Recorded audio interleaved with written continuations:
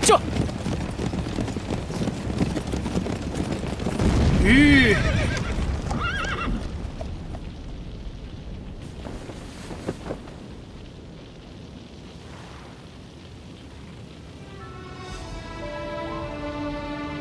皇上似乎有所忧虑，是在担心韩非。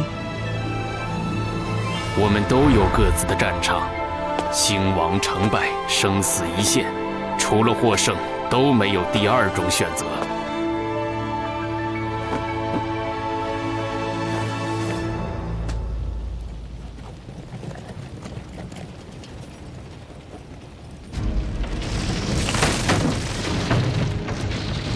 我只看到剑的锋芒，却看不到执剑的人。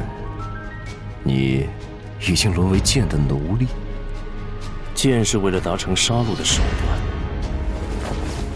你若成为我剑下的亡魂，两者又有什么差别？差别很大。这样的剑也不配杀我。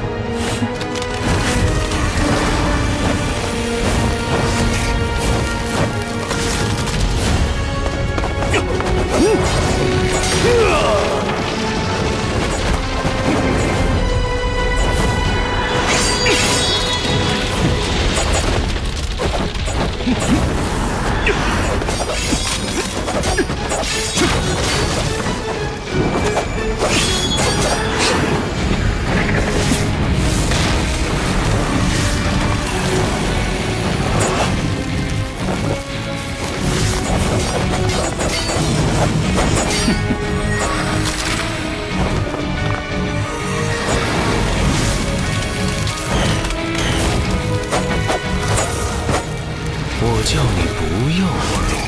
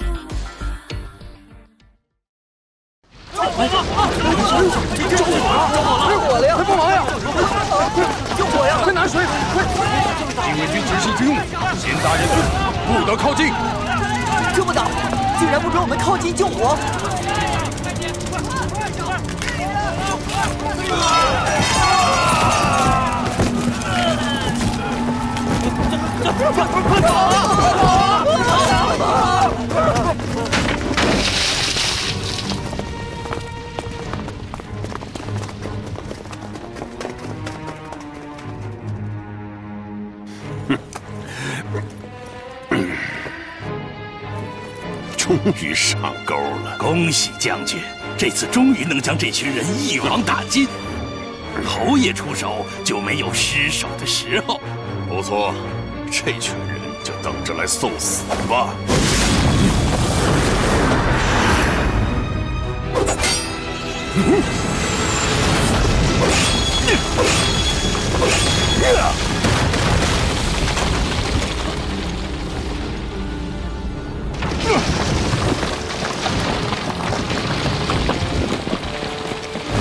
越王八剑，黑白玄解，果然没让我们失望。传闻越王八剑是当初越王勾践命人用昆吾山赤金打造的八剑兵器，今日一见，果然不同凡响。罗网这次真是借了个好帮手给我，他在罗网内部可是最高等级的天子1等杀手，天杀地绝，还真是杀意绝伦。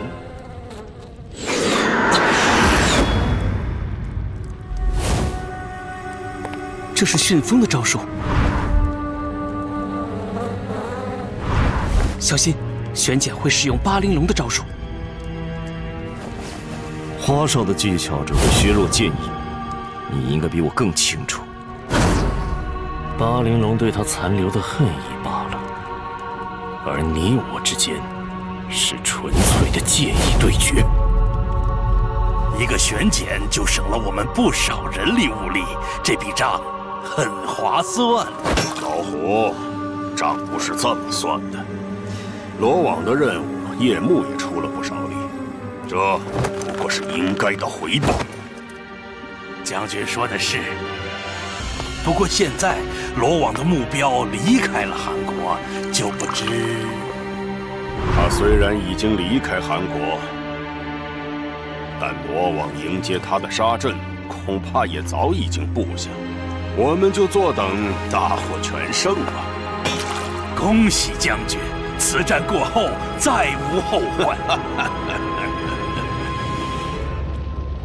只要是属于我的东西，我都会把它拿回。你说属于你的东西，就是我。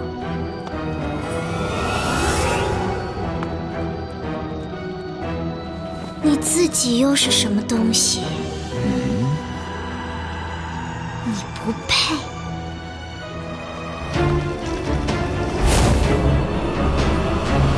我不属于任何男人。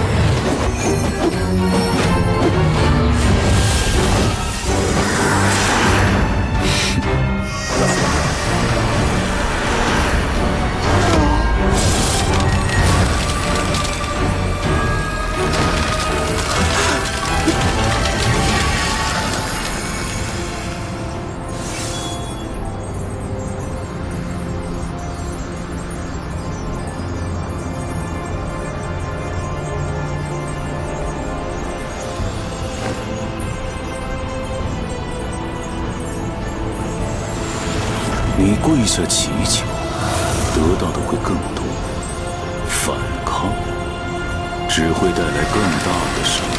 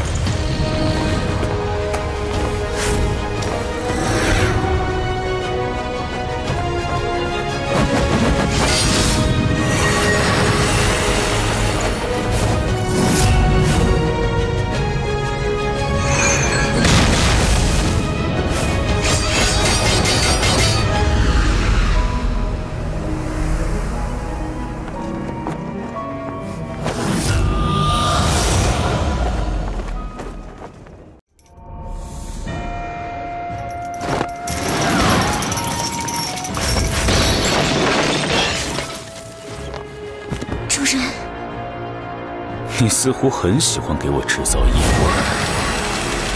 8月的毒火，在燃尽一切敌人之前，绝不熄灭。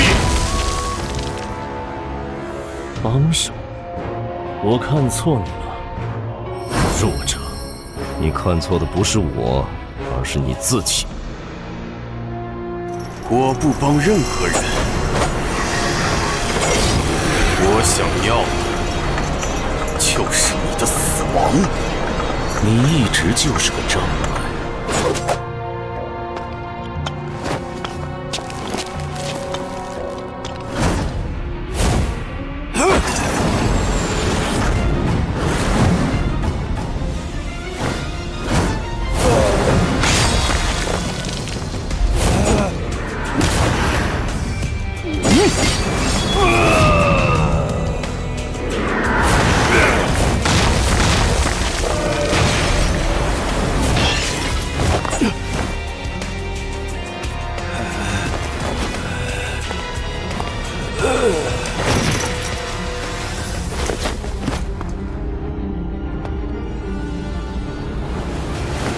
带他们走，不要在这里碍手碍脚。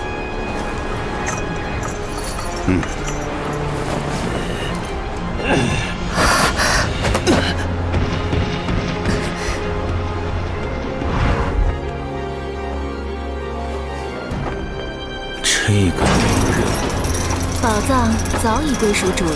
白月宝藏，果然是位天子。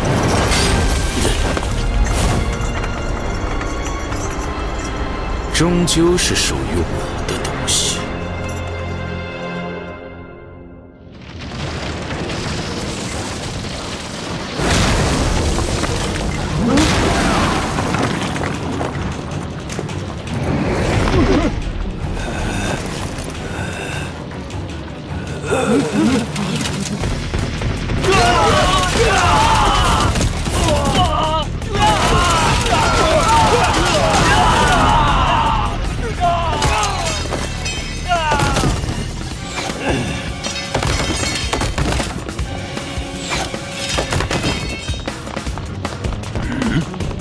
张开地之孙，快抓住他们！是。张开地这老东西，可让我逮到把柄。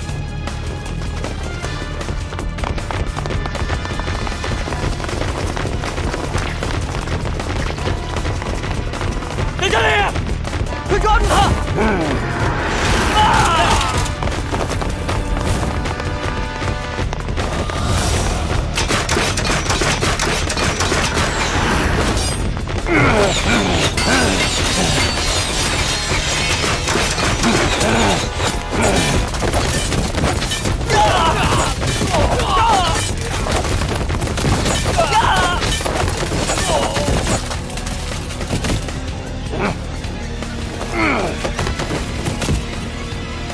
往这边走。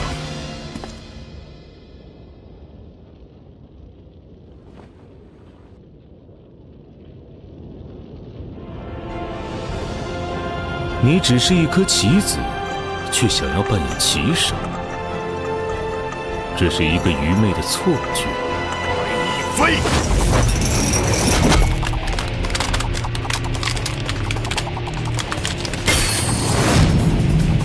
魂骨消遣，武器进入，万魔停拳，威武证明。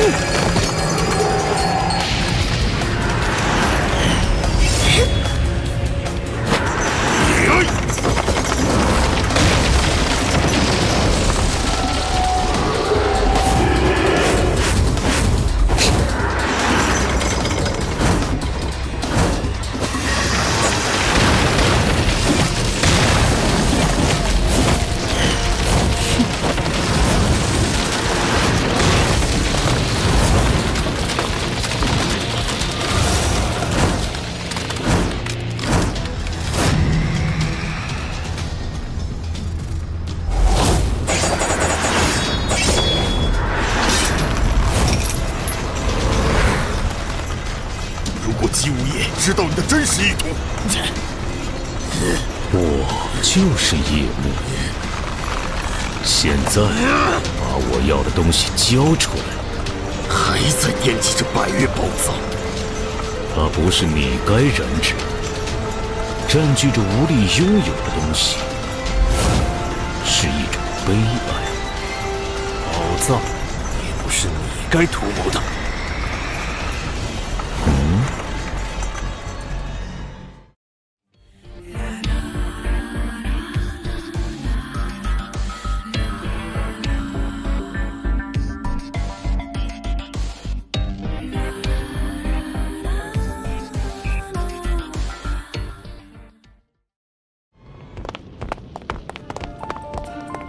韩兄，魏庄兄此刻，他面对的是一个前所未有的强大敌人。那我们赶快。子房，你身份特殊，先与弄玉去我府上暂避风险。子女姑娘，我们去接应。你有办法？我有帮手。帮手？一个强有力的帮手。这是一个约定。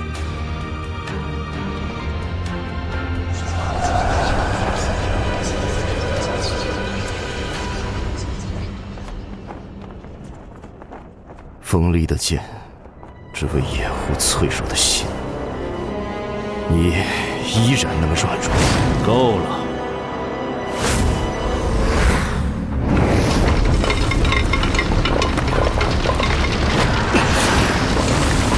剑气比刚才还要强大数倍，这才是他的真实实力。黑白玄剑，正人宿命，逆刃镇魂，杀招现在才开始。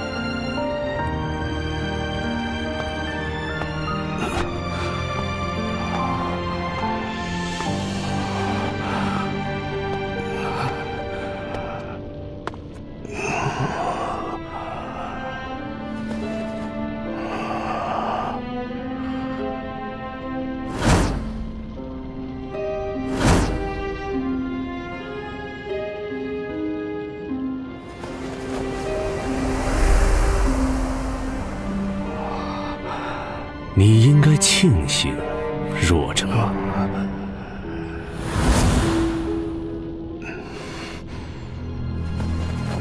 你将成为我灵魂的一部分，永久的活下去。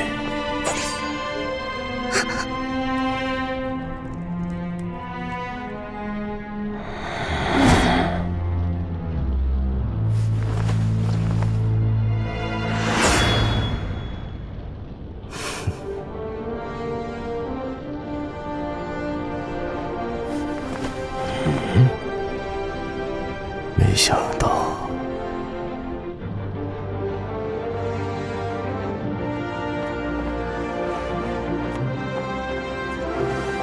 结果还是你。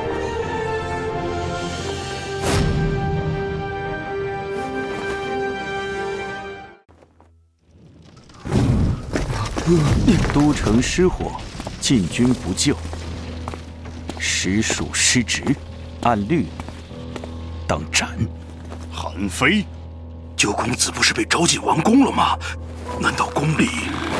走。是。九公子，叫我司寇大人。司寇大人，我们只是奉命行事。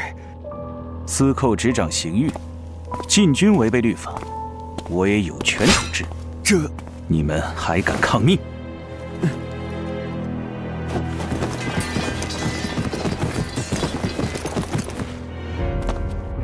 我当是谁这么威武，原来是九公子。本将军为王上分忧，捉拿乱党，九公子何以阻拦？都城腹地失火，韩非岂能坐视不理？乱党之凶险，更甚于大火。禁军自有本将军掌管，几时轮到司寇指挥？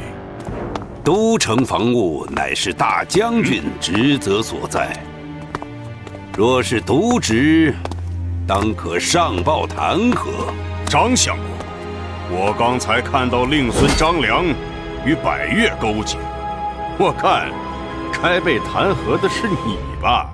哦，子房，良此前正与紫兰轩饮酒，突发凶杀案情。死者名为彩蝶，凶手则是来自一帮恶名昭著的巴玲珑杀手团，血衣侯也在现场，可以作证。良正欲击凶，紫兰轩却突然起火。先是凶杀，再是纵火，先后发生在将军的镇守辖区，不知将军如何向王上解释？你。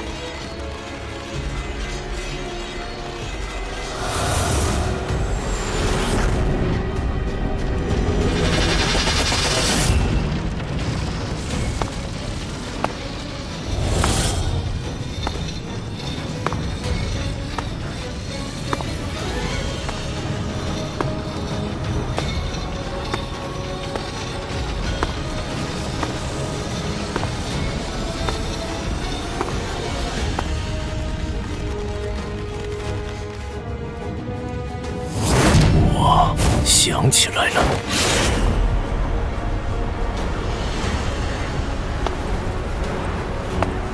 复仇是一杯毒酒，你一直没有醒来。让我记起，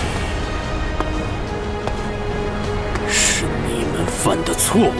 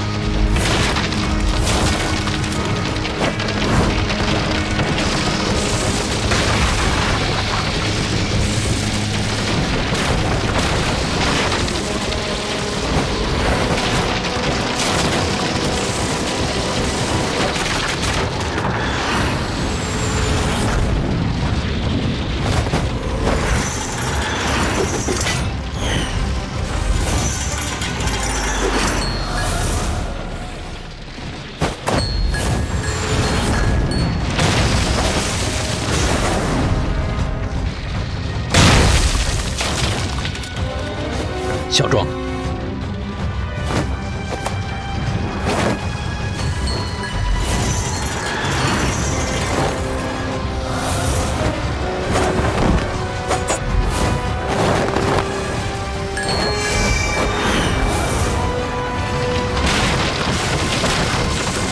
你早就计划好了这一切，何时才能放手？单挑正战。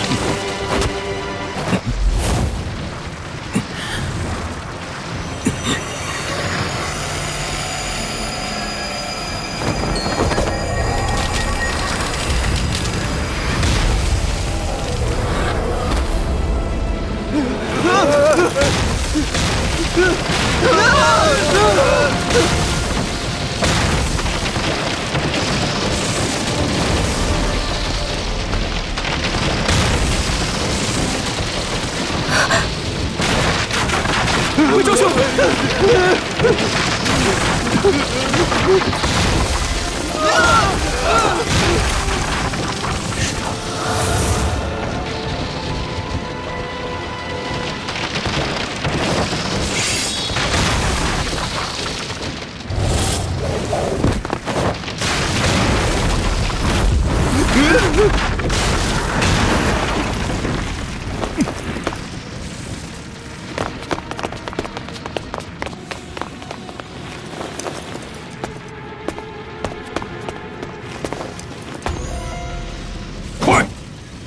带人追捕叛逆！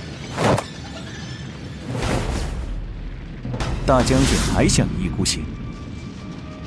你敢妨碍军务？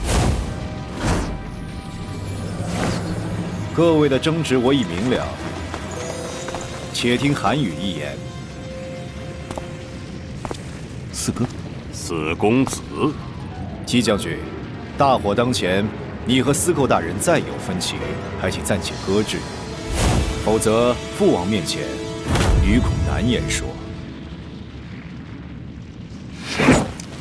子房，你查案有功，但姬兄不慎引凶徒纵火，故功过相抵，你可服气？良有愧。姬将军不妨新政，抓捕乱党，劳苦功高。但百姓急困于火势，将军也当稍作安抚。须知政之所兴，在顺民心。哼，至于九弟，你身为司寇，管控刑狱才是本职，怎能越俎代庖？四哥说的在理。任向外以制敌，向内却只能自伤。我们身为王上臣子，还需时刻谨记才是。以我之见，灭火救人，安抚民心，才是当务之急。查案的事，就交给司寇吧。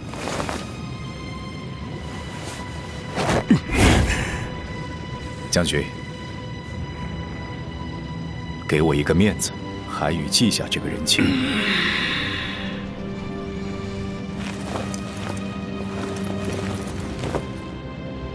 就依四公子所言，把外派的禁军都调回来，全力灭火。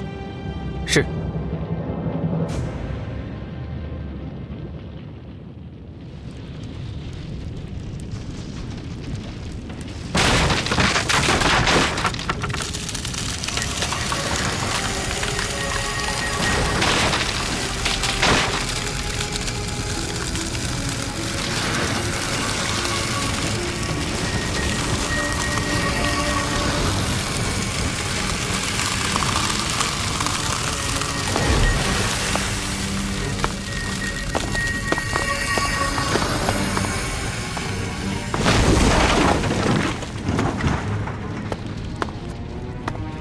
百毒王已死。百毒王？那么说其他人？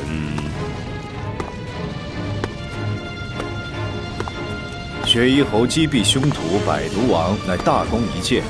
受害人彩蝶不幸死于火灾事故，令人痛心。死于火灾？哼，不错，四公子对案情总结颇为精妙。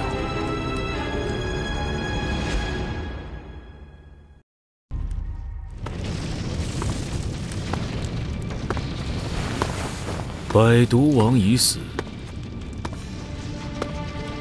雪衣侯击毙凶徒百毒王，乃大功一件。受害人彩蝶不幸死于火灾事故，令人痛心。死于火灾？哼，不错，四公子对案情总结颇为精妙。彩蝶遇害，紫兰轩纵火，元凶百毒王伏法。这个案子看来已经破了，我这司寇倒也得了一个顺水人情。谢了，四哥。这么大风浪，恐怕一个百毒王是掀不起来的。九弟务必追查其同伙，想必也是轻松不得。同伙，这个答案，九公子不会视而不见吧？莫非血衣侯已对真相了然于胸？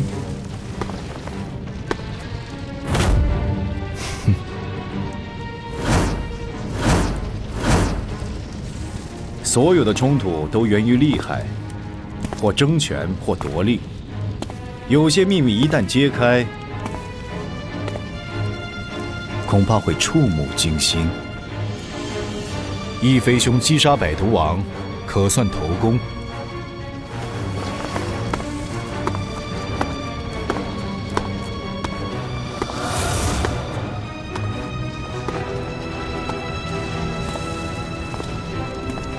你可想清楚了？四哥费心了。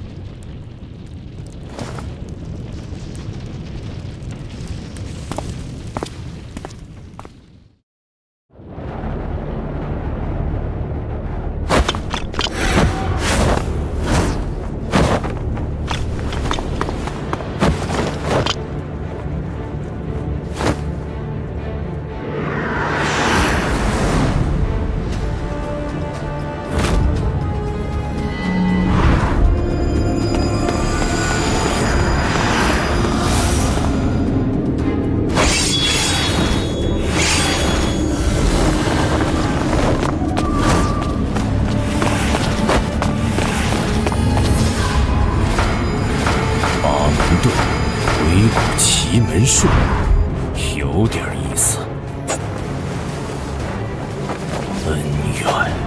恩怨，我们之间的纠葛又多了一笔。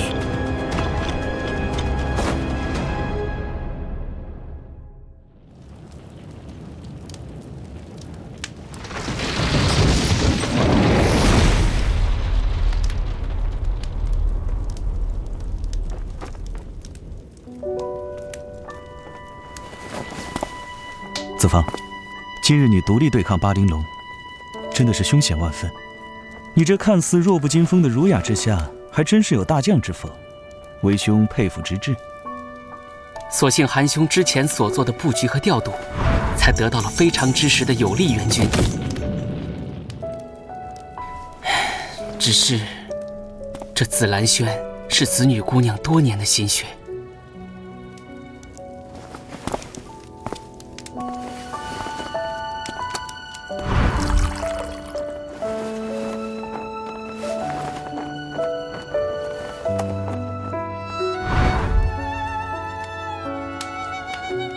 你欠了我一座紫兰轩。啊，我已经看中了一处宅院，地段更好，景观上佳，风水一流。只是什么？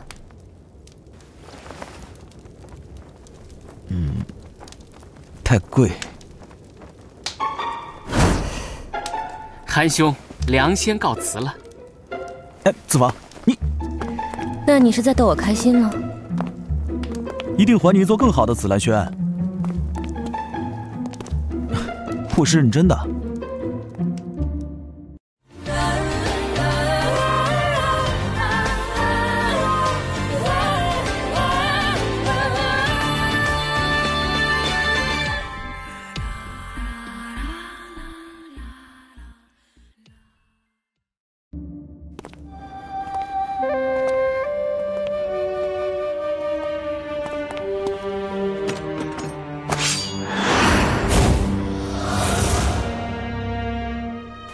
失礼了，葛先生，魏庄兄呢？难道？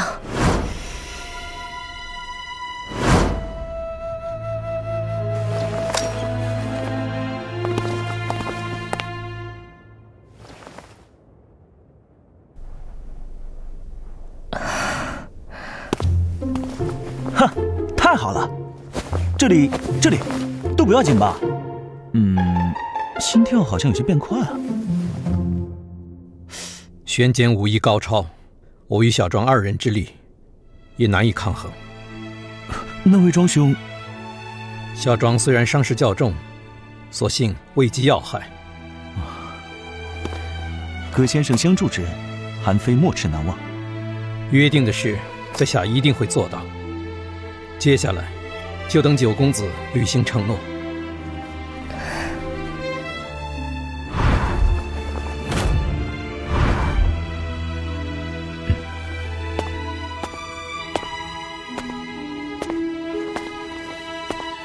在下告辞。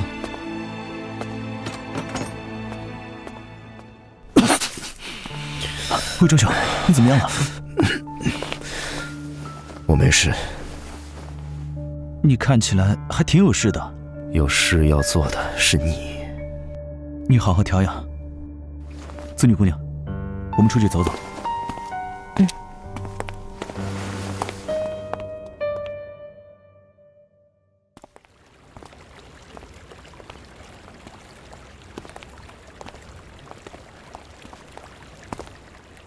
你又想在这喝酒？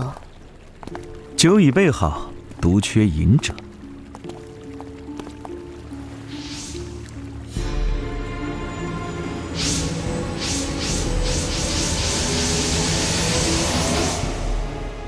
哼，你果然在这里。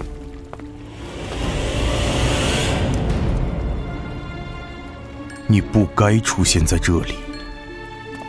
其实是。我们都不该出现在这里。哼，我们？韩国确实有亏欠百越，但是你和我应该互不亏欠了。如你所说，这笔账我会跟韩国算。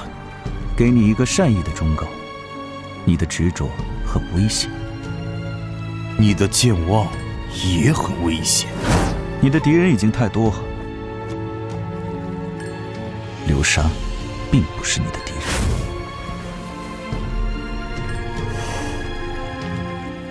我们也不可能成为朋友。那么这一杯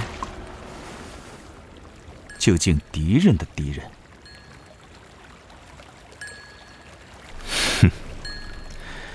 敌人的敌人，好，为这个喝一杯。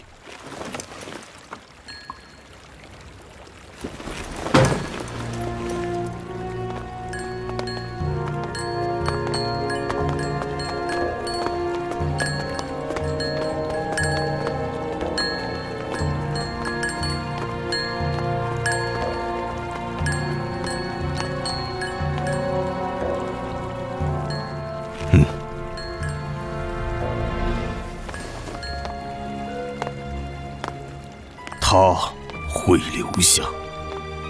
作为合作的纽带，还是监视的眼睛，这是他的选择。我留下来负责监视你，看你有没有干坏事。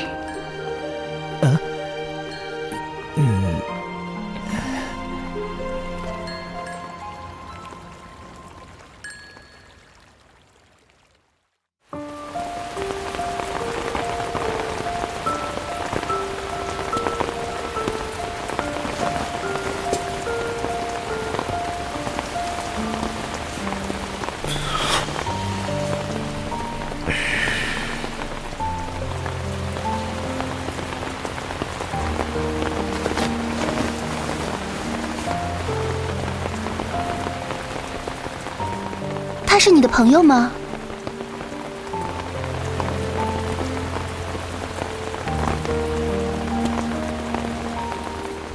原来他也会悲伤。你的伤？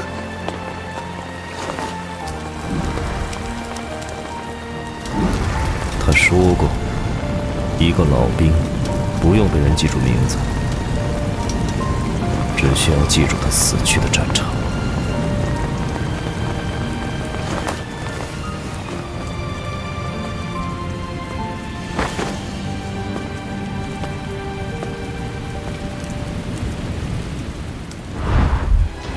法招现在才开始。我的灵魂连同我的名字一样，都已经不存在了。你有谁能反抗魔王？无法挣脱的宿命，合纵连横。雨很冷啊。我正好需要。什么嘛！拿了人家的伞也不说声谢谢。我还准备了好多安慰的话呢。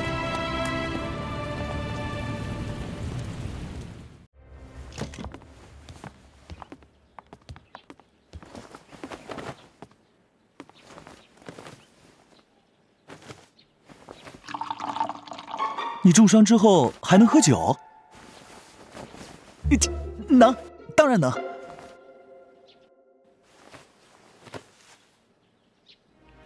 这次的损失比预想的还要沉重。黑白玄简的出现，我们所料不及。他是一个本该消失于人间的孤魂。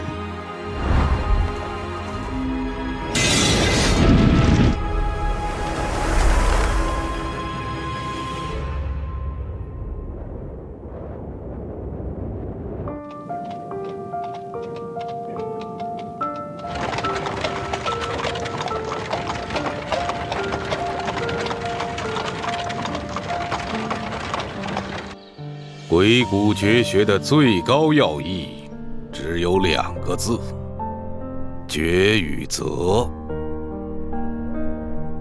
决断出价值高下，而后选择。我认为应先做出选择，再做决断。先决后择是为利，先择后决是为义。然大千世界中，利与义到底应该有怎样的先后轻重？这就是要考验你们的。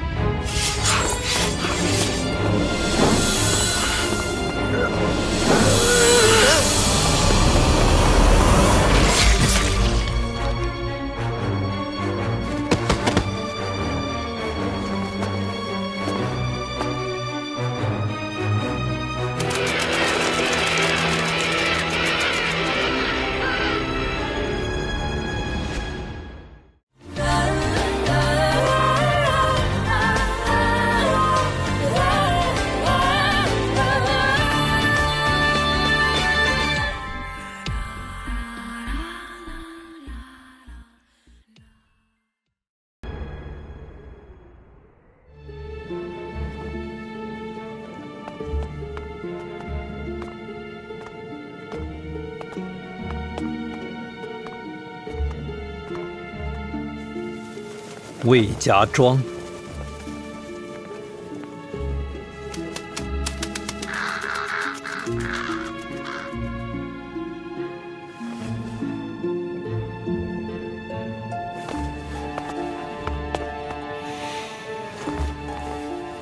断面平整光滑，是一气呵成。能砍断如此坚硬的石碑，究竟是怎样一把剑？为什么要砍断这石碑？石碑的上半截又去了哪里？这应该就是我们这次的考题了。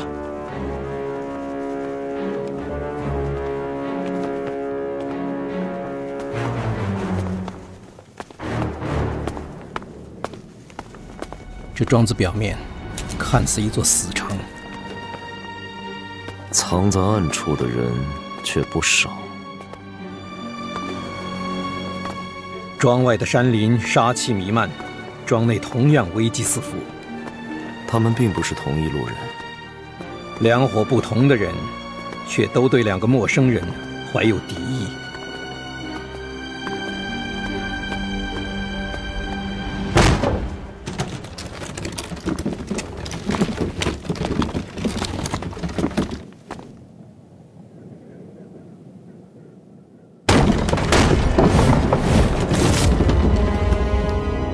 是火油。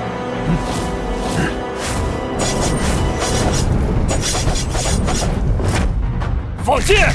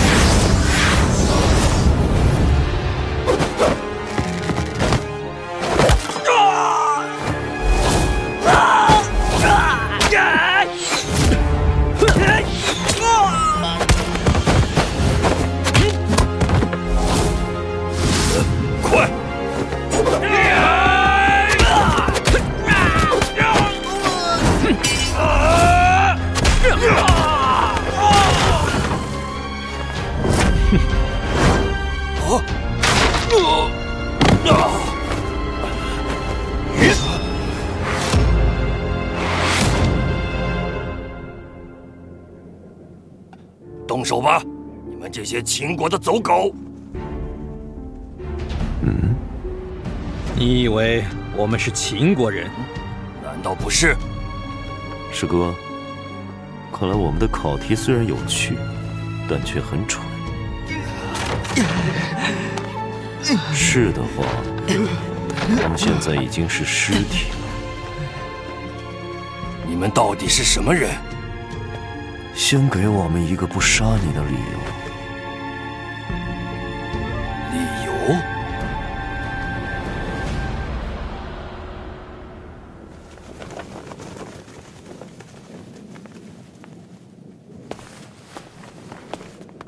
二位想必在庄口看过一块断碑，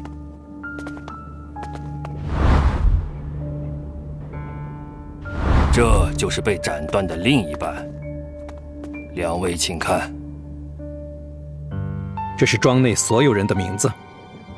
不错，我是魏家庄的族长魏雍。有趣。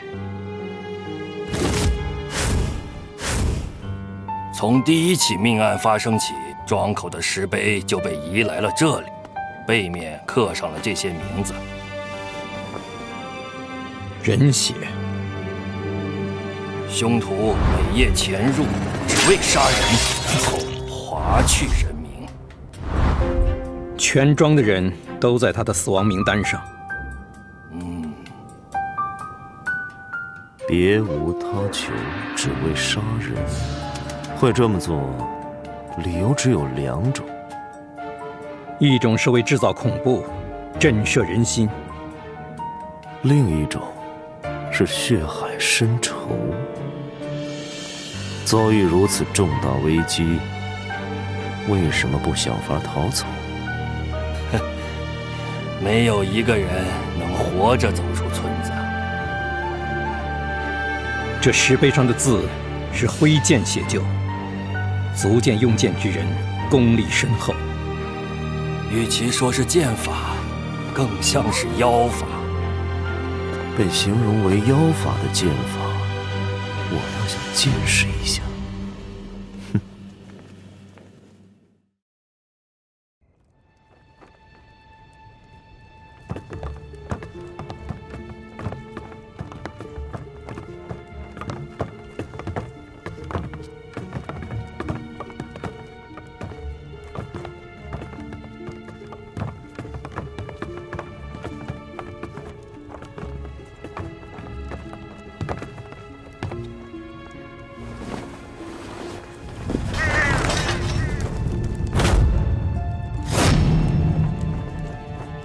伤口细长笔直，深入骨髓，应该是一把极薄且极锋利的长剑。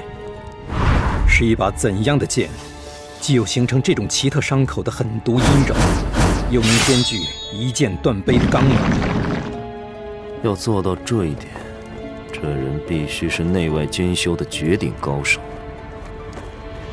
这把剑也一定是锋利无比的稀世宝剑。你刚才说，明明看见人影还在10丈开外，庄民就已被杀。是的，所以庄民们才认为那是妖法。有没有人见过那把剑？他就看到过，3天前他亲眼看到自己家人惨死在街上。那个人握着一把全身漆黑的剑，好可怕！黑色的剑。虽然那人总在深夜现身，那把剑却还是能看清的。只是他经过的地方，周围的光仿佛都会被他吞没。周身漆黑的剑，确实罕见。我倒是想起了一把。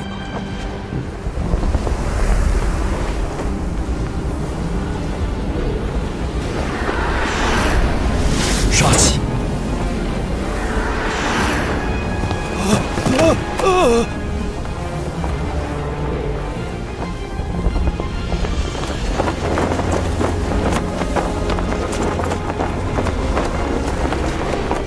别让长明灯灭了！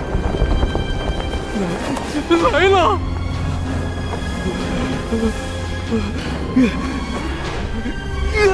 别动！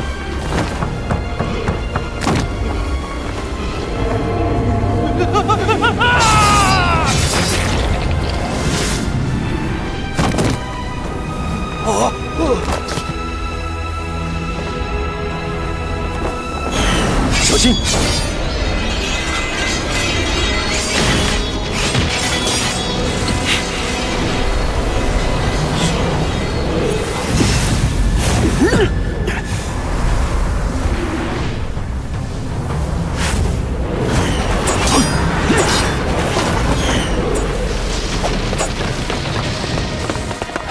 不能追！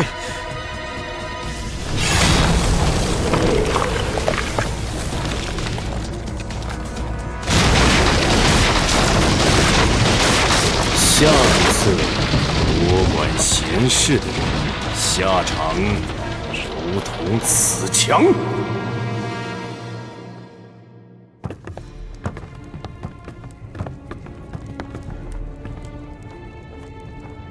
看到那把剑了？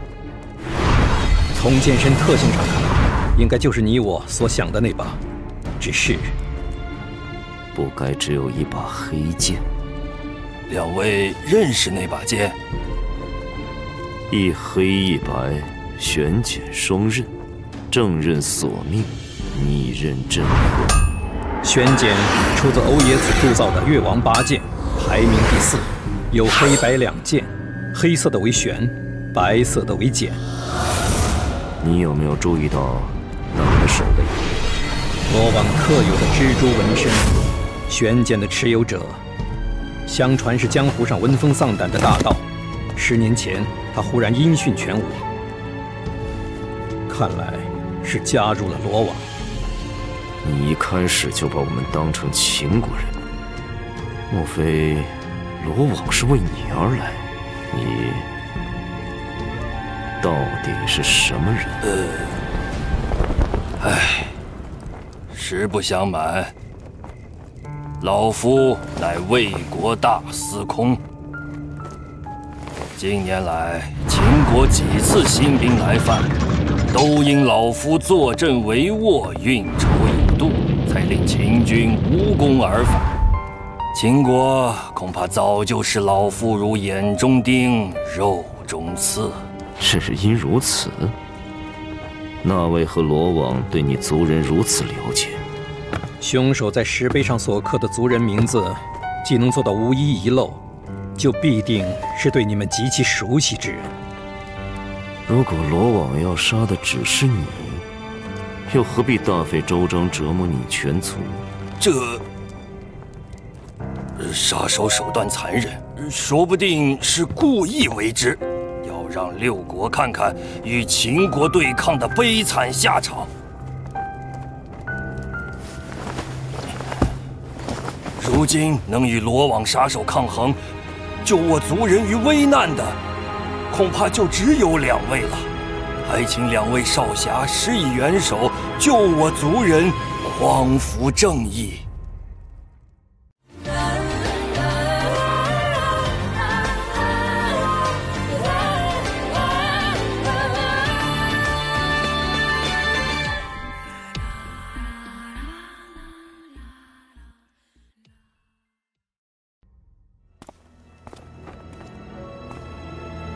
匡扶正义，哼，正义2字见仁见智。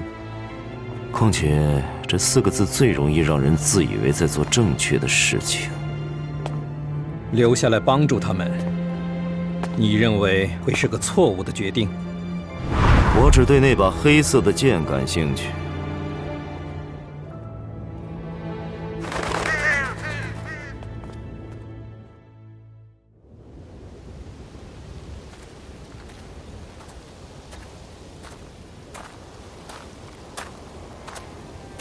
剑如果闲得太久，就会减弱锋芒。哼，剑下的亡魂多了，就会有更高的境界。玄简大人也说过，一把好剑不仅要锋芒锐利，更要饮血足数。所以，玄简大人才是天字1等。罗网的杀手成百上千。能成为天字级的却寥寥无几。除了级别最高的6剑奴玄简大人，另外还有2个人，他们也都拥有当年欧爷子所铸的越王名剑。我听说每个天字1等的杀手，在加入罗网前，都是名动一时的剑客，有着一段只属于自己的故事。玄简大人他。可惜，每一个知道他故事的人，都已经成了死人。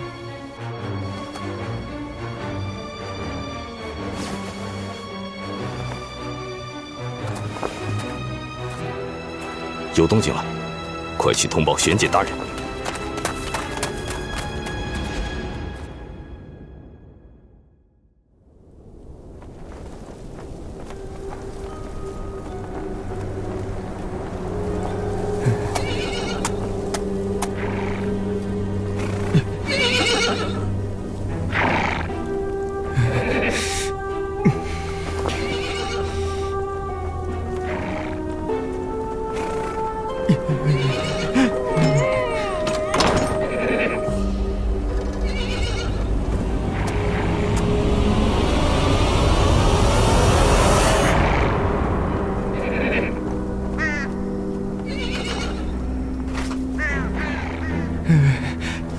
怎么还不下令？哼，你就这么急着想遇见他们？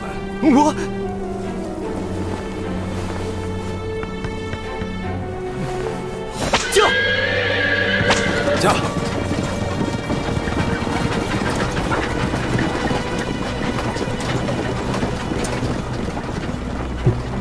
他们开始行动了。你猜他在哪辆车里？他只在你想要他在的地方。说得好，动手！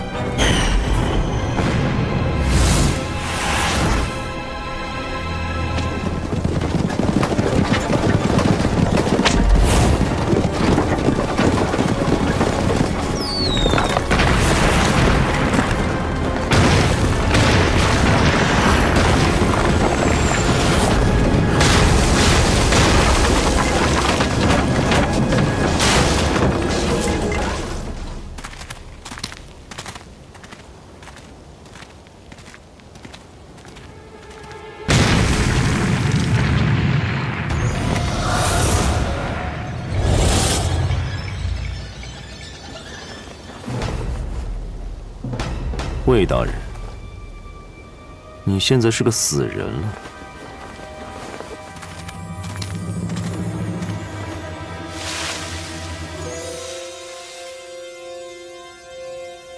有什么异常吗，魏斯？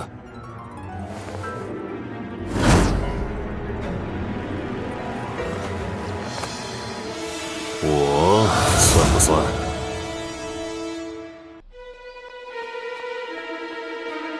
魏斯，有什么异常吗？我算不算？啊！你，魏大人，你们这招金蝉脱壳实在太拙劣了，我都不忍心拆穿。这就是鬼谷的兵法？不拙劣，怎么引你上钩？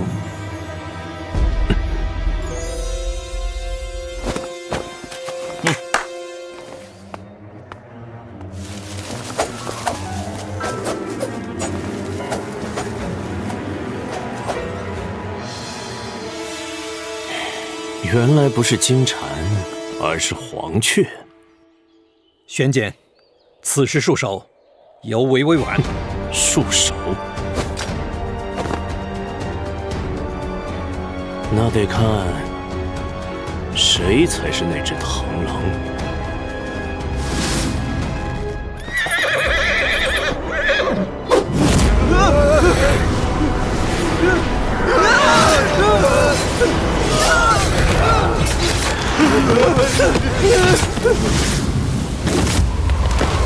住手！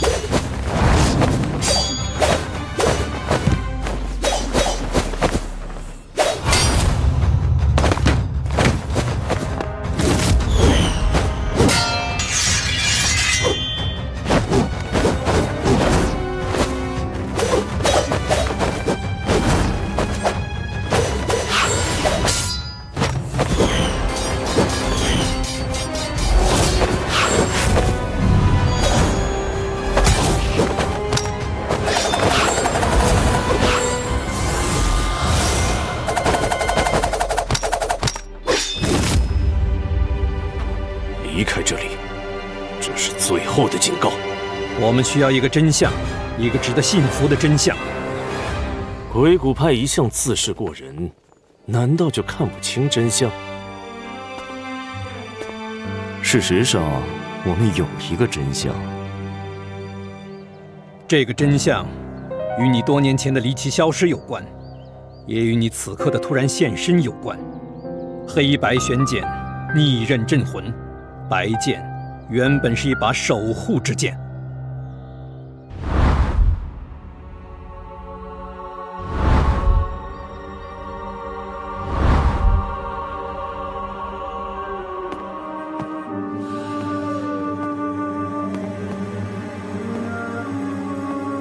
大人，夜色已深，还请宽衣就寝。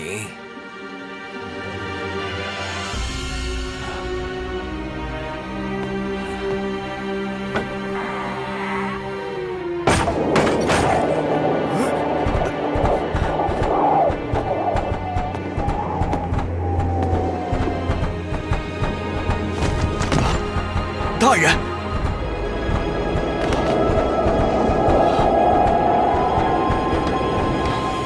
又是黑白悬剪，连日缉拿无功，寡人要你们何用？如今前线战事吃紧，朝中重臣又接连遇害，大司空，你有何见解？王上，魏武卒的顽强令秦军吃了不少苦头。臣下得到情报，秦国把我国的文武肱骨之臣都列入了死亡名单，由一个名为罗网的暗杀组织执行。这明枪易躲，暗箭难防，这可如何是好？报！启禀王上，前线战报。快宣！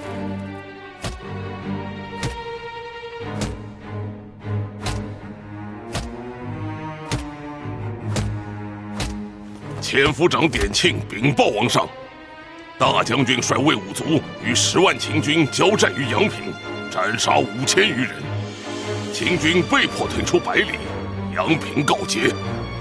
好，好！我魏武卒能外有大将军，内有大司空，魏国能有这2位忠臣良将，实在是大幸啊！虎狼如秦，又有何惧？典庆，将寡人佩剑带去，赐予大将军，以彰大魏军威。大将军，太好了！王上英明。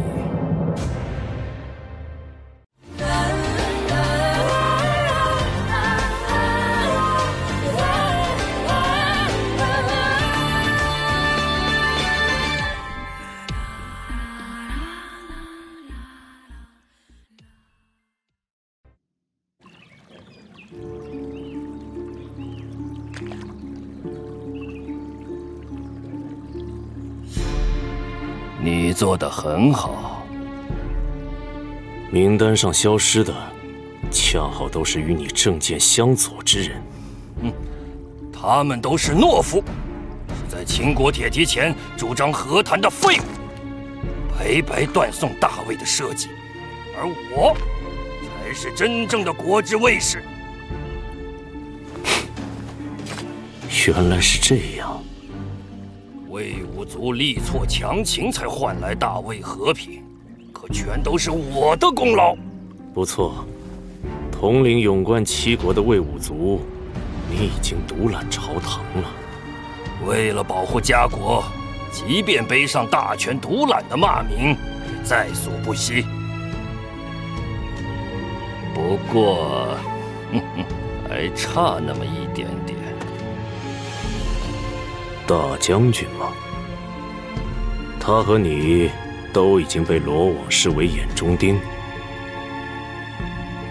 你不怕我也杀了你？魏大司空，如果有这样的指令，我应该已经死了。但是你并没有出手，莫非是因为你已经爱上了我的纤纤？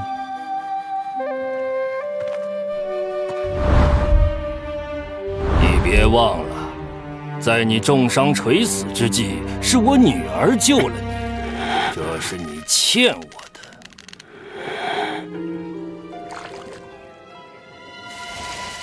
去吧，这是下一个目标。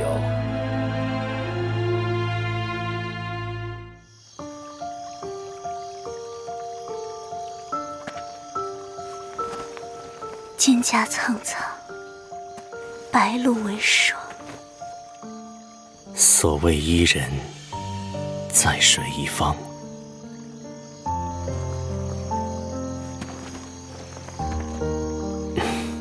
你又接了父亲的任务。别怕，任务并不危险。我整夜的做梦，梦见我失去你，失去这孩子的父亲。仙仙，我……孩子出生的日子近了，这几日可怕的梦也渐渐少了，这是不是一个好的预兆？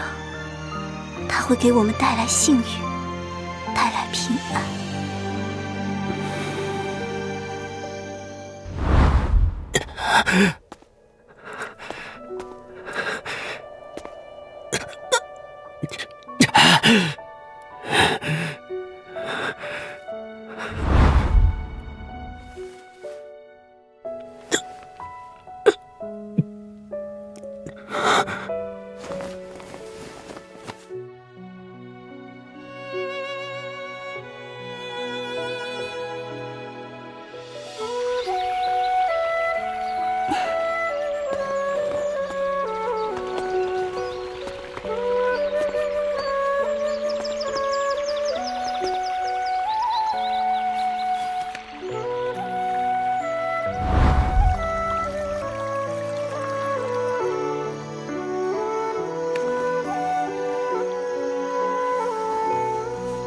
我答应你。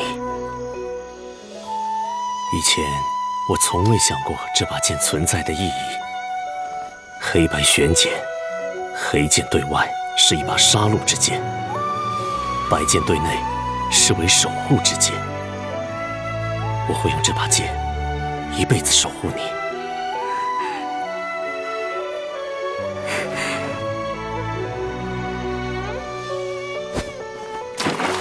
这把杀戮之剑，就让它从世间消失吧。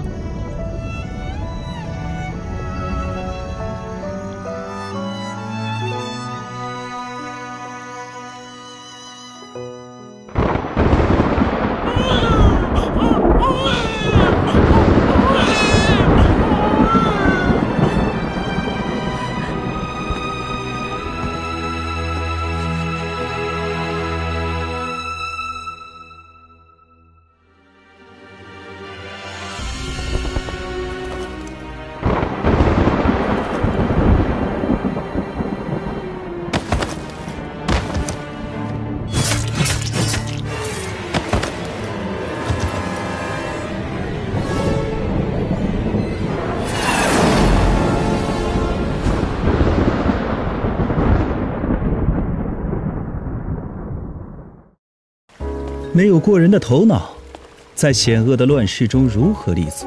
你想测试一下自己吗？这是我从赵国购来的桃花酿，真是芳香拂面，清新醉人。哎，怎么酒消失了？我还没来得及喝呢。哼，眼见为实，你看到的究竟是事实还是陷阱？你看出来了吗？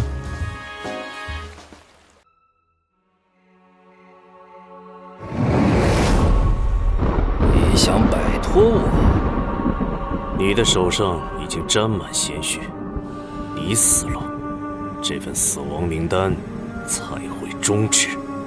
哼哼，那我们不是有更多共同话题？嗯。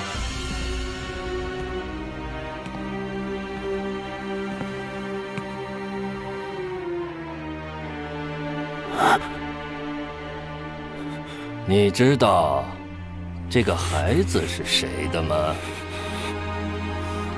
仙仙在哪里？我听说这把白色的剑为了报恩而杀人，这很好。你可以带着仙仙离开，死亡名单也可以终止，只需要再加最后一个人。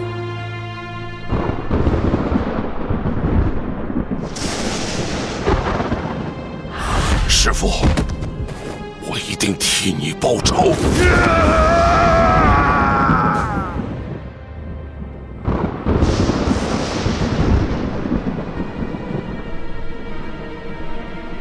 要变天了！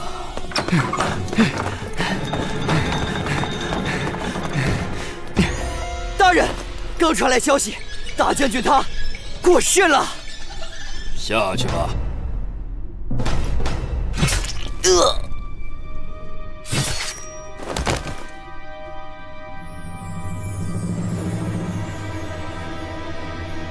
你果然来了。名单上的人都已经死了，我欠你的也都一笔勾销。我猜到罗网不会放过我。罗网，不错，这就是你要的效果，让所有人都认为是罗网。不需要所有人，你的身份和行为只需要向一个人解释。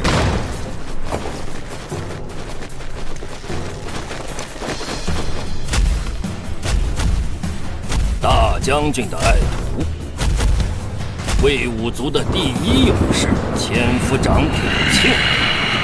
披甲门的人，他很想听一听你的故事。他的剑势与师傅的伤，如果不是因为与秦军浴血奋战受了伤，你的剑又怎么可能伤得了大将军？执剑之人对剑以外的任何事物所起的贪欲，都会成为他的弱点。不要，仙仙！难道你还要在仙仙的眼前行凶？放下你的剑！不要！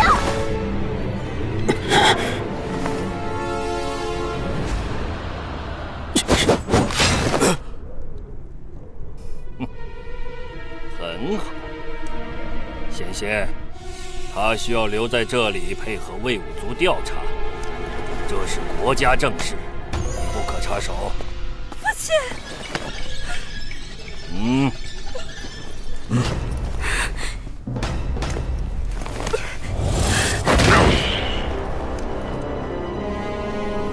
此人是秦国爪牙，暗杀6位大臣与大将军的凶手，将他捉拿。如果违抗，就地处决。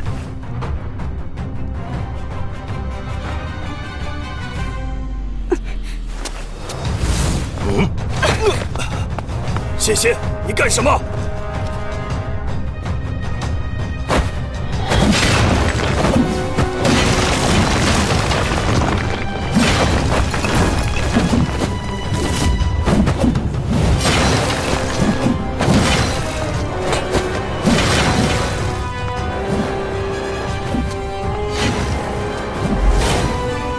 你的剑！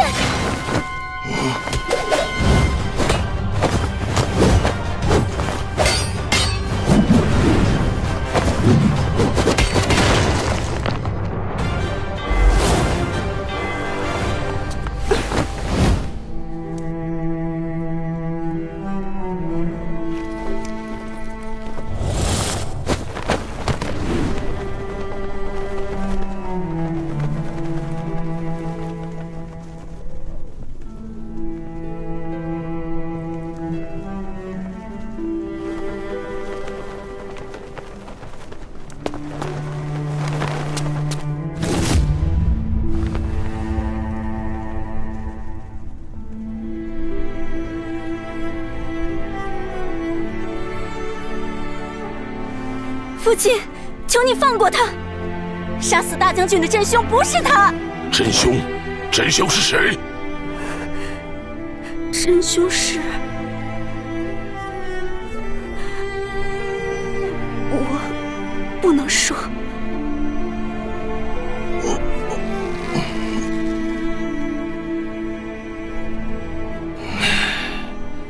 我这个女儿串通敌人，是家门不幸。点庆，把他们全部正法！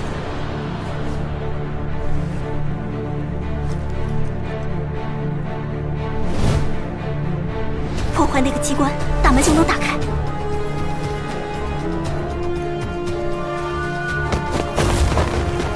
不要让他们跑了！放箭！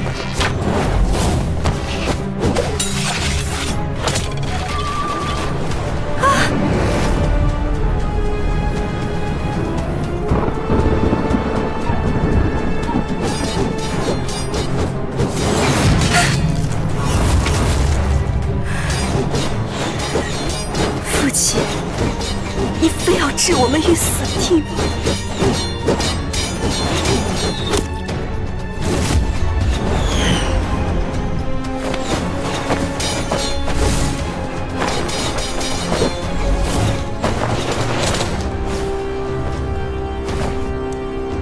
延庆，把他们全部正法！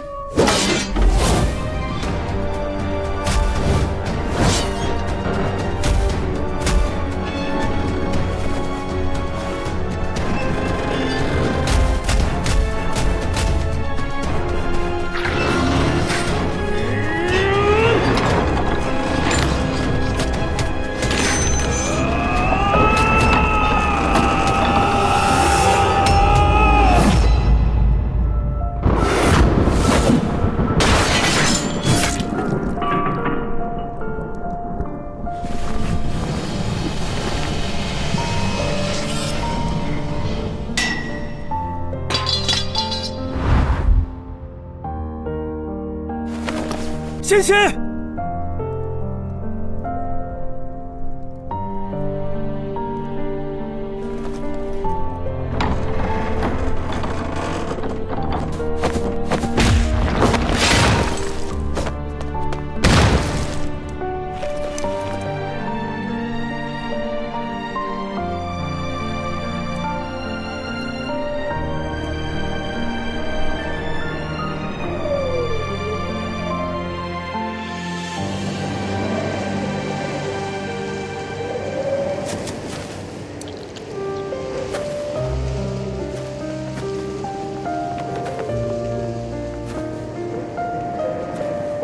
但愿和你一生相守，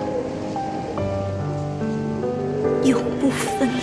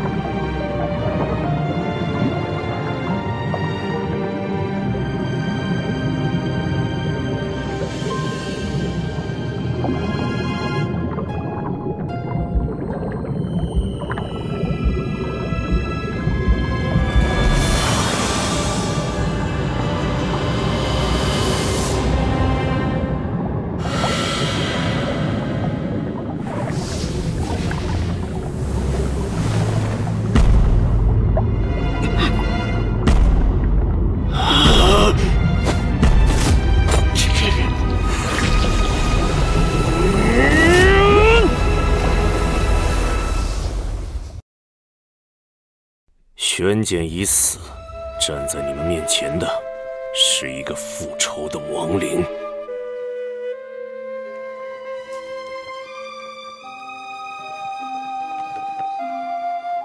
逝者已逝，无论你夺走多少生命，也无法让死者复生。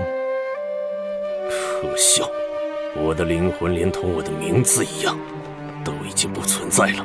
这把剑就是我，它只能杀戮。而我只有复仇。师哥，他的仇恨已经深入骨髓，你我都没可能改变。既然你不会再重拾守护之剑，那么由我来。可惜，谁都守护不了。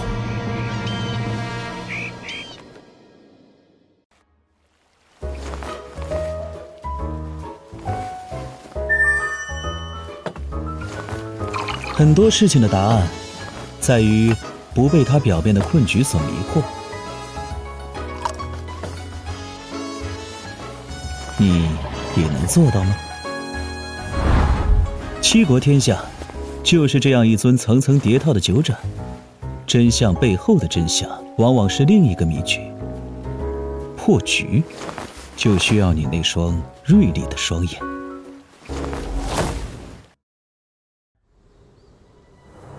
既然你不会再重拾守护之剑，那么由我来。可惜你们谁都守护不了。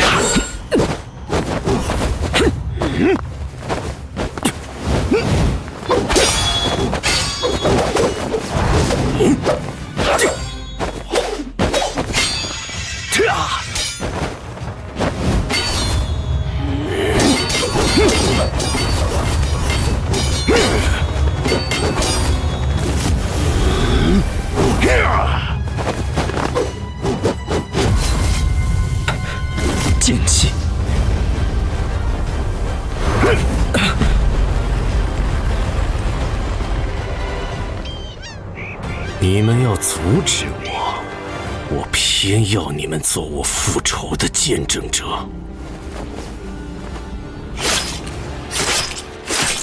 无形剑气的源头，不是他手中的黑剑。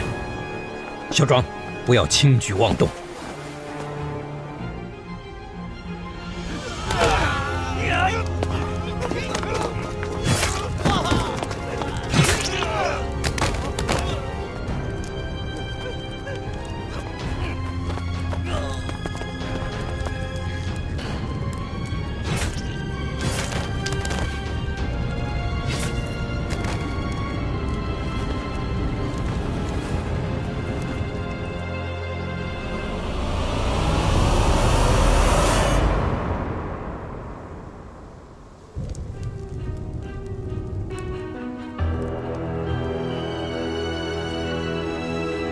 两处伤口，方向、角度、深度完全一致。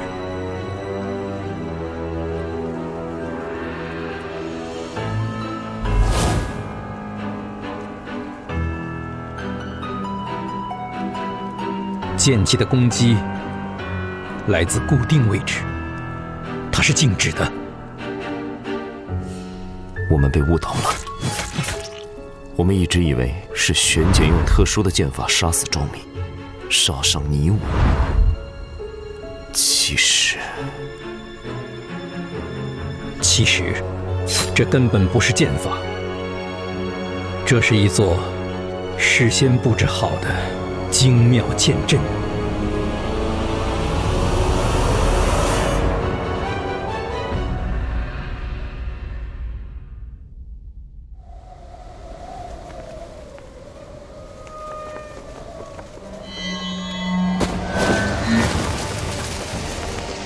一座能够困住你我的剑阵，必有操纵之人。那个人不是玄剑。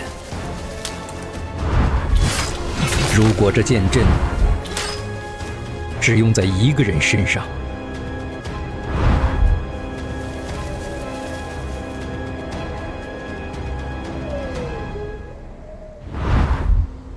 楚国杀手独治，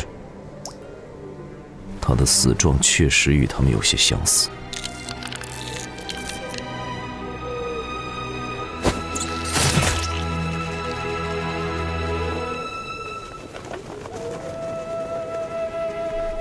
斩断情丝，杀人如麻。无情丝，有趣。听说他此前刺杀失败被杀，原来是加入了罗网。斩断情丝的绣娘，很符合罗网的标准。没有织锦的绣娘，只有编织仇恨的黑寡妇。看来在刺杀失败后，是玄简救了你。你们能识破我又如何？没人能从我的剑阵中活着出来。他的身法很快，剑阵无形，这是他的致命之处，但他本身却是静止的。静止，便是弱点所在。我会让你们如愿吗？他收网了。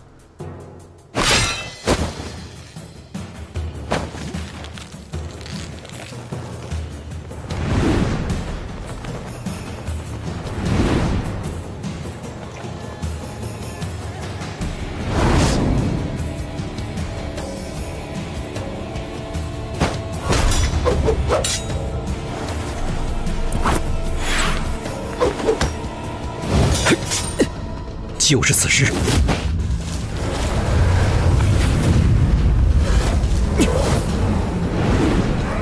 横贯八方。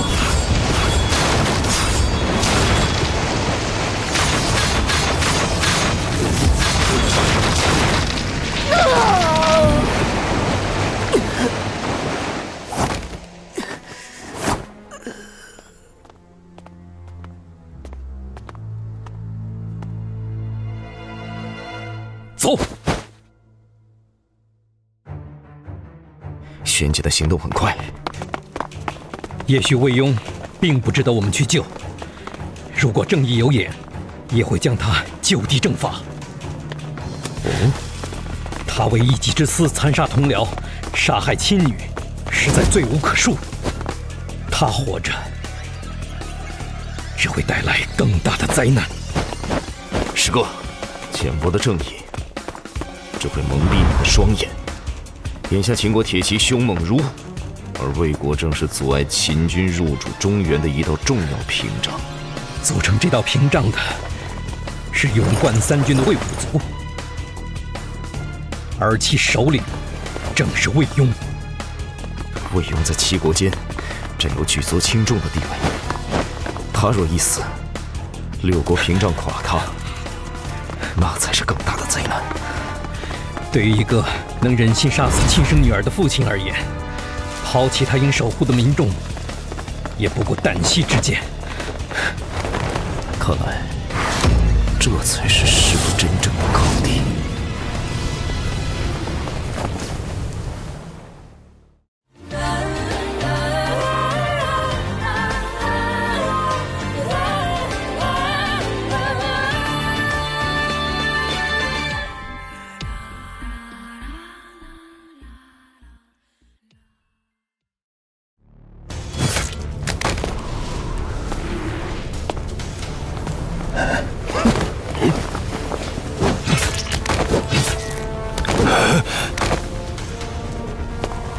魏庸，这是最后一次见面了。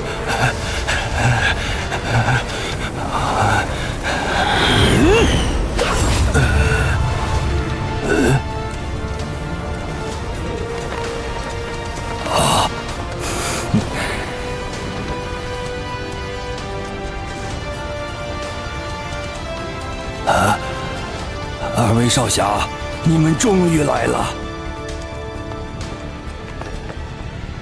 你们逃出无情司阵，只为了来送死？我只是来确认我的选择是否正确。所以，你们已经有了觉悟，死的觉悟。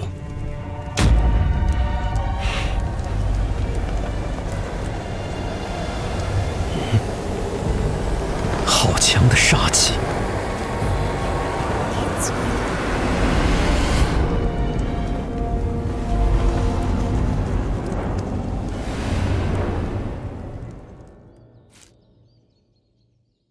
炎去蔽日，阴盛昼暗，你是炎日。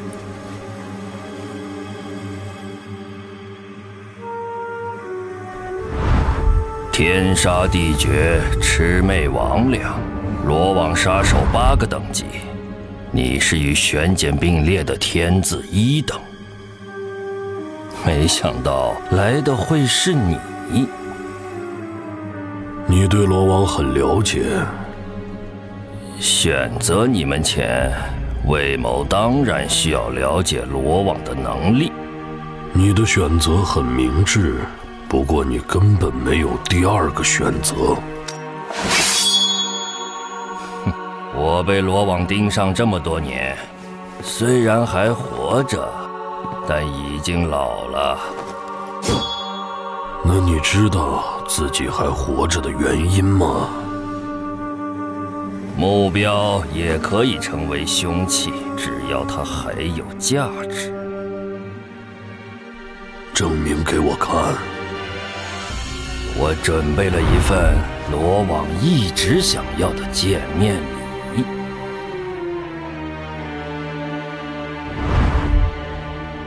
魏武卒。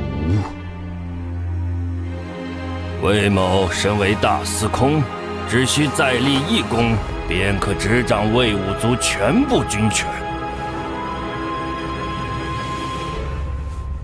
说出你的条件。听说某些蜘蛛为了生存的需要，甚至会吞噬自己的头类。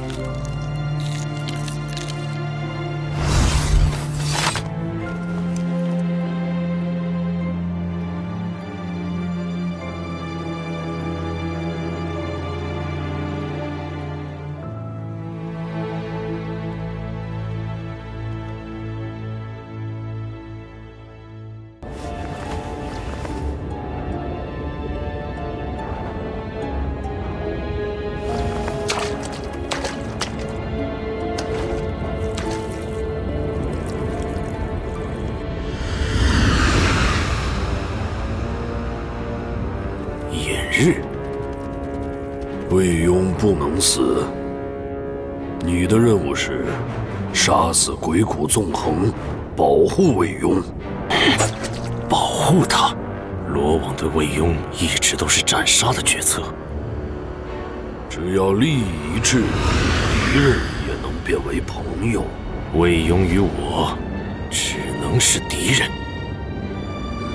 你是罗网的凶器，凶器只能服从。你没有选择的权利。因为私怨而背叛罗网，你想清楚后果了？我很清楚后果。动手！是黑寡妇。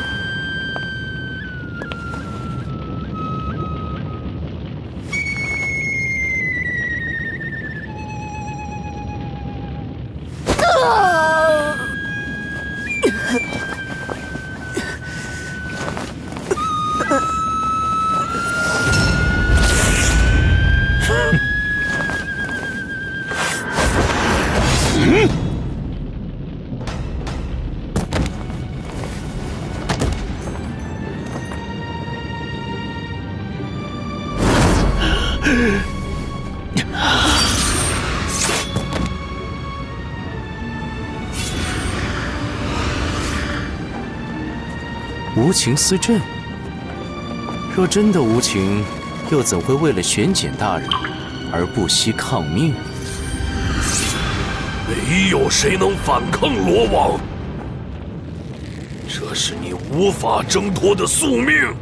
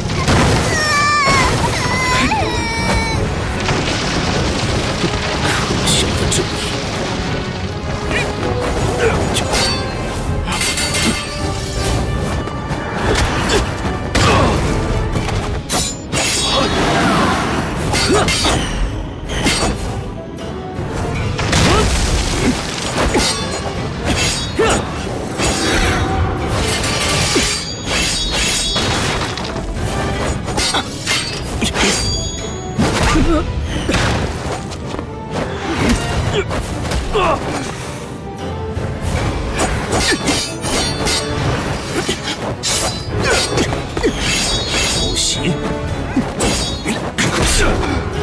你们的配合简直是漏洞百出！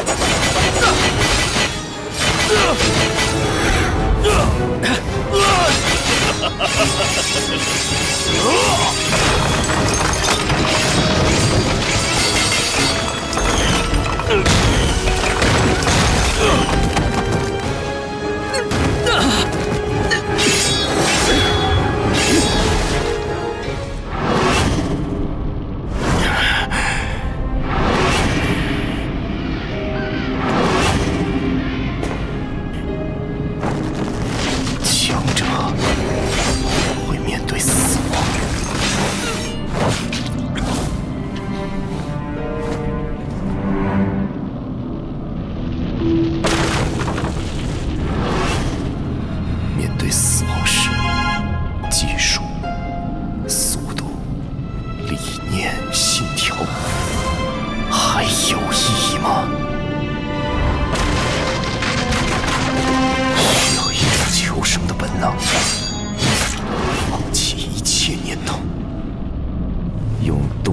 般的本能，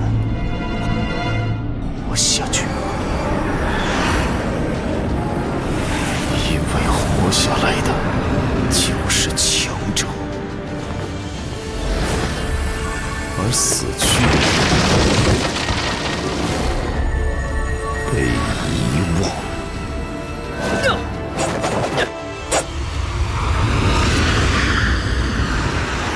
合纵连横。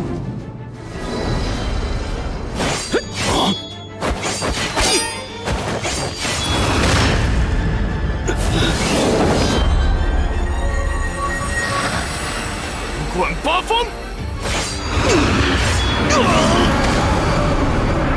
是个。来复飞剑。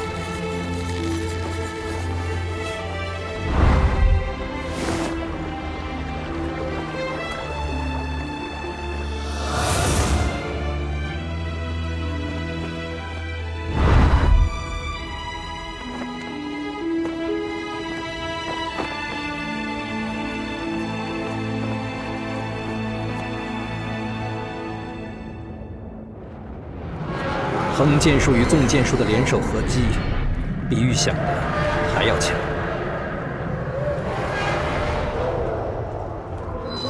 偶尔游戏一下。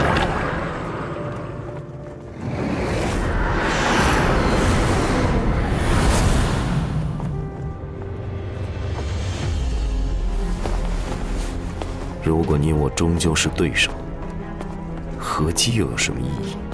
对手。是的，鬼谷100年不变的规则。师哥，你也别摆出一副感叹惆怅的样子。我们本次的修行，除了解读师傅的谜题，最重要的一点就是与你的对手保持最近距离的观察。你一直在观察吗？你不也是？所以我在叹息。哦，为什么？你这么好胜，如果败了，会不会很伤心？如果你胜了，证明鬼谷又多了一个强者。不过你不会胜。为什么？因为我已经发现了你的弱点，我会利用这一点。你不怕？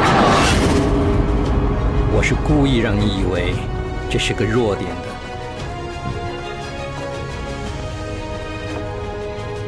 那说明你有长进了，是吗？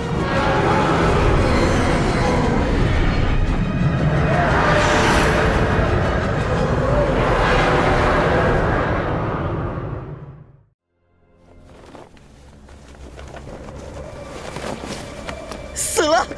那个恶魔终于死了！太太好了，他死了，死了，他终于死了，他终于得救了！英雄，你是我们的救命人呐！谢谢你们上天，谢谢英雄。二位少侠，多谢救命之恩。魏某代表我魏家庄上下，感谢厚恩。王上特使到。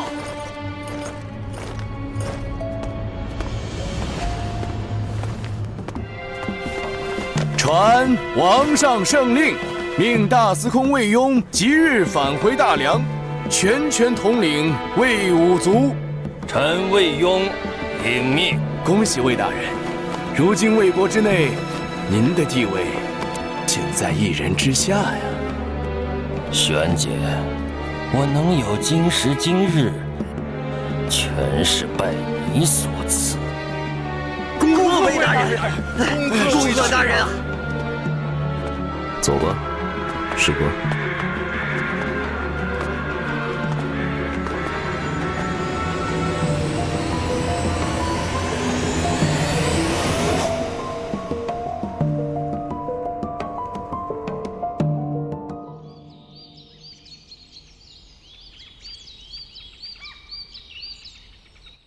这次修行的题目，你们有何感受？我有了更多疑问。我也有同感。我们有了各自的抉择，却不知抉择的对错。这次的考验是抉择，抉择不重生死，不论对错。你们还没有领悟。每个人在面临抉择的时候，都会思考对与错。然而，对错的标准却是相对的。魏雍是一个人品卑劣的臣子，却也是魏武卒统帅，是抵御秦军的屏障。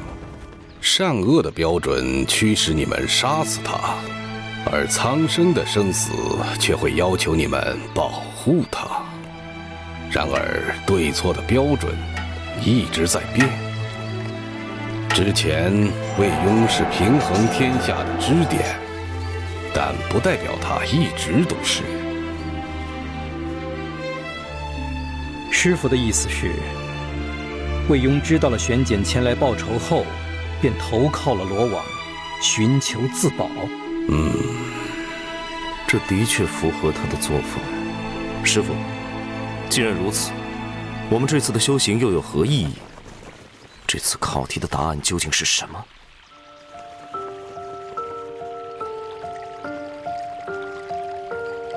为什么你们认为一道题目的背后必定会有一个答案？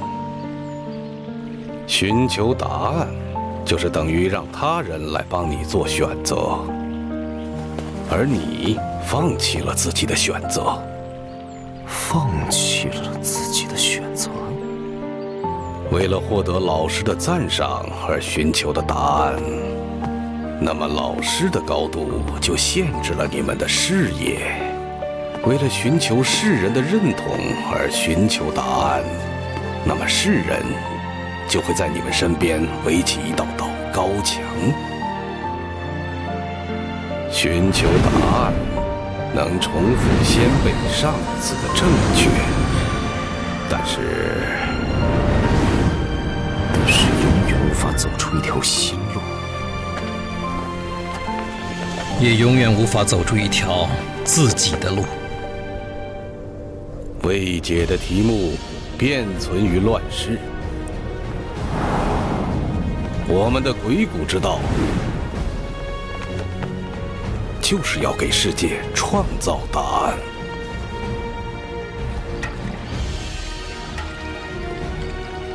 答案并不重要，你们最需要明白的应该是什么？我希望你们告诉我。抉择本身没有对和错，每一个抉择都必然会产生一个结果。我们要明白的是，在做出抉择后将要面对的结果。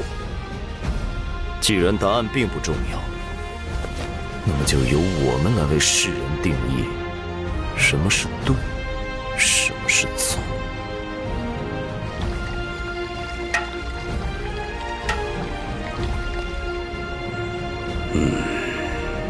这堂课到此为止，你们退下吧。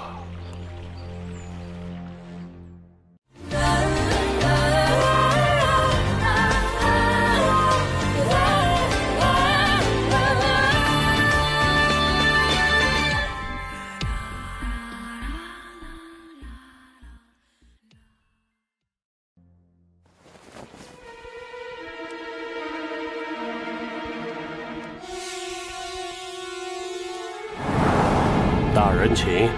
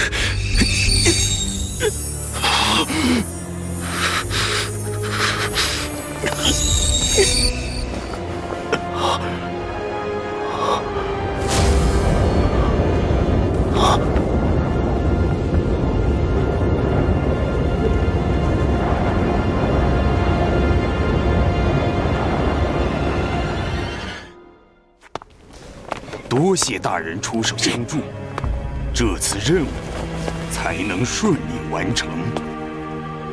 罗网，杀子伊藤。任务？你是谁？属下前沙，待你。前沙？掩日的部下。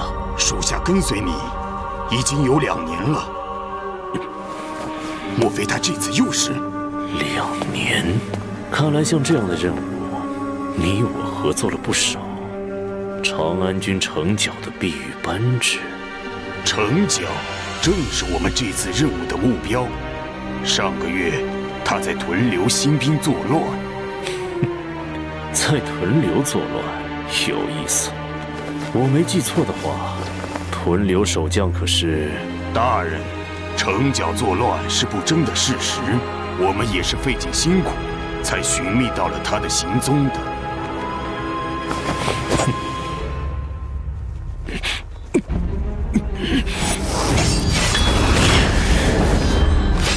可你伪装！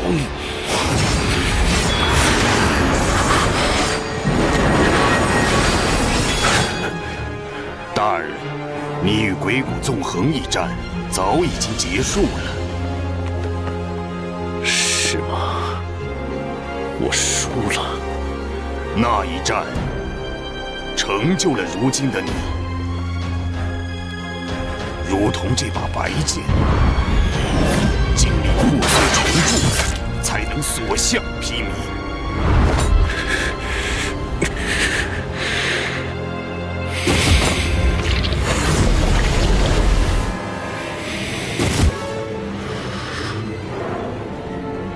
你以前也时有发生这样的情况，休息一会儿便能恢复。是吗？你们重铸了我的白剑，原来如此啊！不是鬼谷纵横没能杀死我，而是罗网不想我死。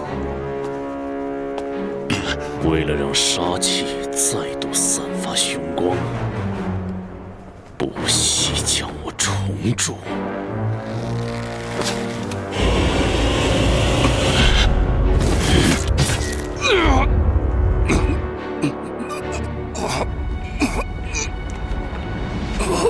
重铸的剑是需要强王者的血来实践的。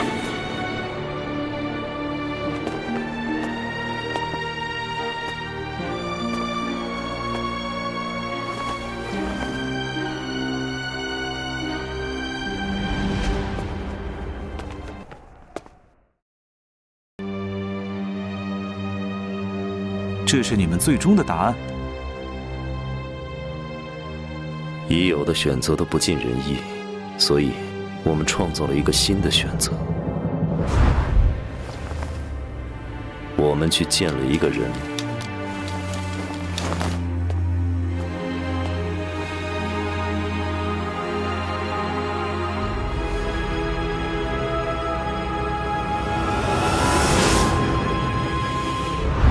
这位公子，我猜居住在杏林。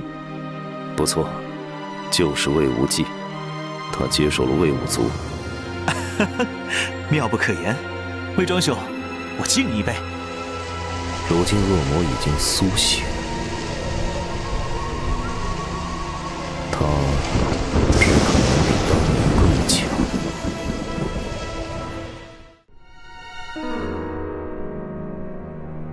为了护送上公子，我们损失了唐七、彩蝶，乃至整座紫兰轩。这些真的值得吗？这是一个投资，被投资者是我们的敌人不惜代价想要除掉的一个人。这是一个危险的投资。投资原本就是有风险的。投资也会有代价，代价是叶幕变本加厉的报复。对于叶幕的报复，韩兄可有对策？对抗叶幕，有一个人可以联合。你是说天泽？不错，天泽很危险，这也是一个投资。投资确实有风险。天泽的抱负与嬴政的野心同样危险。没有野心的人不值得投资。你们说的这么热烈，好像都忘了一件事。什么事？你用来投资的是我的紫兰轩。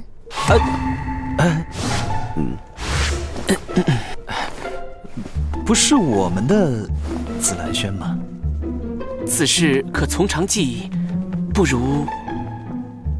如先去喝一杯。你只会挑一个地方喝酒吗？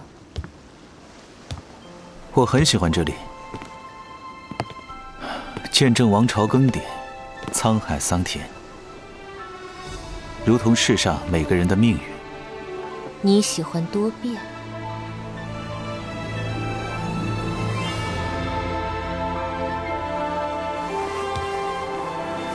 我认为流沙应该要做出改变。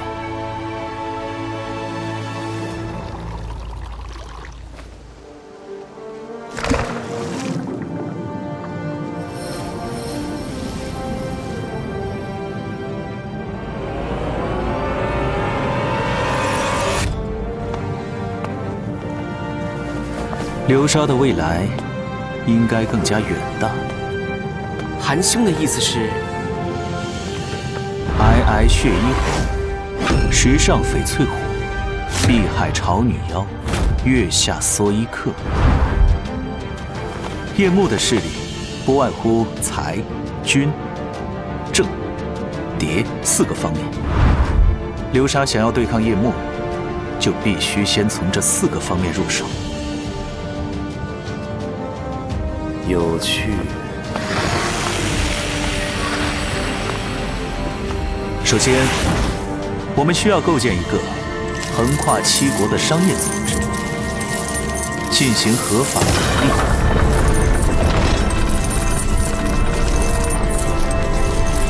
其次，我们要广纳江湖中的奇人异士，既为官员提供安保，又会借此壮大自身。第三，我会借助司寇之职，推举正直贤才为官，立足朝野。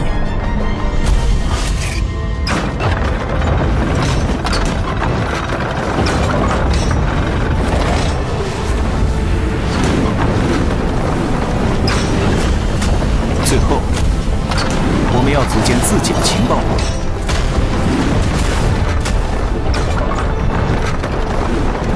洞悉敌人的每一步动作，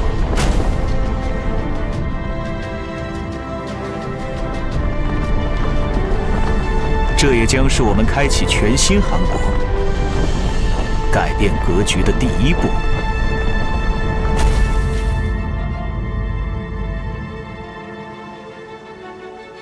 只是想达成你的雄心，还有一样东西不可或缺。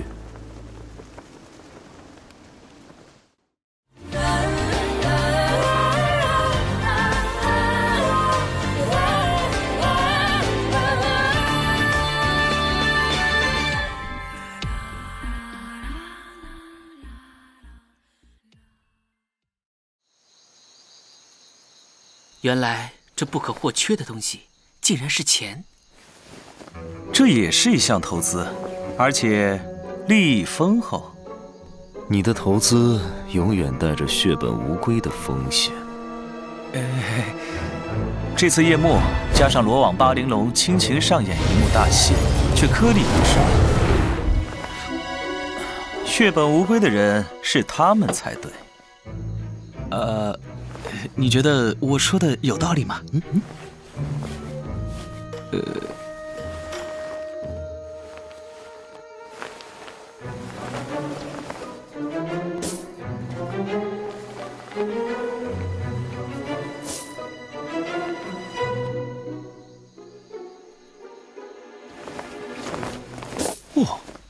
哇！魏庄兄收取气绝堂的上贡钱，也是收益颇丰。哼，你看他的衣服，一看就是有钱人。希望你的钱和你的废话一样多。那他就不是九公子了。哎，竟然连陆玉都开始针对我了。你到底有多少钱？不让我说话，还要我的钱？魏庄兄，你好无情啊！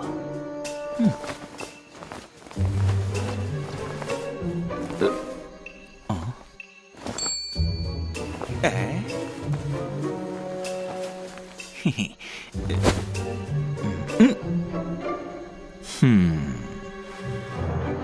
只有1斤，我还想留着买酒喝呢。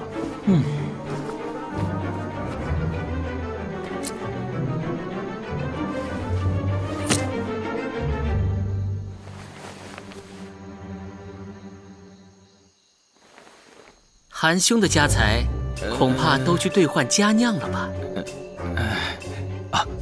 子女姑娘，这次紫兰轩损失严重，出资也不必勉强。跟我一样，多出力即可。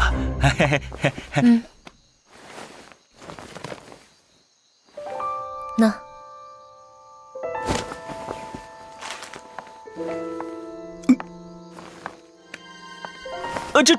这么多钱啊！果然还是子女姑娘经营有方。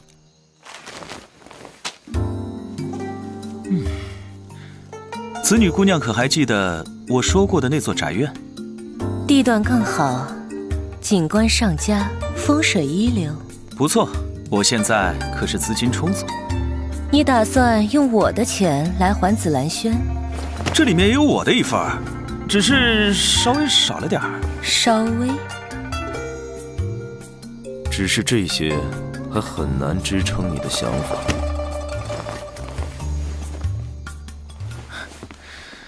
也许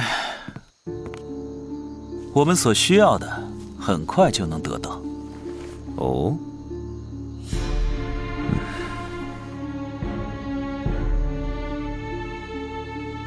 我们也该主动出击夜幕，拔掉姬无业的爪牙了。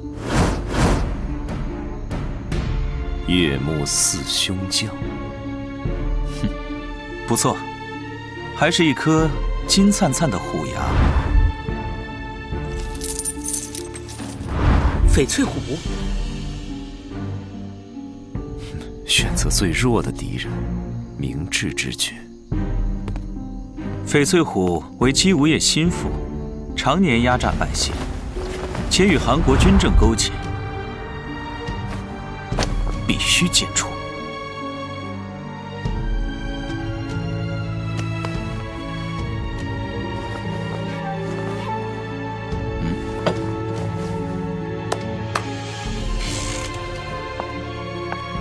最重要的是，他庞大的不义之财是流沙所急需的。这绝不是件易事。我还需要一个契机。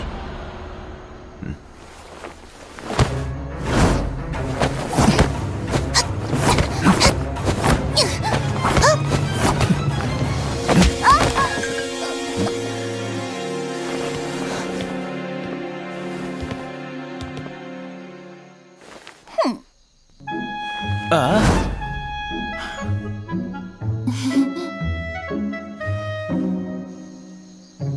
红莲，不要胡闹啊！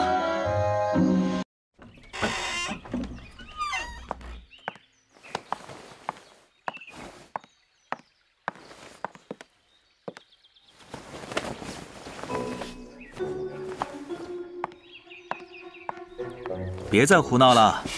我才没有胡闹呢！我要加入流沙，我要成为七国最传奇的女间谍，去潜伏、跟踪、营救、暗杀，就像专诸刺王僚，药离刺庆忌。专诸被剁成肉泥，药离自残躯体，你也愿意？我可以利用美貌色诱啊！我刚才混进来时，就骗过了你们。如果茶里有毒，你，还有你，都已经死了。除了你，当然，因为你救过我，所以放过你。刺客并非这么儿戏的事，你还差得很远。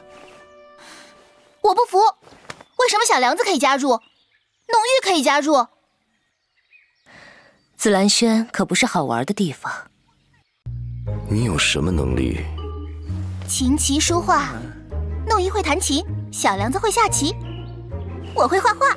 我下棋不是卖艺啊，我还可以提升紫兰轩的经营品味啊。红莲贵为公主，公主可不能为所欲为，未来可是要嫁给王子将军呢。我自己的命运自己掌握，想嫁给谁就嫁给谁。不过眼下确实有一个任务很适合公主殿下。什么任务啊？调查朝女妖。不行。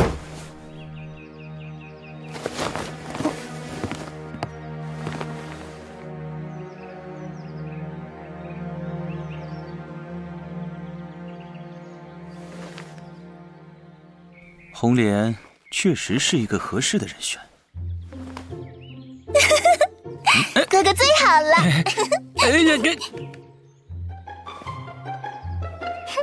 既然我现在是流沙的间谍了，间谍都是要有代号的。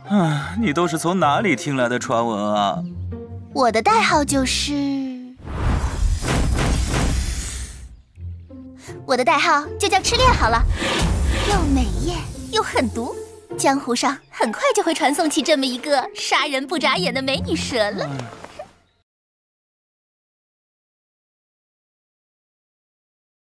你要他走进危险和死亡？如果我最好的朋友伙伴都在面临危险和死亡，与其让红莲保持无知的接受保护，那么并肩而行，可能是更好的信任与守护。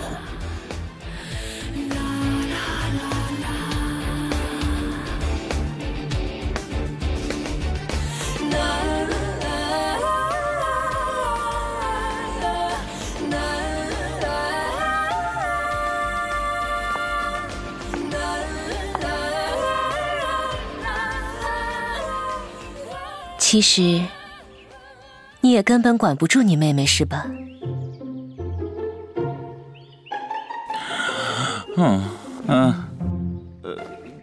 该上茶了。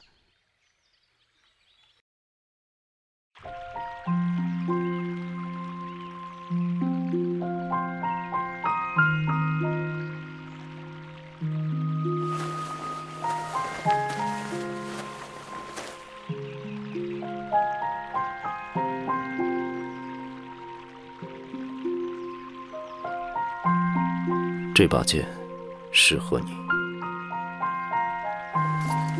我有个朋友，就用得很不错，挥剑的时候像一支舞。你要教他。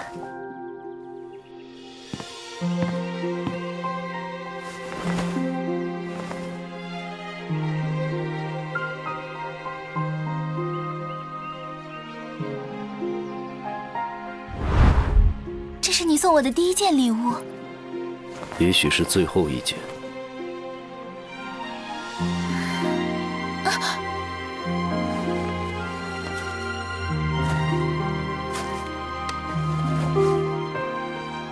用它很容易伤到自己。你还没有能力保护任何人，但是可以学着先保护自己。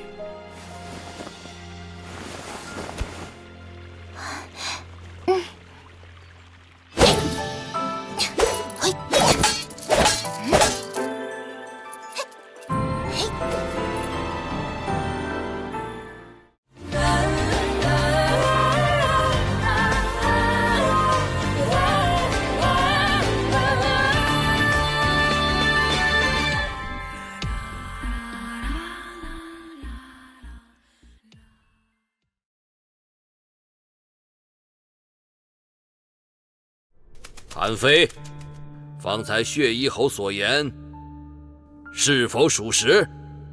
回父王，属实。私访重犯，都城纵火，阻碍吉凶，哪个不是重罪？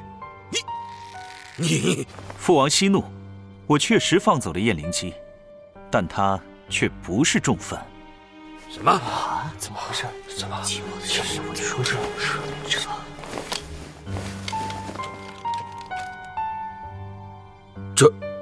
这是秦王的赦免文书。回父王，正是。燕灵姬已是无罪之身，不知二位大人还有什么疑问？韩非，你够了！朝堂之上不是相互推诿的地方。报！启禀王上，南阳附属2县发生旱灾。发生旱灾？我还需要一个契机。张相国、姬将军，随我于内殿议事。千史一案刚结，南阳灾情又起，国事纷乱，寡人实在有些力不从心呐。太子亡故久矣，寡人又年事已高，国事操劳，渐感不支。卿等可有良策？早朝之后，父王与张相国姬无业商议的，竟是立储之事。从叶幕打探来的消息，不会有误。此女姑娘还有别的眼线？要在黑暗中洞若观火，只有一双眼睛怎么够用？王上圣哲，韩国政事只怕没有谁能代为操持。王上一向对王权极为看重，此时骤然提出立储，也许你应该把握住这次机会。张相国此言差矣，四公子韩宇多次辅佐王上，处事有方，大可。姬将军之意是可以提拔老四？臣并非此意，臣以为既然四公子多次辅佐王上处理政务，王上也大可观察其余公子。张相国以为呢？臣以为诸位公子各有所长，狭于相限，实在难以定夺。立储夺嫡历来凶险，一步走错，再难回头。也许你父王提出立储，并不意味着他想放权。哦，也许他只是在试探。张相国和姬无业一直是朝中权力天平的两端，而诸位公子正是影响其平衡的砝码。只怕张大人心中早已有合适人选了吧？哦，是谁？据臣所知，张大人之孙张良与九公子韩非可是私交甚密。子房与九公子君子之交，绝无夹杂他意。借立储之意来看清权臣与公子间的战队，看来你父王还不像我们想象的那般昏庸。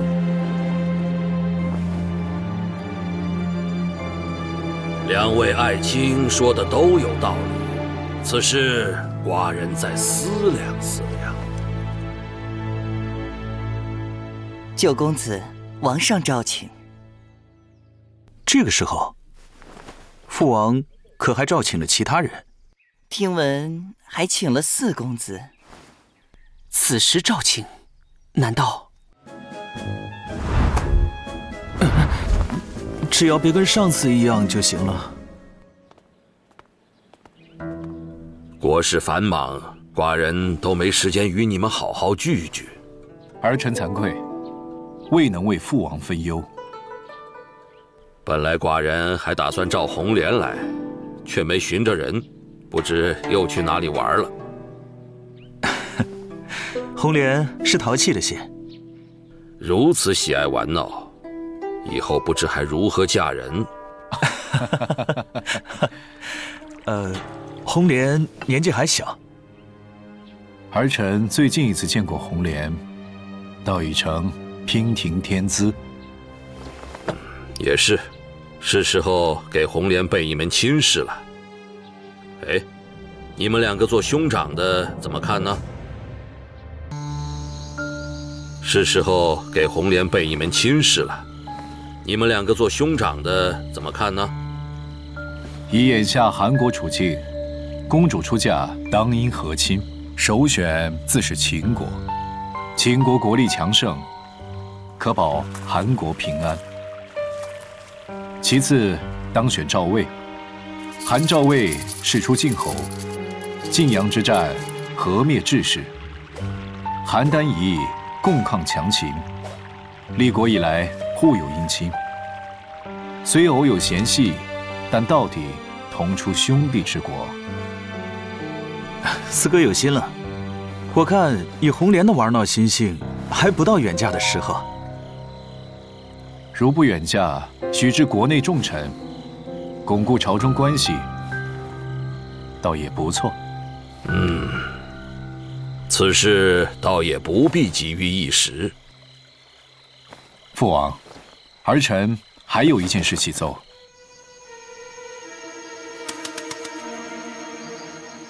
知道了，下去吧。是。韩宇这鬼狐狸提出要筹办什么寿诞大典，还要禁军协助。老胡，你怎么看？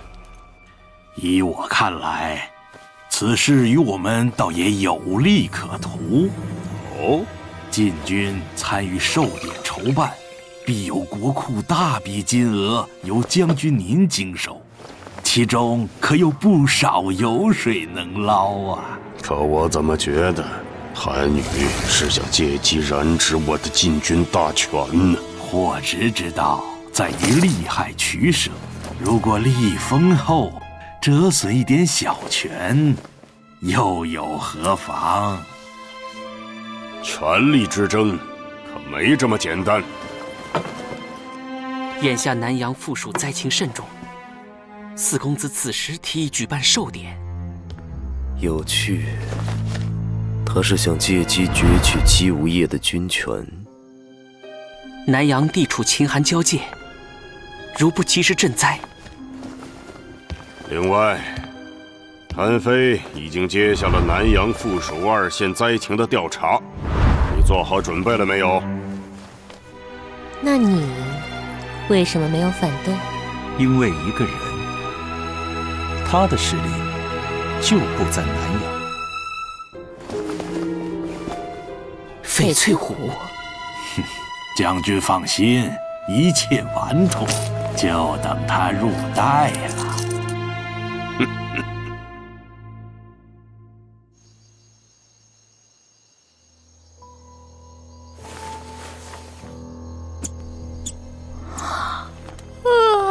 有关南阳的资料我已尽览，记录混乱，残缺不全，再难审查。线索断了，立储之意悬而未决，南阳突起灾情，只怕都意有所指。你是说，只有叶幕支持的公子登上储君之位，灾情才会有转机？那才是韩国最大的灾难。那么登上储君的交换条件是什么？叶幕会进一步蚕食寄生的这具国家躯壳，直到他彻底被吞噬。流沙必须出手。我前往南阳一探究竟。魏庄兄，流沙重大事项的执行由你负责。子女姑娘，流沙的经营你来主持。子房，你来进一步调查案卷资料。那我呢？我的任务呢？红，赤练，你负责暗中调查叶幕4凶将之一的潮女妖。真的吗？哥哥果然最好了。我，流沙的赤练，终于要开始我的第一个任务了。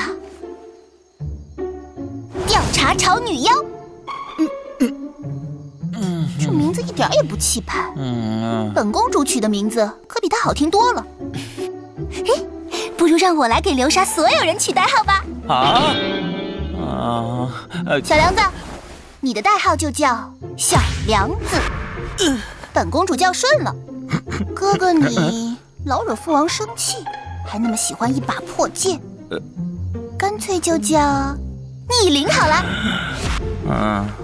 弄玉妹妹叫思贤。姐姐的子女2字，我觉得很酷，不用改了。至于你，你就叫春。你来取代号，该不会别有目的吧？我才不是呢！我看你这么妖媚，不如叫火媚妖姬。我的本事，你还没见识过呢。可是韩兄，收藏室内材料不足，若要进一步查询，只能……放心，我自有办法。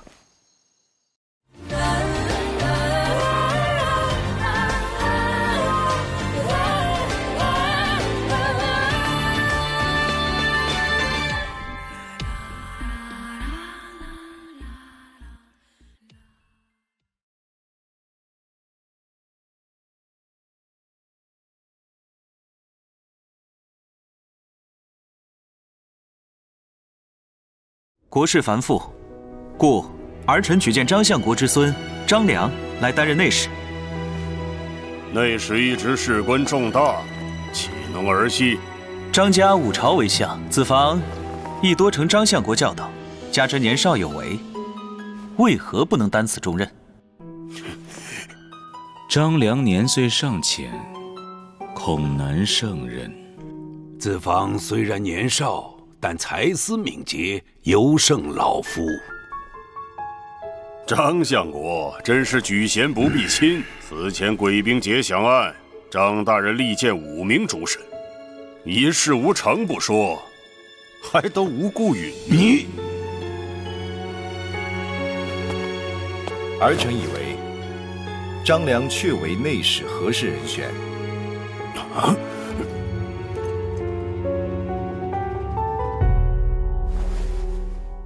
方才多谢四公子。张家世代世寒，忠心耿耿，与没有不推举的道理。何况与有一事不明。前日王上召见我与姬将军，似乎别有所指。先太子故去已有些时日，王上先问朝臣，再召公子，似乎试探的意味更大些。灾情和寿宴，便是进一步的试探。老夫不敢揣度，四公子还请仔细思量。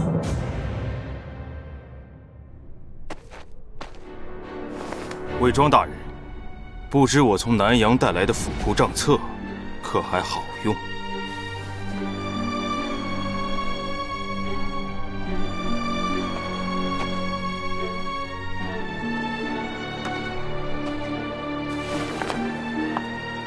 我的条件，你考虑的如何？我给你开个价。南阳那边，我们会信守诺言。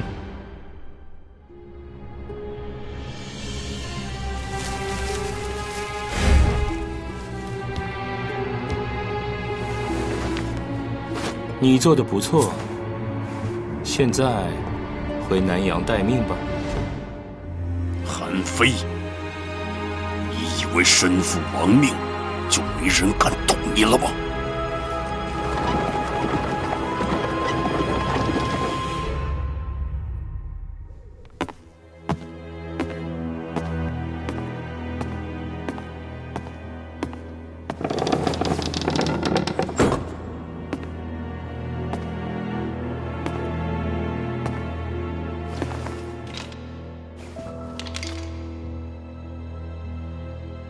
奇怪，近几年南阳人口怎会锐减得如此厉害？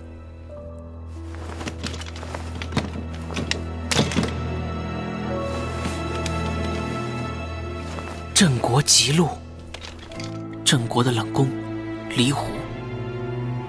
这陈年往事，倒也不算是机密，怎么这里缺失了那么多内容？难道是另有奥秘？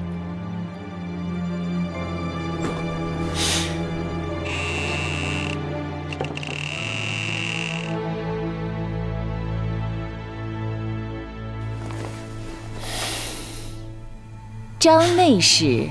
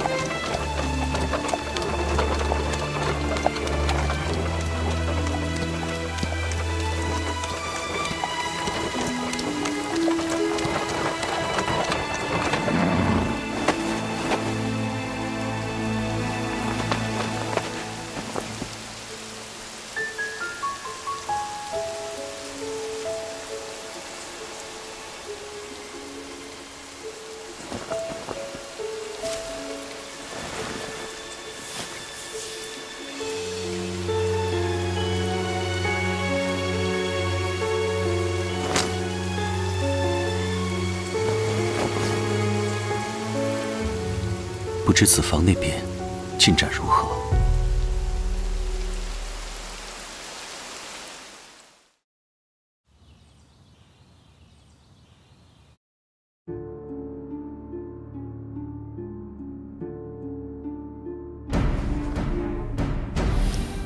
张内侍，明珠夫人，本宫想找张内侍抄些文案，如何？这个时候，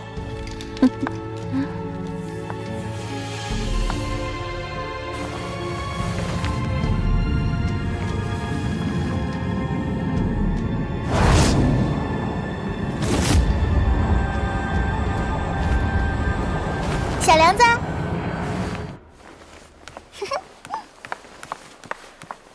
红莲公主怎会来此？哟，明珠夫人也在这里呀！我听说小梁子做了内侍，特意来贺喜。夫人也尝一个。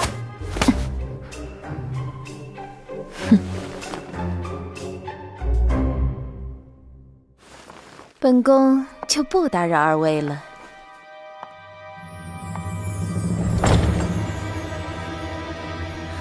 多谢公主救急。这个狐狸精，哎，你觉得她是不是丑女妖？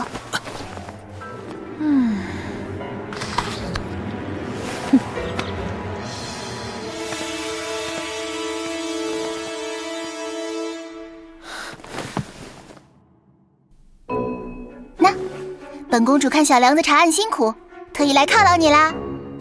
这是南阳明桃鹿月白。是啊，今年南阳进贡了好多呢。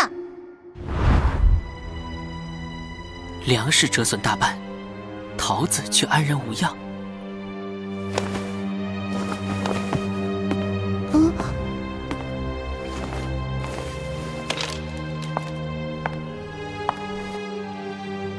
莫非是土壤出了问题？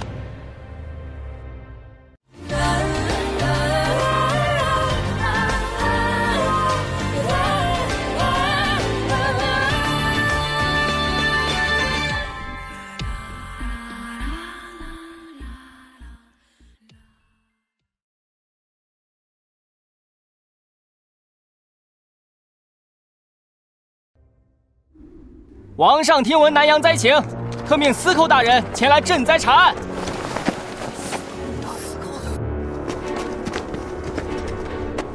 南阳灾情，我一路都看到了。又来一个欺压百姓的狗官！嘘，你不要命了？哼，你们都看到了，他说是来赈灾，却一颗谷子都没带来。就是啊。哦，我稍后便会禀报王上。开仓赈灾，另外今年赋税，王上体恤百姓，也会减免。呸！等，又是等！你们当官的只知道糊弄人，我们一家老小都要饿死了。左右都是死，今天要是交不出粮食，就别想离开。对，必须交出粮食！交出粮食！交出来！住手！交出来！把粮食交出来！交出来！粮食！交出来！不准走！交出粮食！交出粮食！住手！你们闹出人命来，全村人都要遭殃。哎，算了，我们还是早点去山庄，看能不能赊点粮食。哎，走了。老人家，多谢。赈灾粮一定会送达，灾情我也定会查明。啊，请问在庄稼受灾时有什么异常吗？哎，别问了，南阳已经没救了。下雨了，大人还不回去？老人家为何也不回去？家跟国早都在风雨中了。韩非定要查清灾情，绝不空手而返。哎，今年的粮食其实长势很好，但半个月前一场大雨后就离奇枯萎。大雨？这是烫伤的痕迹。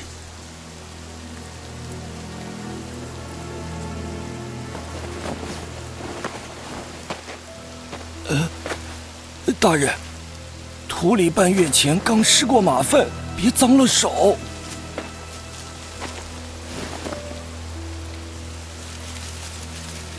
南阳土地肥沃，还需另外施肥。哎，肥沃的土地都被那些富商霸占了，我们只能开垦些贫瘠的土地，不施肥根本长不出好庄稼。那这些肥料从何而来？南阳方圆100里的肥料都被一个人控制了，其他人都不准出售。哪一个人？难为娘娘有心提醒，你们办事也利索些，别辜负了叶幕的栽培。大人放心，人都召集好了。韩非呀，韩非，你的聪明用在生意上不是更好？偏要挡人财路。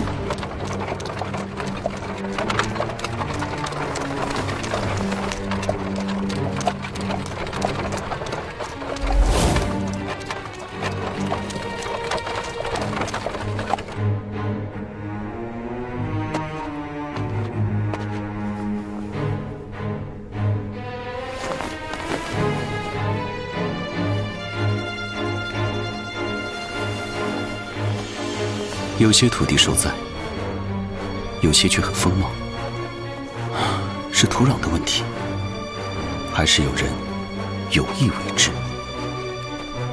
九公子，我家主人有请。你家主人？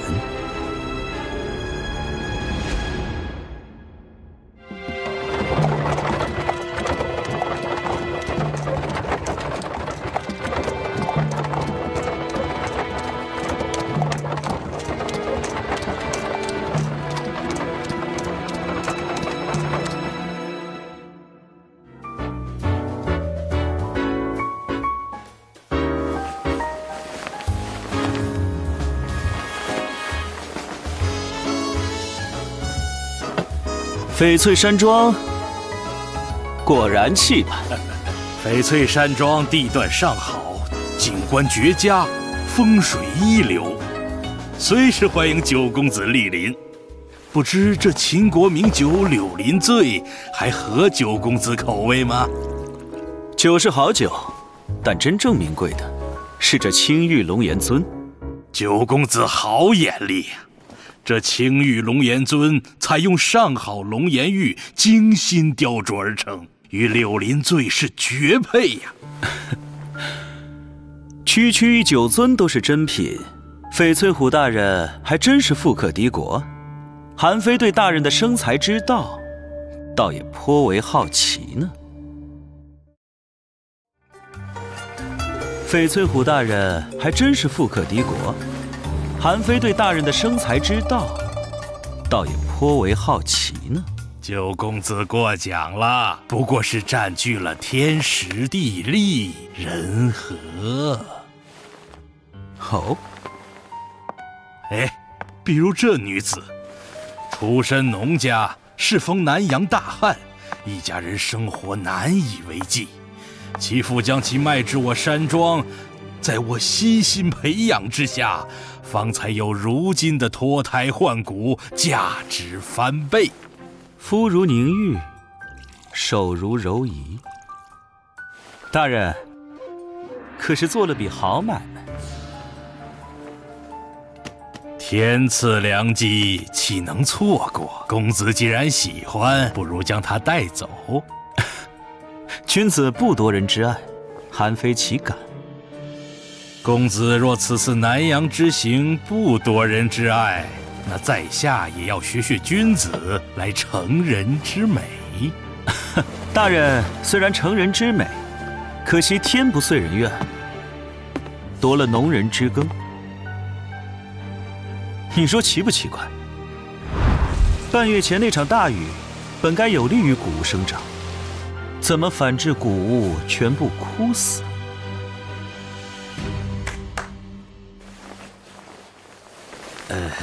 这务农的道理是卑贱下人的事情，恕在下不知。韩非倒是有了些意外发现。这是石灰？不错，石灰性烈，遇水则废。你猜，如若石灰夹杂在肥料中撒入农田，一旦天降大雨，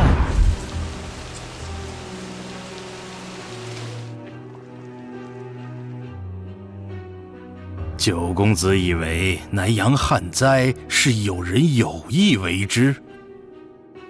我听闻此前南阳伏牛山一带有一石灰石矿，囤积甚多，却无人购买，现在却已经是翡翠山庄名下。九公子消息够灵通啊！大人的脸色怎么如此苍白？石灰是上好涂料，太平盛世，我这翡翠山庄当然要好好粉饰一番。哦，果然，翡翠山庄这墙壁确实好白，比大人的脸色还要白。哼，韩非告辞。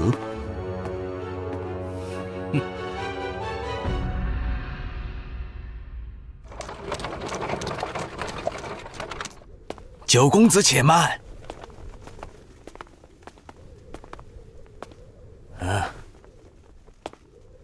这是我家主人馈赠公子的心仪之物。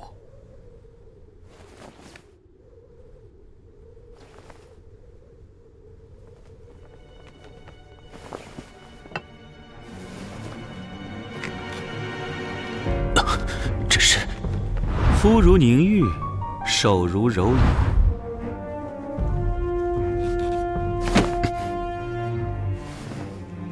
这是何意？主人说是给公子预留着，这是定金。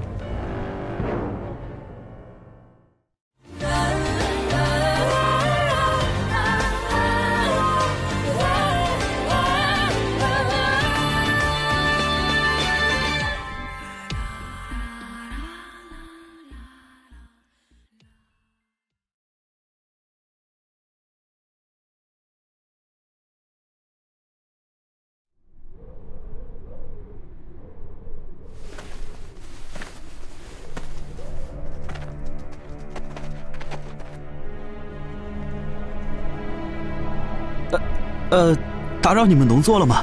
告辞。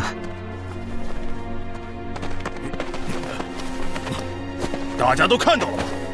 这位司寇大人居然从翡翠山庄里出来，官商勾结，为祸百姓。你们看他一身华贵，怎么可能体恤我们穷苦人的处境？你假装调查灾情，却在山庄里饮酒作乐。你指出我这么多罪名，证据？证据就是我们都快饿死了，你却根本不想救人。当然要救人，待案情查明，便开库计量。若有人为祸，必抓出主谋。我们要的不是说法，是粮食。对，粮食，我们有粮食，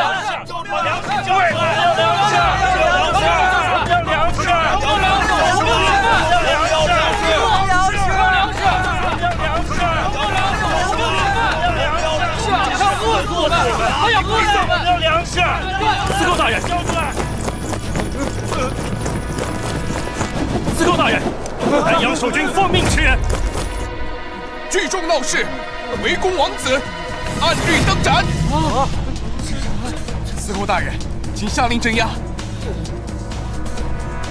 兄弟们，他们这是要把我们赶尽杀绝呀！反正也是死，我们绝不退缩。对，绝不退缩，走，反正也是死。来呀，来吧，来吧！韩非，你自持法家风度，却不知对将死之人而言，法是最没用的约束吗？你一旦动手，自己辛苦建立的法就会荡然无存。住手！司寇大人，退下。可是，司寇掌管刑狱，不听号令者斩。若不动手，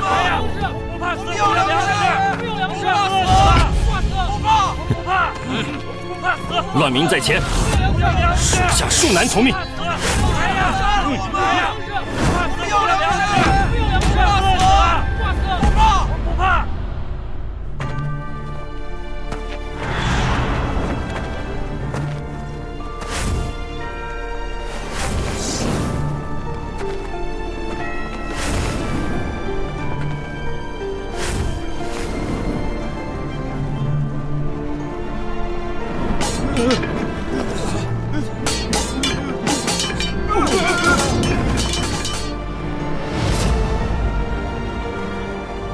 看来你没能控制全局。是你？怎么，想我了？你是怎么找到这里的？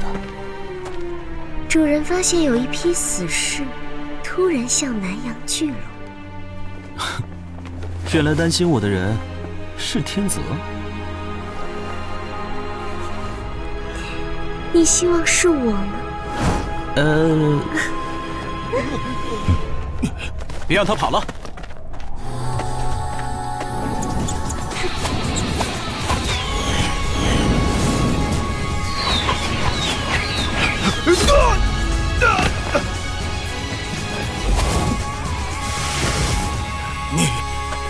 你果然是残害百姓的狗官！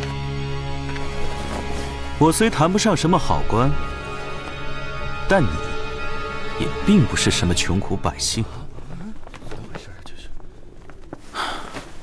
你也等着赈灾粮食，也是受灾百姓。我当然是。你衣衫整洁，脚不沾土，脸上的泥是临时抹上去的。你根本不是农户。各位乡亲，你们都认识这个人吗？我不认识这人，也不是我们村的，他根本不是南洋农户。快动手！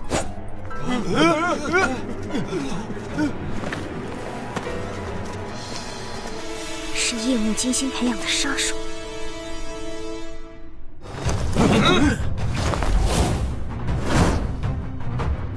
别伤人性命。那还有什么乐趣？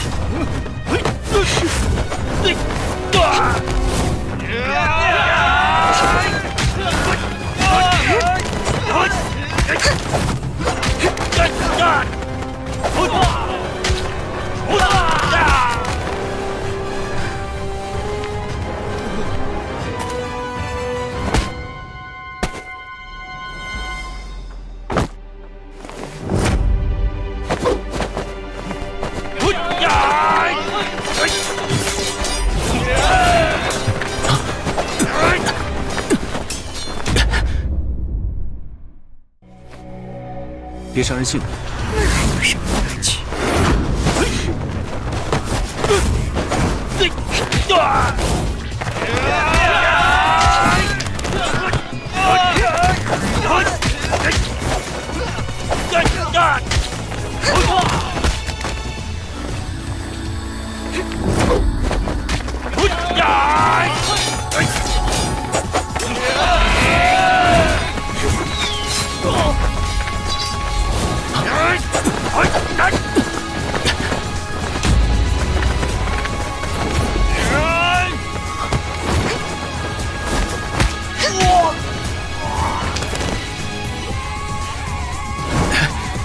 我身为司寇，能不能给个面子？听一次。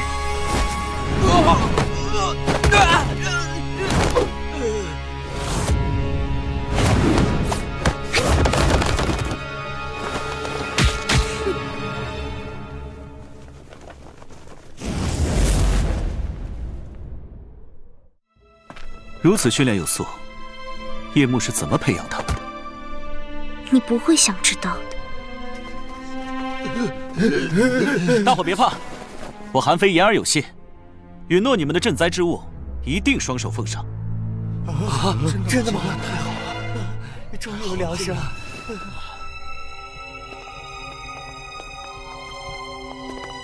9亿会，有趣，比6亿还多了3亿。那3亿，就是对天地人尽守的道义。子女老大答应帮助我们在南阳建立帮派，为流沙布置眼线。9亿会自然要保护大人安全。原来如此，虽然6亿，也不是这么个意思。看来子女姐姐还挺担心你嘛。子女老大派我们来，也是魏老大所托。我在南阳一统众邦的雄心，还请魏庄大人多多相助啊！说出你的条件。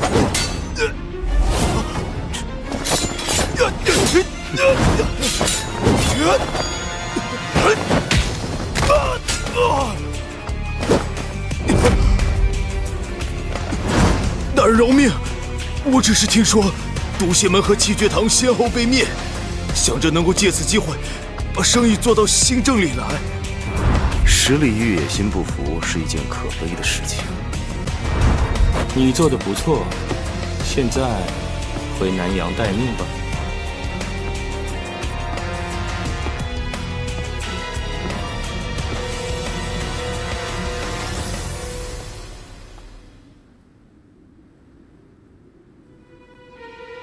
守正出奇，视若隐虚。我成了因翡翠虎露出破绽的诱饵了。他是翡翠虎的爪牙，暗中替叶幕做了不少恶事，放债收利，强买农田，逼人为奴。韩非，你以为在逐步破解我的计谋，其实在一步步迈向深渊。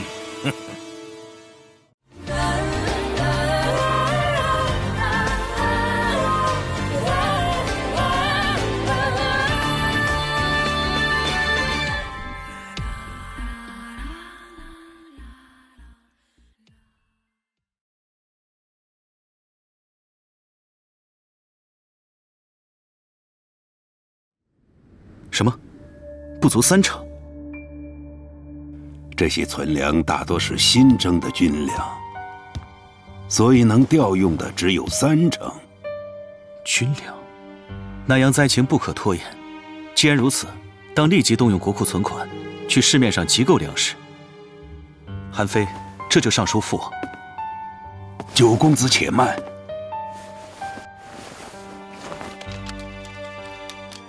这国库存款已不足1000金。国库前不久可是刚拨出了一笔5000金的巨款。这笔钱已用于王上寿宴，由4公子亲自调度。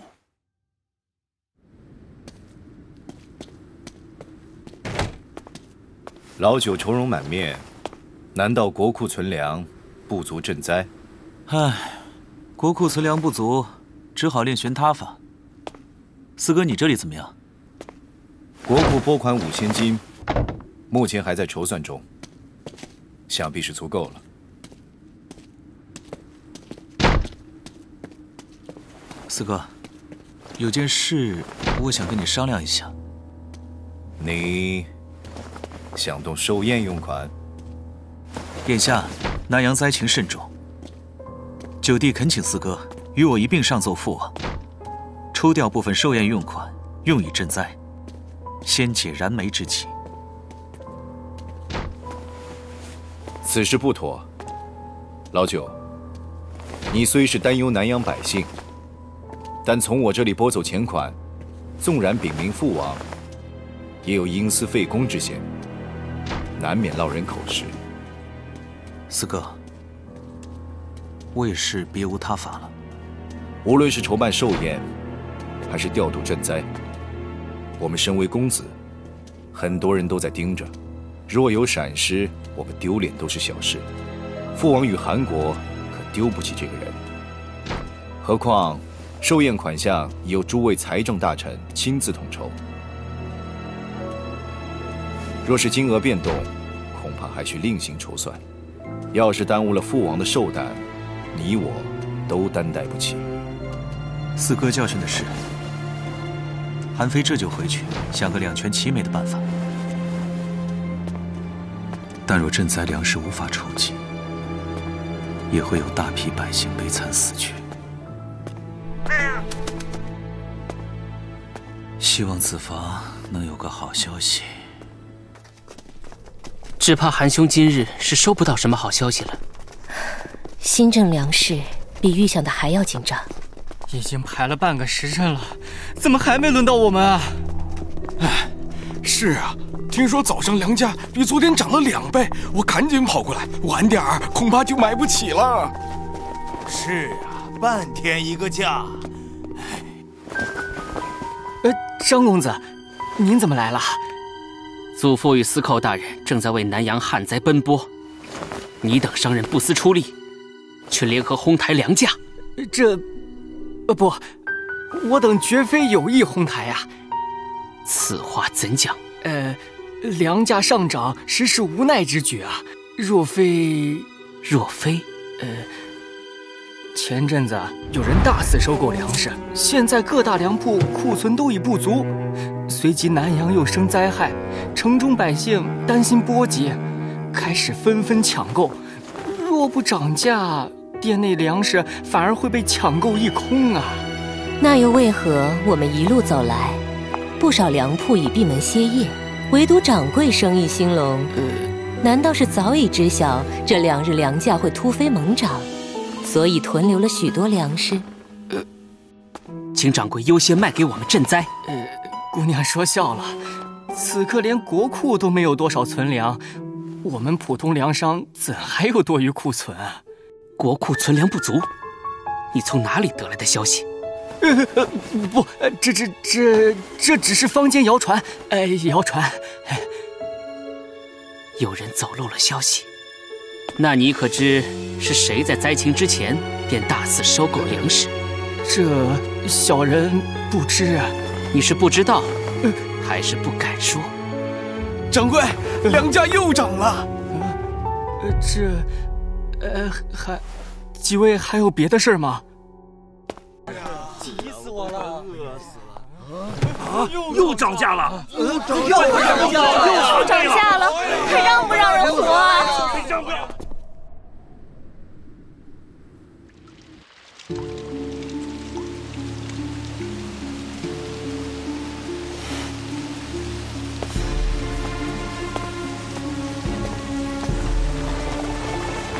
驾！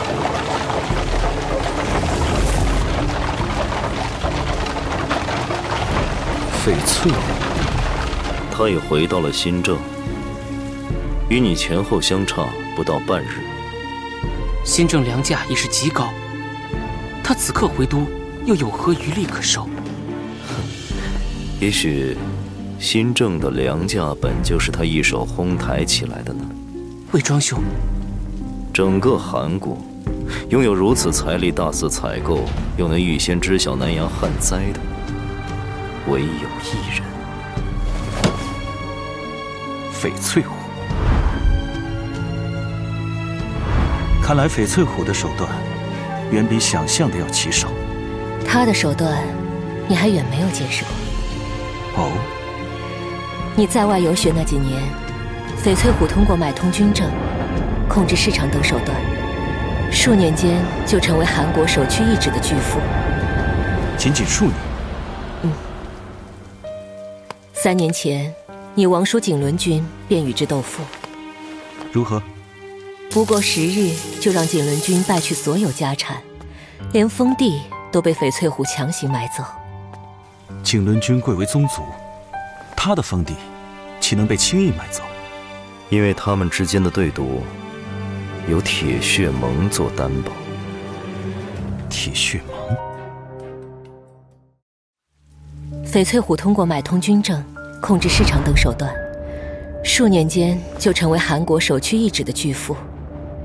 此人生活穷奢极欲，引起王室贵族好胜之心。3年前，你王叔景伦君便与之斗富。如何？翡翠湖以金玉为屋，珍珠铺路，锦衣做柴。不过10日，就让景伦君败去所有家产，连封地都被翡翠湖强行买走。景伦君贵为宗族，他的封地岂能被轻易买走？因为他们之间的对赌，有铁血盟做担保。铁血盟？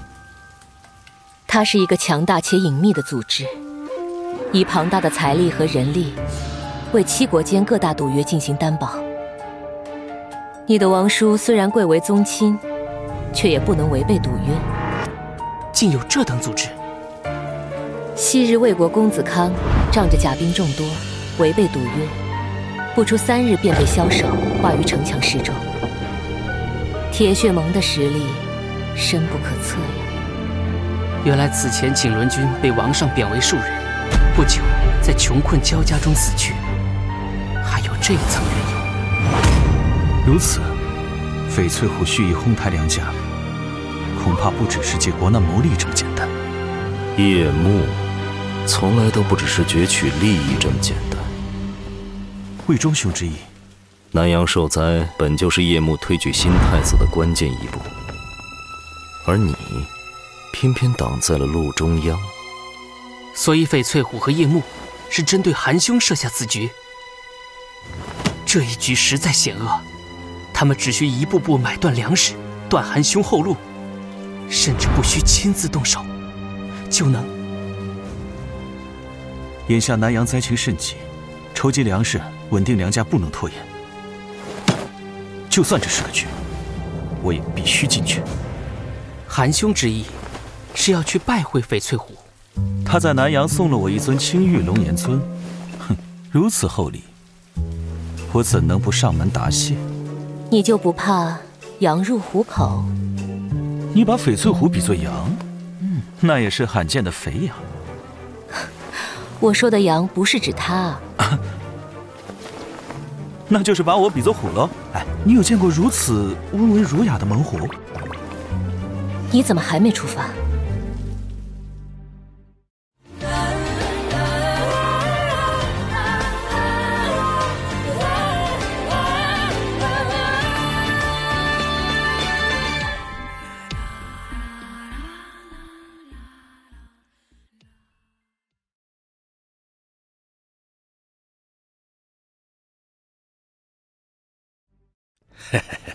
九公子真是稀客，在下有失远迎。不知上回赠送的礼物，可还算满意？这样的礼物，韩非是一定要回礼的。既然你那么有诚意，应该不会介意我再来讨一件礼物吧？哦，究竟是什么礼物，值得九公子亲自上门？粮食。九公子果然是懂行情，这粮食现在可是炙手可热呀。不是给我，是给灾区百姓。如今南阳天灾，粮价飞涨，听说你买了很多，所以来找你借粮赈灾。皇上和九公子固然是一片人心，不过老话说得好，授人以鱼不如授人以渔。这些穷人老是靠国家救济，也不是个长久之计。要让他们多努力劳作，不要没米下锅。若跟国家伸手，那么这个礼你是不肯松了。我这不也是为朝廷的难处着想吗？民以食为天，粮食乃民生大计，重要物资。你不怕我治你囤货居奇，操纵粮食之重罪，再将你囤的粮食全部充公？哎呀，司寇大人误会了，我大量采购不假，但也都是为朝廷效力。为朝廷效力？因为我有军方的征粮契约。军方征粮？南阳大旱，粮食欠收，唯恐军心不稳，所以军方指派我买进粮食，充实军粮储备，以稳军心呐。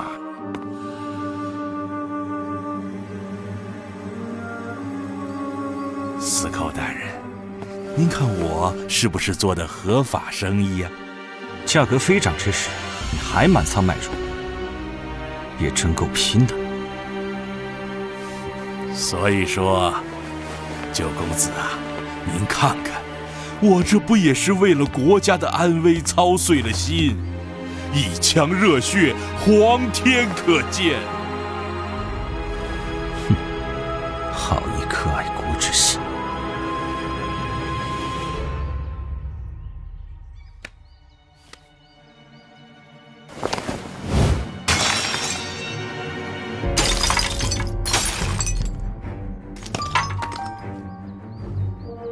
哎呀，唐突公子了！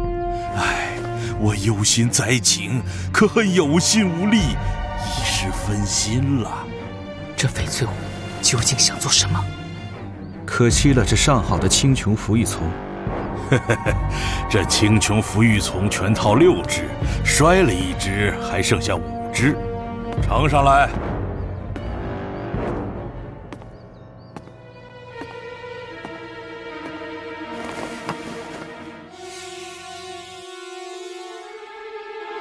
全部砸碎吧！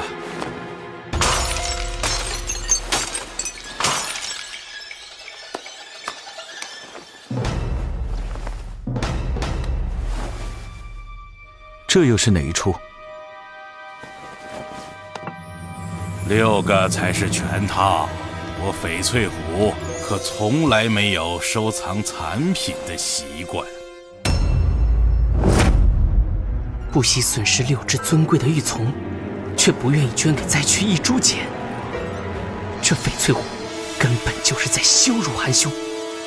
这6只青琼浮玉丛，不知能抵多少灾民口粮。看来你是万般不愿借粮赈灾了。九公子消消气，消消气，借钱总是要还。九公子借粮赈灾，这债也肯定没法还。不如我捐粮。哼，捐多少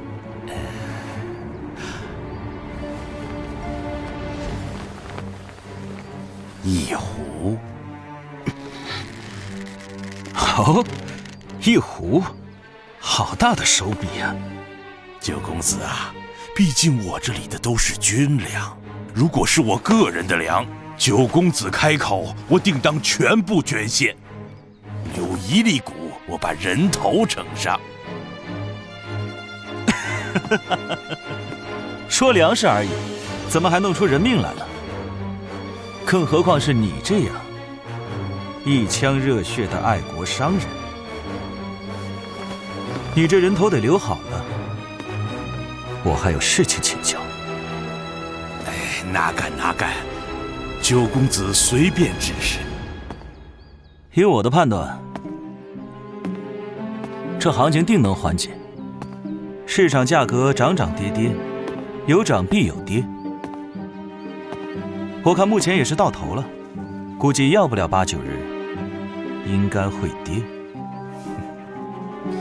九公子贵为王祖，这种市井货币小事哪里入得了您的眼？我们平时倒是买进卖出，也算是个内行。依我判断，别说8、9日，就是10几日，也还是涨。那是笑我外行喽。我游遍千山万水，见过星辰奇观，亦见过人间奇景。莫说区区商贾之道，纵使天地变幻，我也略知一二。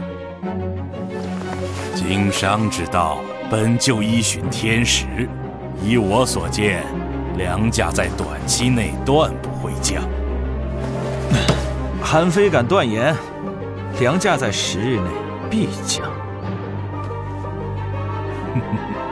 九公子这么乐观，也不是坏事，随您说了。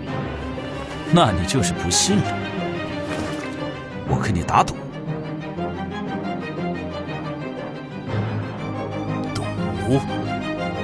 赌可是一件很危险的事情啊！敢不敢赌？我斗胆陪九公子玩一把，须以铁血盟为担保。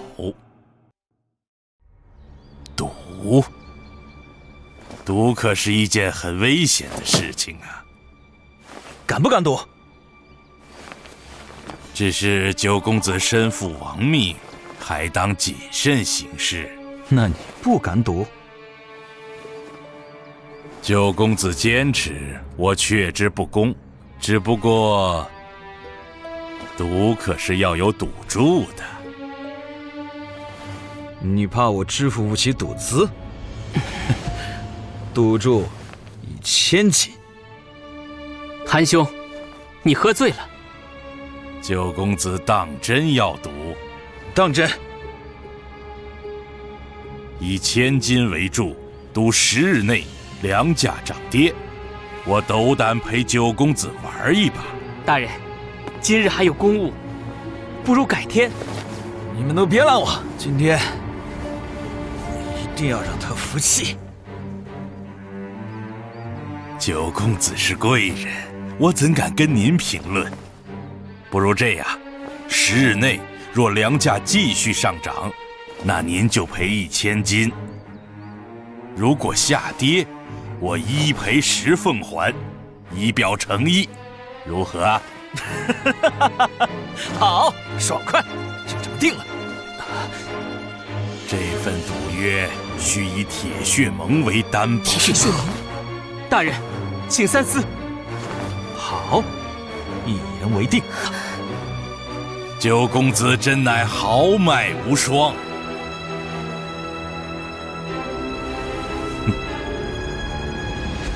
不可能，这是流沙的钱，不是用来让你赌的。我也有流沙的一份啊。翡翠湖用激将法赢你立约，难道你看不出来吗？我看出来了。那你为何还要中他的局？你早说了，这场负局不就是羊入虎口吗？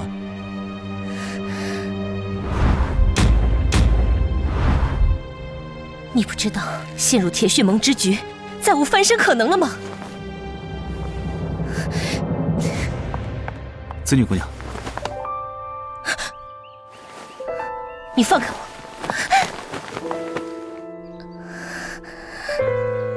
我比任何时候都清醒。粮价，又涨了2成。什么？你们继续。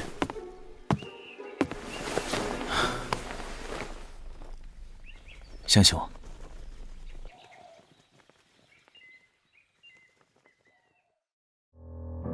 新郑粮食数日来猛涨不止，翡翠湖以军方征粮为名哄抬粮价，其目的恐怕远不只是这场赌注。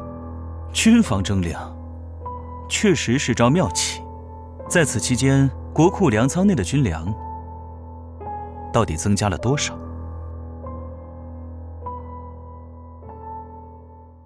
皇上圣令到。国库拨款的批文倒是下来了，再加上我个人向子女姑娘筹措的，倒也有些数目了。现在最大的麻烦是，各大粮商都已接近售空。钱是有了，但韩国的市场上几乎已经买不到粮了。我可没说要买韩国的粮啊。韩兄的意思是？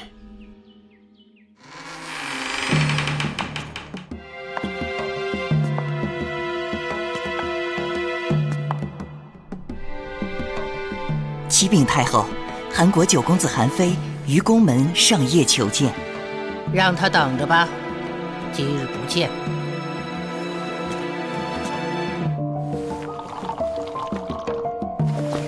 奴婢方才于宫门处看见一位同行的女子，华冠丽服，唤作红莲。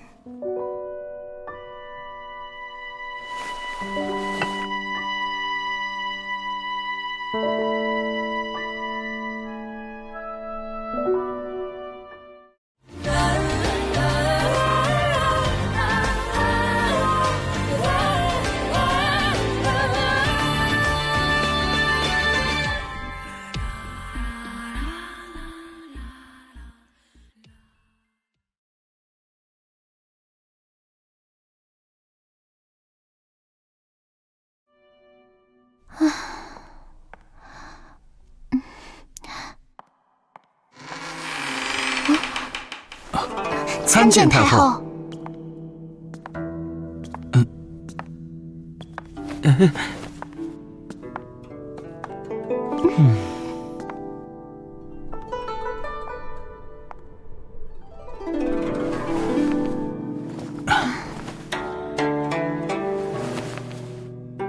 红莲，你是老身妹妹的外孙女儿，别这么生分。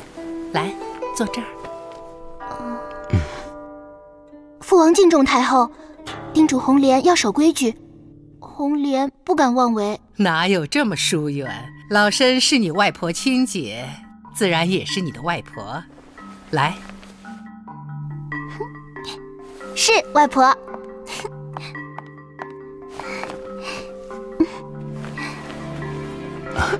太后，都出落得这么漂亮了。小时候，我常听外祖母提起您呢。她说您自小英气豪迈，连男子都不及。你父王也真是的，这么多年都不派个信来，让老身好等。外婆，您这也没个消息。要不是这次哥哥带我过来，我还以为您把红莲给忘了呢。韩妃，听闻你整日喝酒作乐，不务正业，竟是结交三教九流、闲杂人等，怎么现下倒要求得了个一官半职吗？太后教训的是。听闻你四哥韩宇还算有所作为，他不来，你倒来了，到底有何贵干？不瞒太后，韩妃此行正是为赈灾一事，向魏国购粮。看来此次南阳旱灾来势汹汹啊！你都把主意打到老身头上了。哼，趁天色未晚，早点回去吧。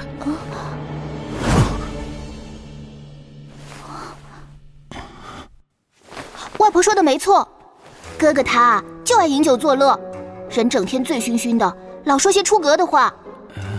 先前就把来问罪的秦国使臣给气跑了，最近又为赈灾款项不够，在酒宴上和人赌上自己全部身家来筹钱呢。当真？是啊。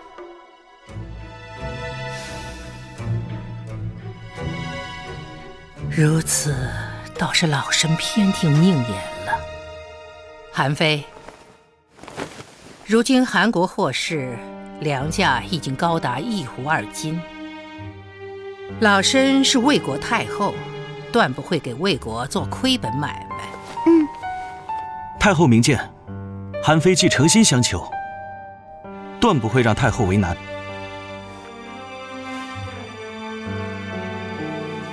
你出价多少？1斛2斤半，够2000斛。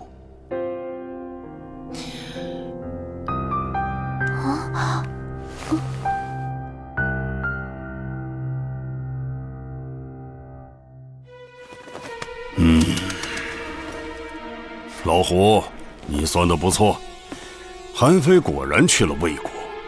毕竟他在韩国境内已别无选择。你就不怕前功尽弃？万一他真的买到了粮食？将军多虑了，我早有准备。这个价格确实让人难以拒绝。不过今日却还有一人问价于我，把人带上来。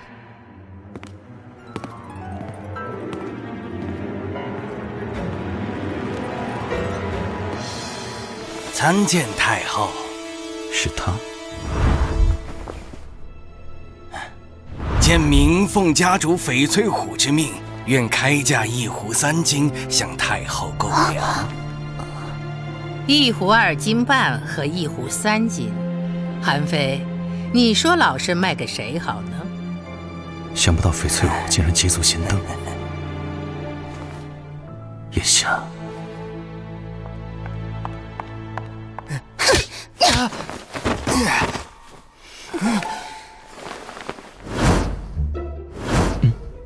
哥哥买粮是为了救济灾民，你家胖老虎买粮要干什么？军粮不足，家主是奉命筹措。不足？那为什么粮仓还有占70%的军粮？这没话说了吧？胖老虎出高价把粮食买空，为的就是用更高的价格卖出去，发国难财，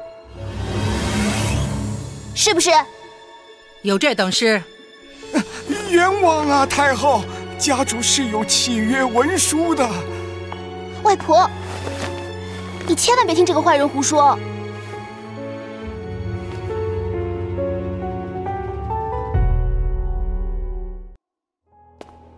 太后容禀，翡翠虎毁坏庄稼，哄抬粮价，任由灾情蔓延到如此地步，此等国之蠹虫，对魏国又当如何？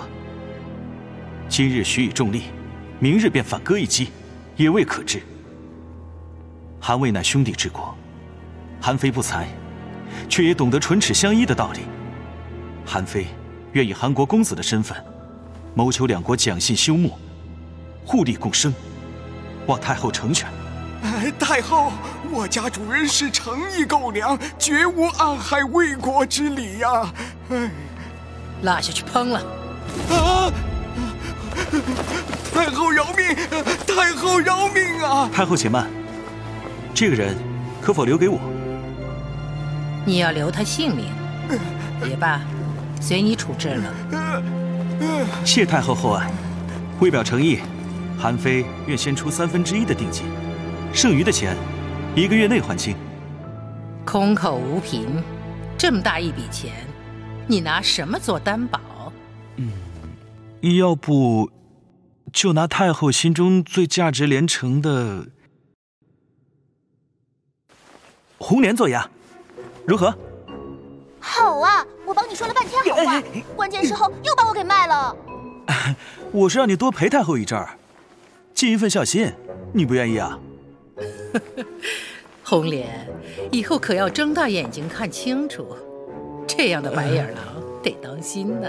就是，还是外婆待我好。你要不乐意，老身就不卖粮给他。如果不是为了那些灾民百姓，定是1颗粮食都不给他。你呀，我就知道你们是串通好了来哄老身。老身这就派人备齐粮食。2日之内定金务必送到，如若不然，后果你很清楚。韩非必守此诺。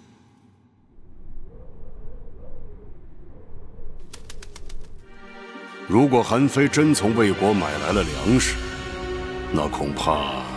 将军放心，以乐陵太后的脾气，且不提韩非能否买到粮食，纵使买到了，以他的财力，又能买进多少？而且，若是他真买到，对我们更有利。哦，你为何要以比韩国还高的价格从魏国购粮？其实这个价格已非常便宜。你……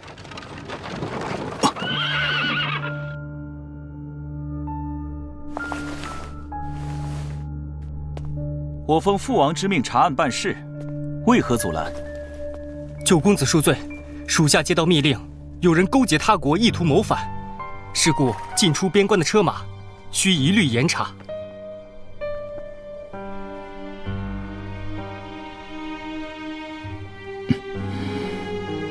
若韩非真的携粮入关，将军就再无后顾之忧了。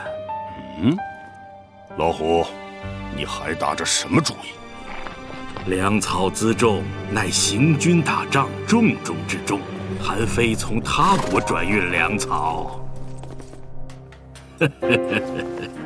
正好参他一个谋反死罪。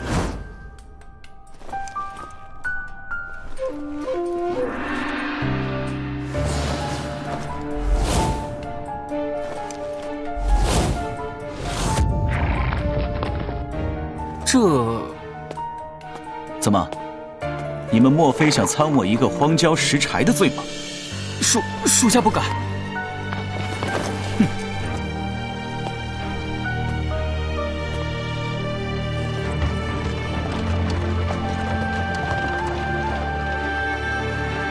你说的不错，叶幕不会放过任何置为死地的机会。希望他那边不要出错。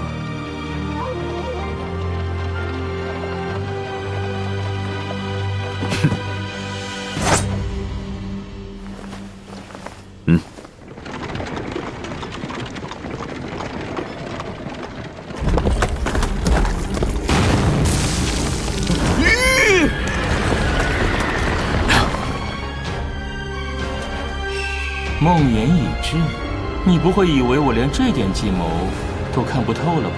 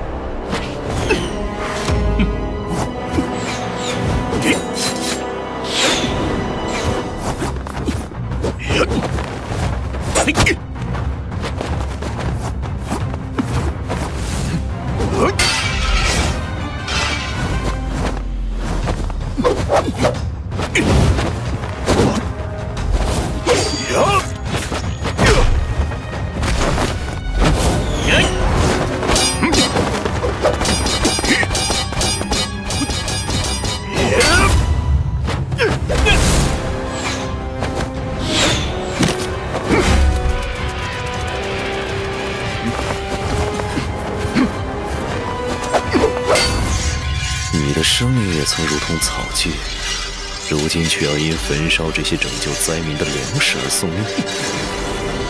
妻子的悲哀，就是只有沦为弃子，才能获得真正的自由。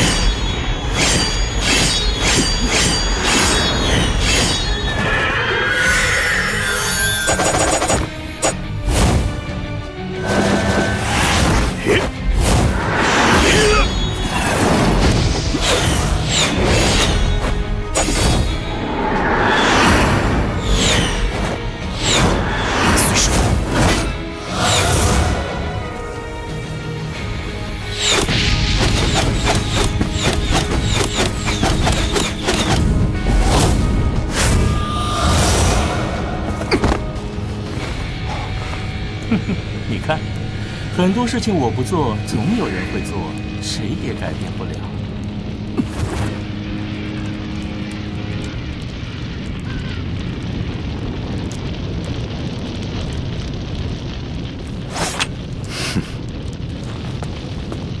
夜幕在我们运粮南下新政的路上，必是设置重重关卡，恐怕……谁说粮食是南下了？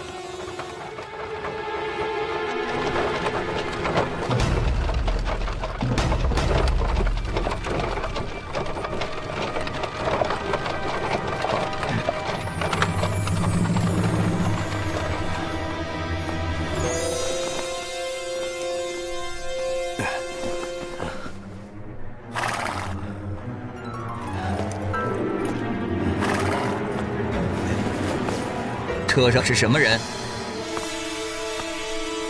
是翡翠虎大人的。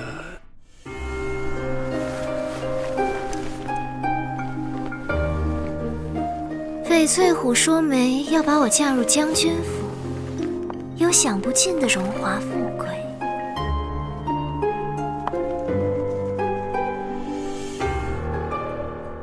你们快点退下，别耽误了奴家的好事。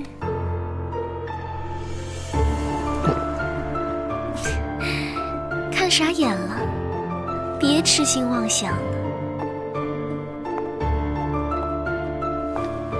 快点开棺放行，否则我一句话让你调去边塞。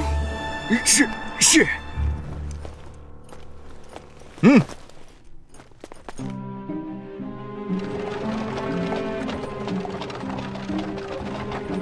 这个韩非还真是有点小聪明，竟然想到了绕道南洋的鬼点子。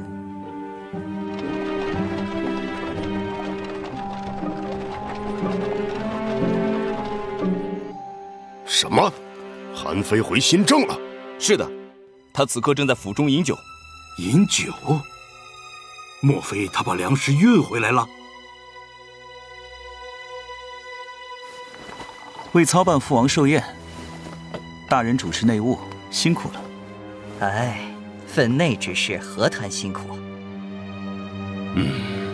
他也许还真有什么后手。你现在就带人出发，我倒要看看，待会儿韩非是怎样一副脸色。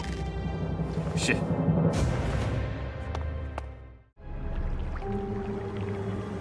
韩非出现在了大梁，魏国王宫。我知道，我早先一步派出了使者。使者？他多长时间未与你联系了？啊？难道韩非已经从魏国买到了粮食？为操办父王寿宴，大人主持内务，辛苦了。哎，分内之事何谈辛苦？倒是九公子几日来四处筹粮，颇为不易。我等皆为人臣，报效王上自当亲力。只是眼下情形，九公子，王上寿宴是重中之重，我身为内务大臣，切不能私下行事。说得对。韩非请大人来，只为替四哥略表谢意。我们只喝酒，不谈国事。那我再敬公子一杯。大人，请。今日大人可是贵客。是啊，真是难得。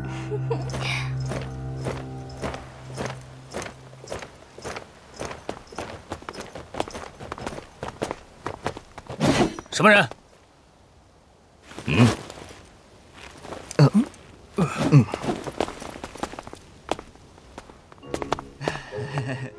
哎，大人小心！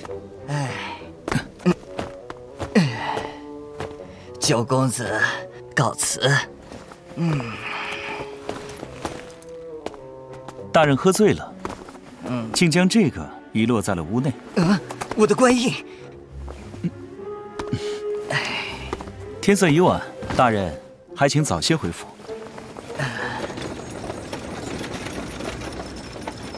怎么样了？已经办妥。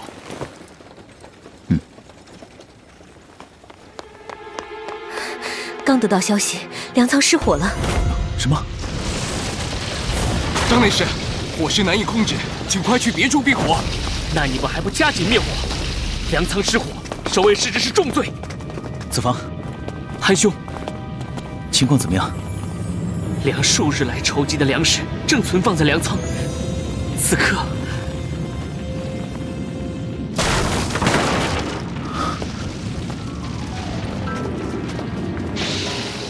是姬无业统领的王公带甲进军。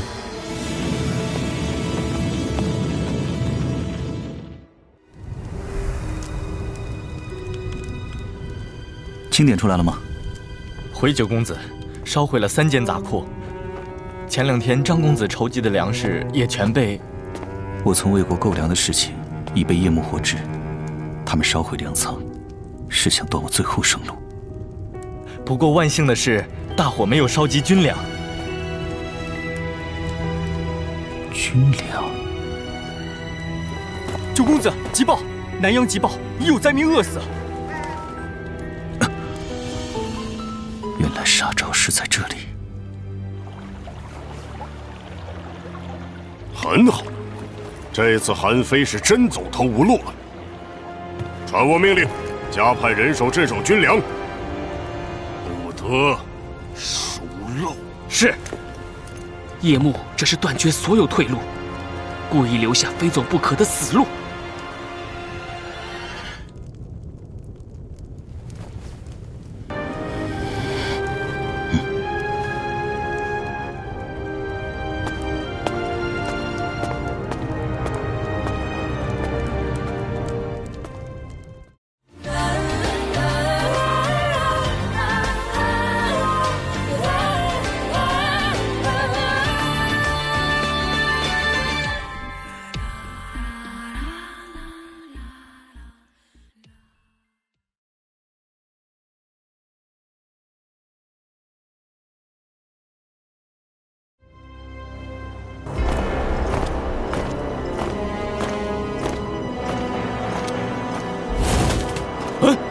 什么人？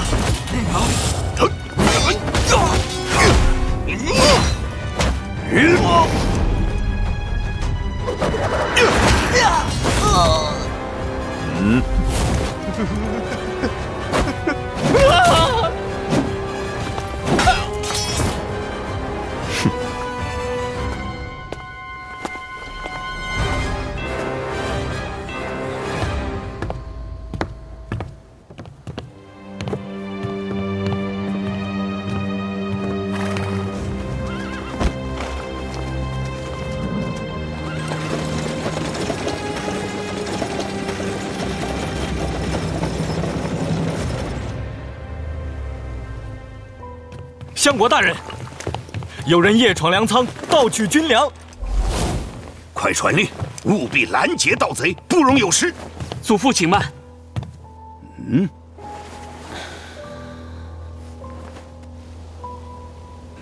难道？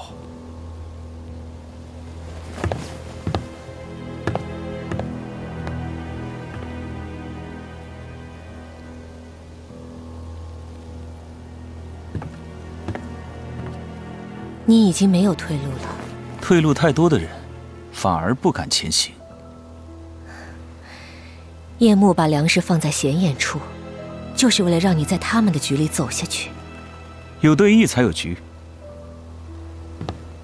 我若是不走下去，岂不是白白辜负了他们的一番苦心？你给我跪下！良自知有罪，请祖父责罚。祖父，昔日信陵君窃符救赵，不惜杀害将军晋鄙，敢问祖父如何看待？信陵君虽然救了赵，但是子房，你知道他的结局吗？你应该知道，这样做会有什么后果。刚传来的消息。南阳饿死的百姓已经过百，丢失的军粮可以再找，死去的灾民却无法回生。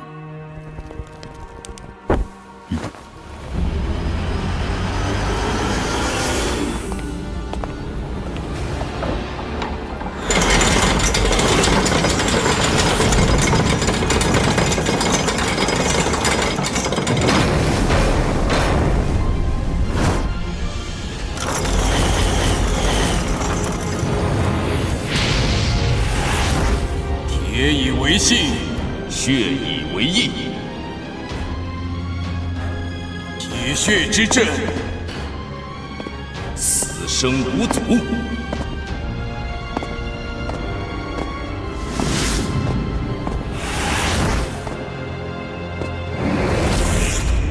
铁血盟，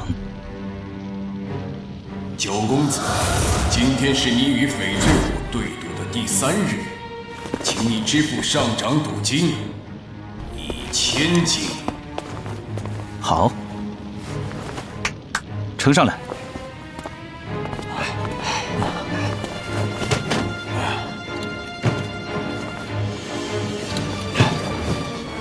公子信义，就此别过。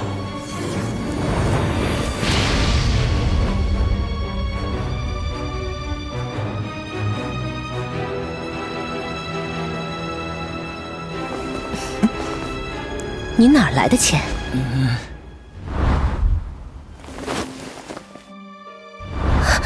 你挪用？你可知道这是多重的罪？身为司寇，我实在太知道了。上天哪！你真的不给南阳活路了吗？粮食到了！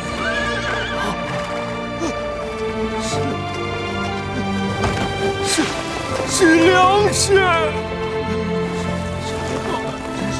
就是粮食，有粮食，有救了，有救了，终于有粮食了，真的是粮食啊！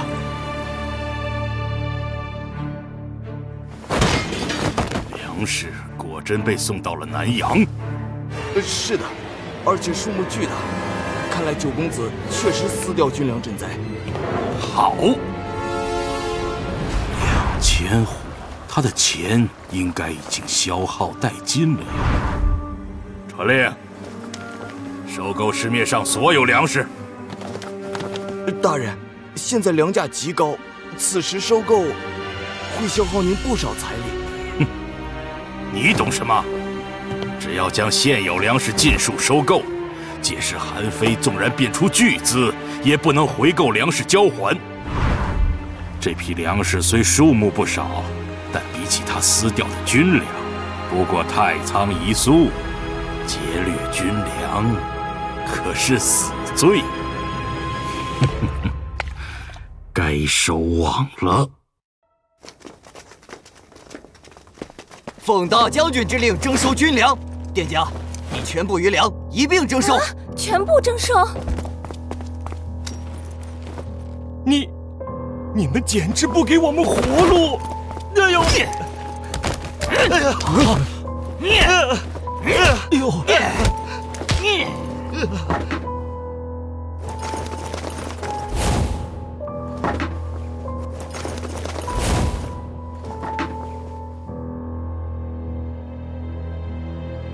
今天就是赌约的第10日，让我看看你还有什么手段，韩非。大人，刚得到消息，今日新政开市后，粮价有所回落。什么？城门刚开，一批粮食忽然涌入市场，数目巨大。给我不惜重金，全部买进。这不过是韩非的垂死挣扎。这批粮食卖多少，我们就买进多少，绝不能让粮价降下来。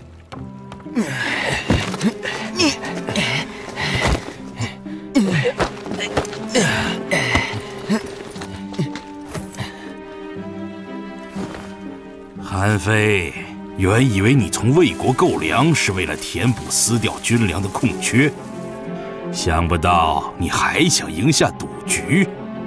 既如此，我便让你输得骨头都不剩。大人，刚购入1000斛粮食，可粮价已跌到1斛3斤。继续买进。大人，又购入1000斛粮食，粮价又跌了3成。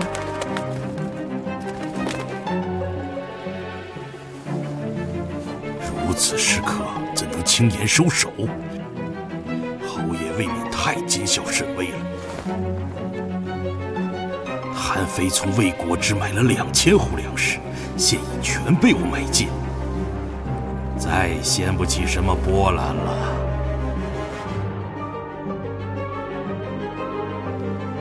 大人，粮价又跌了1成。不可能！给我不惜代价，全部买入！大人，不好了，粮食不断有如是面，乔公子高价从魏国购粮的消息已传遍6国，其他国家的粮商闻风而动，纷纷将粮食投放新政，各粮商纷纷抛售，我们已经控制不住粮价了。怎么可能？韩非，你想跟我鱼死网破不成？如今已无退路。必须放手一搏啊！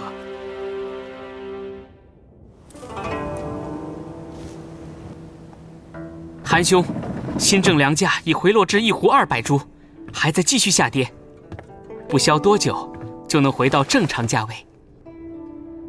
辛苦子房数日奔波调度，此刻，是时候了。老九，父王传令，让你入宫。有劳四哥了。韩非本也准备入宫。韩非，王上已经知晓你几日来的所作所为，想必你也做好准备了吧？九弟所为，难道就是先前所说的两全其美的办法？这次我可能帮不了你了。子房，接下来靠你了。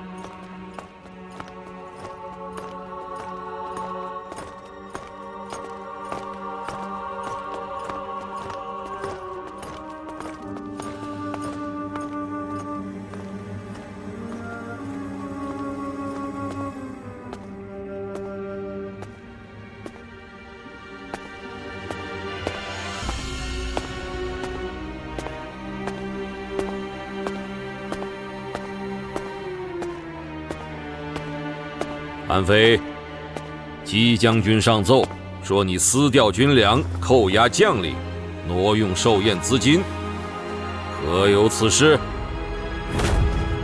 回父王，姬将军所言无误。逆子！来人，拖下去！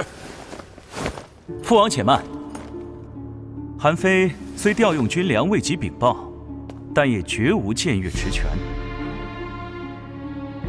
你都承认私调军粮了，还想狡辩？韩非只是转移军粮，并无私自挪用。只是转移？此刻，军粮已送还粮仓。送还？皇上，方才军粮送还粮仓，清点无误，分毫不差。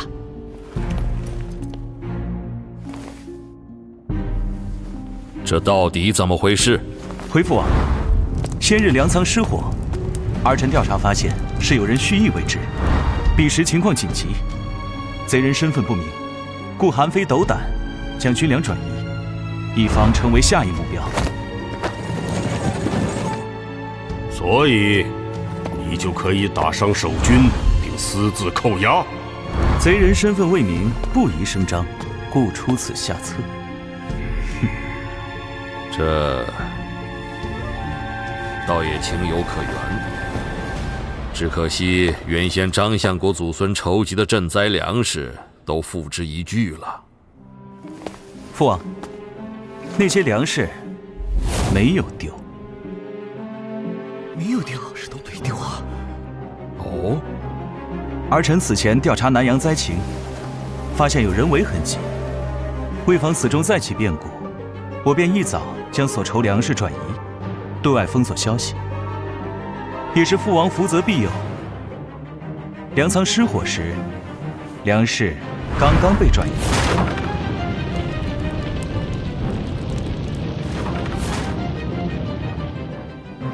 就算如此，赈灾粮食也远远不足数。你既然没有撕掉军粮赈灾，那你用来赈灾的粮食，韩非用来赈灾的粮食，正是军粮。确切点说，是假的军粮。假军粮。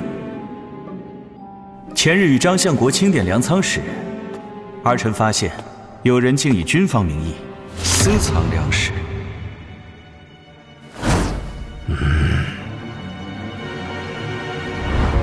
叶幕这是断绝所有退路，故意留下非走不可的死路。魏老大，借已装车完毕。等一下，只有这些。南阳受灾以来，市面上也有大批粮食被翡翠湖以军方征粮的名义强行买走，但军粮账目却没有丝毫增加。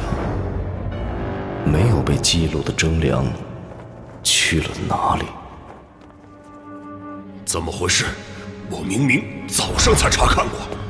将军，军粮被抢了。谁干的？属下没看清，只看到一把很奇怪的剑。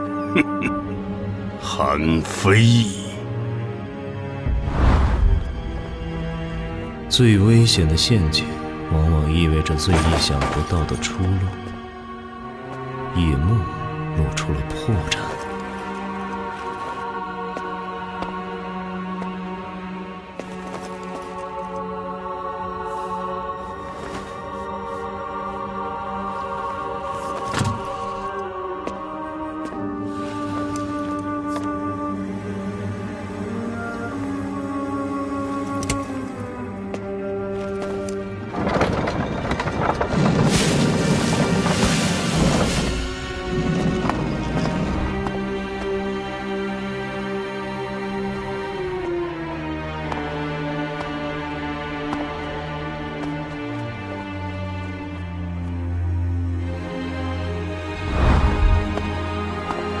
原来所有没有记录在册的粮食，全都藏在了这里。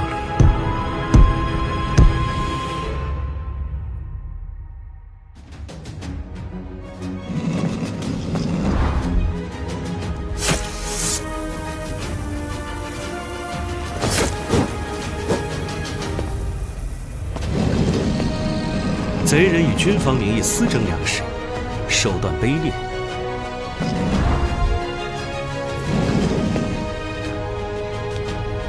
但他既敢在此国难之际，违逆韩律私征粮食，我奉王命，理当收缴。究竟是何人，竟敢在寡人眼下私藏粮食？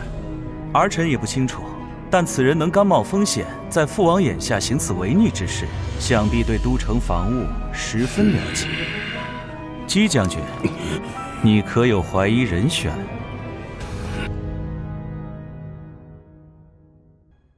但此人能甘冒风险，在父王眼下行此违逆之事，想必对都城防务十分了解。姬将军，你可有怀疑人选？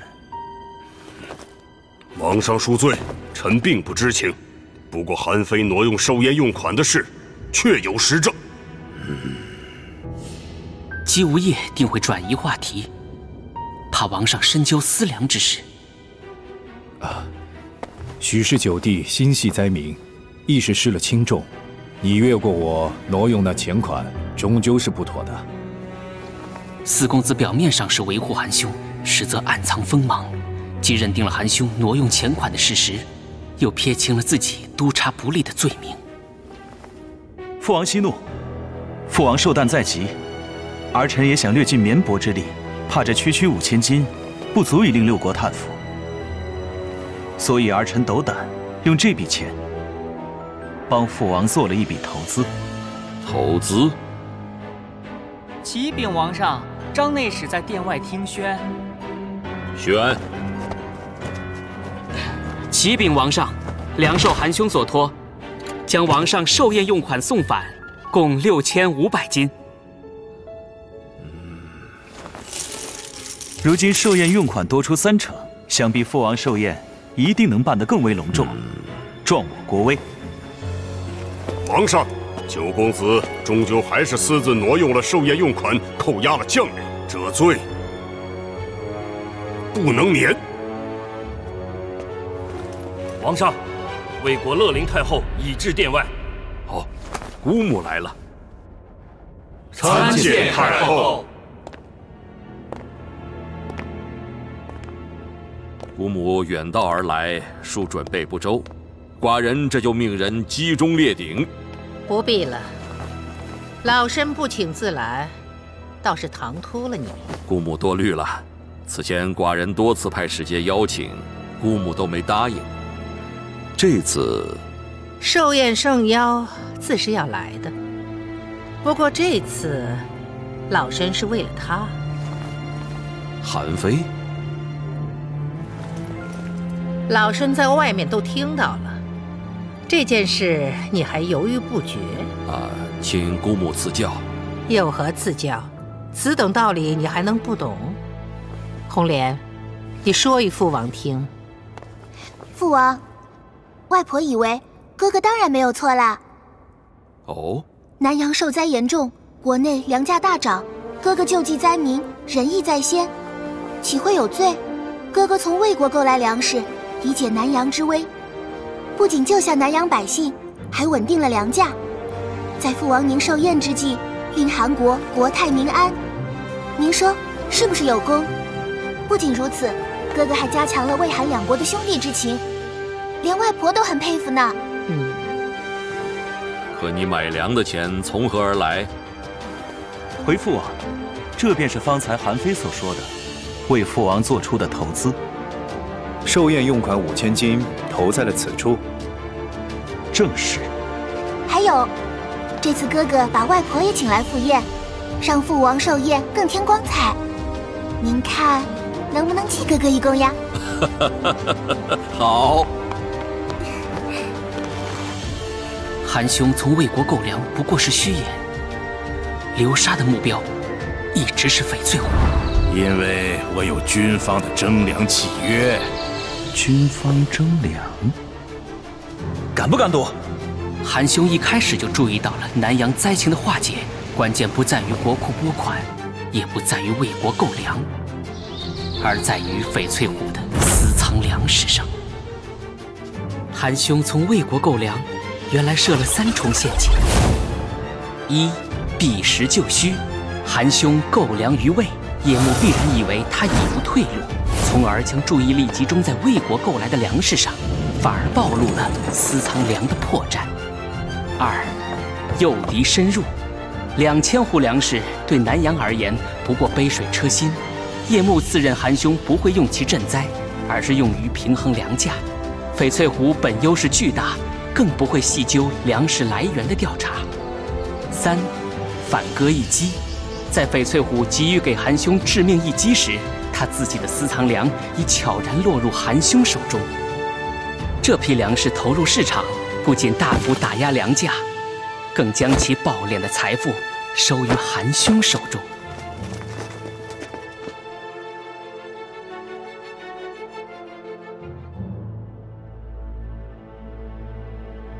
用暴敛最多的钱买囤积最多的粮，无异于以最锋利的矛对最坚固的盾。韩兄这招以彼之矛攻彼之盾，让叶幕忙中出乱，自毁了局面。父王，这还要感谢太后同意分次结款，儿臣一时可拿不出那么多钱。那所有钱款是否结清？早已尽数结清。那这笔钱你又是哪里来的？儿臣自然取之有道。老九，太后面前不要再故弄玄虚了。是。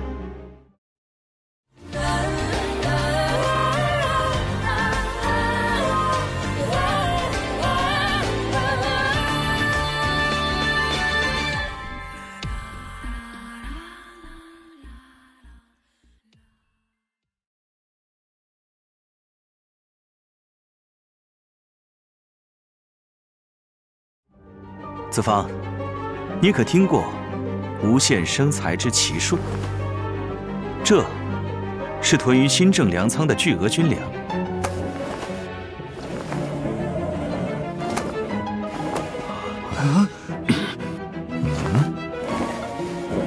这是用来赈济南阳旱灾的。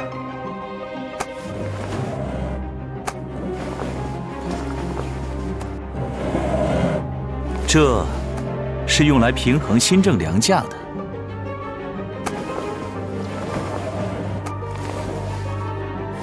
这是用来支付太后尾款的。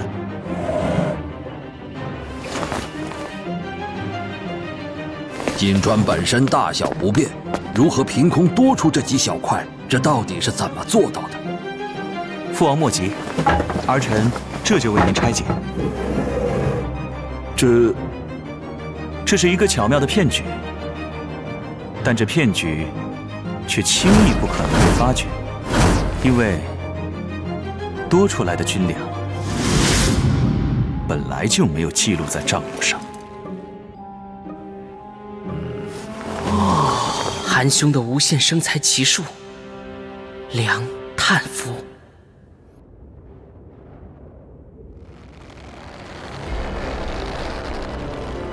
铁血盟，翡翠虎大人，10日赌约已至，请支付赌金。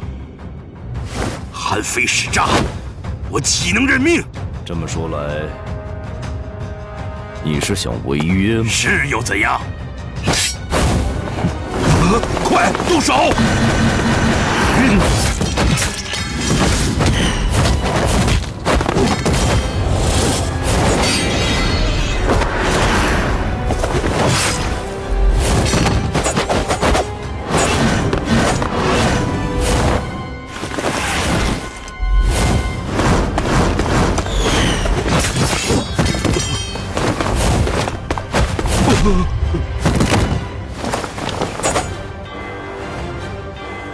请支付赌金。我付。现钱5000斤，上等珠玉2箱，折价3000斤；翡翠玛瑙3箱，折价2000斤；古玩器物900件，折价3000斤。不够，你在对赌中曾加注1倍，赌金也请翻倍。哥，我所有钱已尽数用来购入粮食，我已无余钱了。赌局险恶，押的就是你的性命。把房产田契也拿来。大人，全都拿来。南阳田产30万亩，附属田产10万亩，华阳田产3万亩，折价2000斤；翡翠山庄折价3000斤。尚有2000斤未支付。我真的没了。别忘了，你手上还有不少高利贷债务加卖身契呢。唉，全拿走吧。 5000人，其中1半是老幼妇孺。你逼人为奴还真不挑啊！这批契约折价200斤。青玉龙岩缁，可惜6个才是一套，如今少了一个，价格也折损1半，只能算100斤。算上揽秀山庄。 勉强支付全部赌金。这是我家主人馈赠公子的心意之物。如此，赌金已全部付清，铁血盟将抽取半成以作酬劳。合作愉快。流沙是一个优质客户，我们。 以后会再见面的。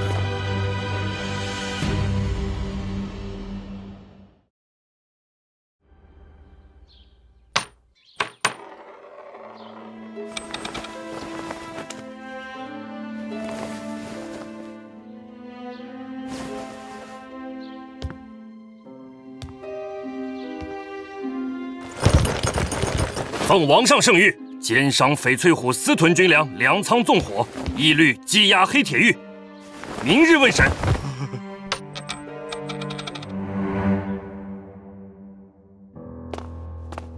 王上，九公子虽犯下3罪，但所幸并未造成恶果，其功在于解救灾民、稳定粮价，受益韩魏两国。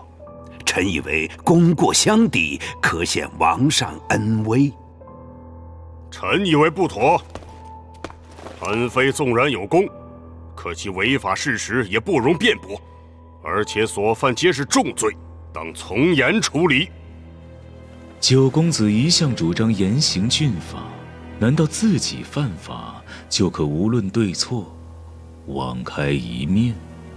韩兄所犯3罪，其中私调军粮实为转移，且已奉还；扣押将领是火灾隐患未除，不得已临机处置，都不足为虑。只是这挪用寿宴用款，其中还牵连了盗取朝廷命官官印的重罪。虽已超额返还，但此举确实已然违背韩律，且已触及王权底线。如果翡翠虎没有罔顾南阳百姓性命，一再咄咄相逼；如果四公子没有只顾自身权利而漠然置之的话，韩兄又怎会行此非常之策？父王，所谓刑不上大夫，九弟身为公子，虽然处事不当，儿臣以为也应另作处置。可笑！韩非此次化解危局，于韩魏两国皆有大功，难道不该褒奖？一群臣子却在妄议处罚，荒唐！姑母说的是，那不妨……不妙。太后此言虽然公允，但其魏国太后的身份，难免会让王上心中起疑。若父王想赏赐韩非的话，就请赏韩非一顿重责。哦，你这是何意啊？儿臣触犯韩律，就算依相国大人所言功过相抵，也不该受赏。况且儿臣身为司寇，理应罪加一等，还请父王惩戒。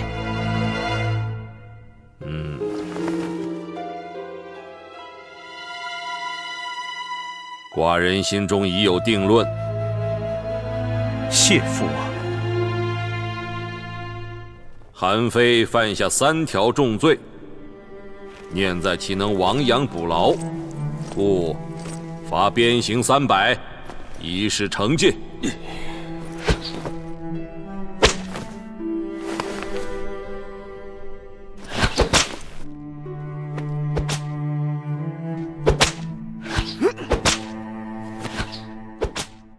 信陵君虽然救了赵，但是子房，你知道他的结局吗？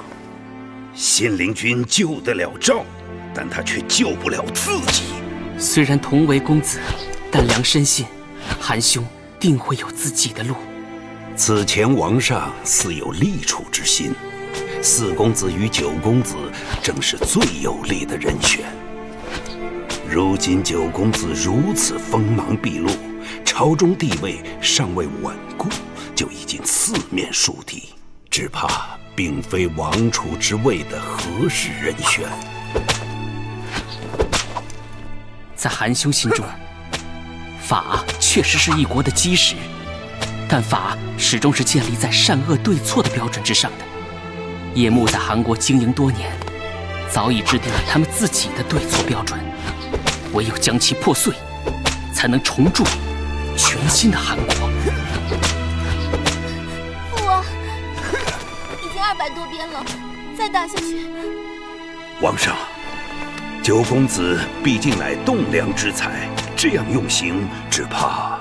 父王，我看九弟已经醒悟，剩下的100鞭……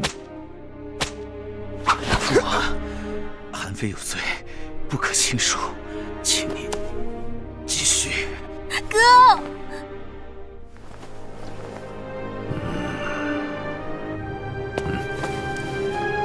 让他们下手轻点。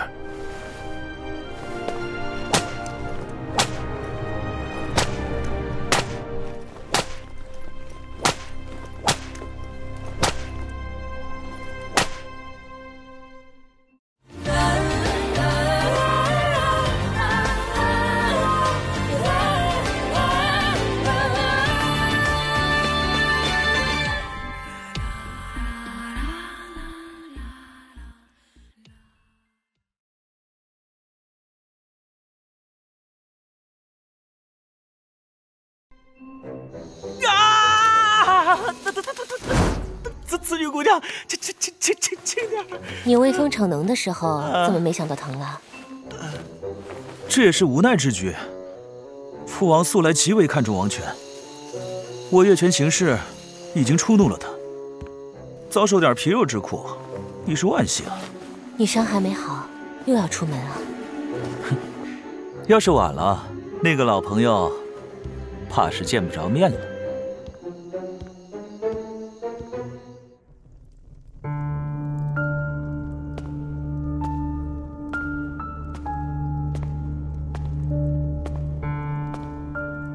翡翠虎，你我的10日赌约，看来是我赢了。韩非，阴险狡诈，不得好死！哼，那你可曾想过，那些受你坑害的南阳百姓是如何艰难求生的？那些被你强夺家产的人，又是如何潦倒残生的？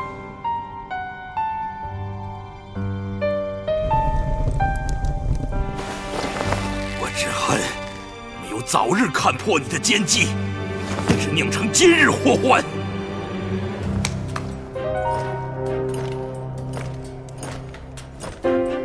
我的计谋算不上高明，只是你被蒙蔽了眼睛。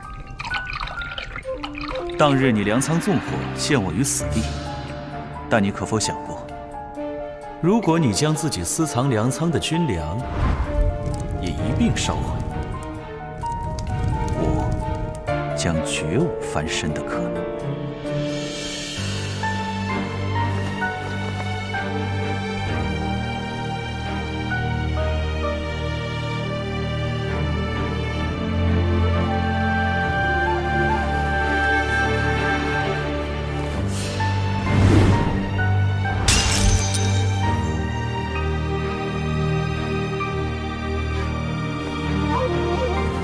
一切都只怪你太贪心。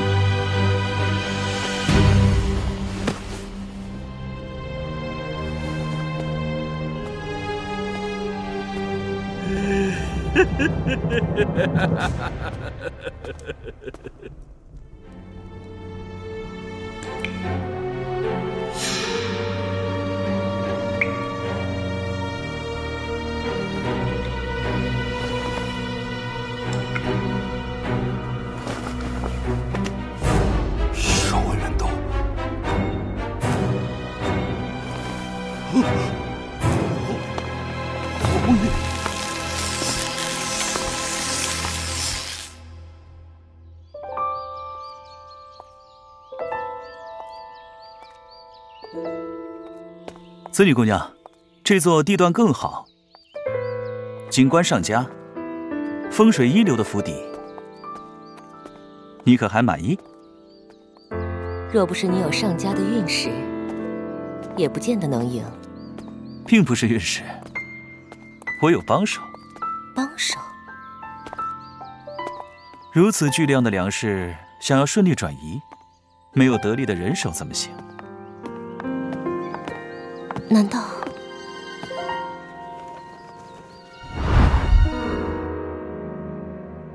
魏庄凶在明，天则在暗。叶幕怎可能想到这层？账目清点无误，扣除支付铁血盟的酬金，柳沙从翡翠虎那里获得了19000金。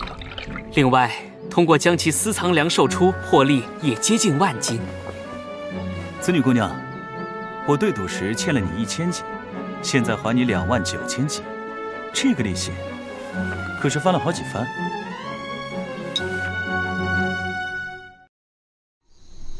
老虎这次惹上大麻烦了，侯爷以为该如何解决？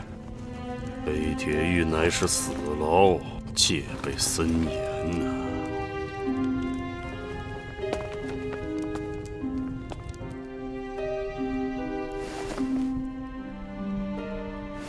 守卫们都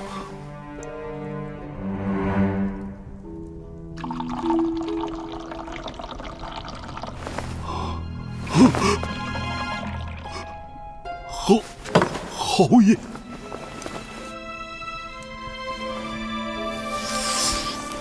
秩序的建立并非一朝一夕，但摧毁却很容易。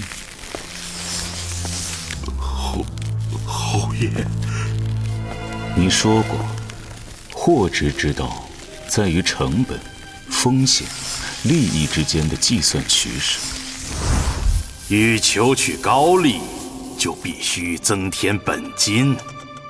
一旦出现巨额亏损，那应该怎么做？及时止损。希望这一次运气会站在你这边。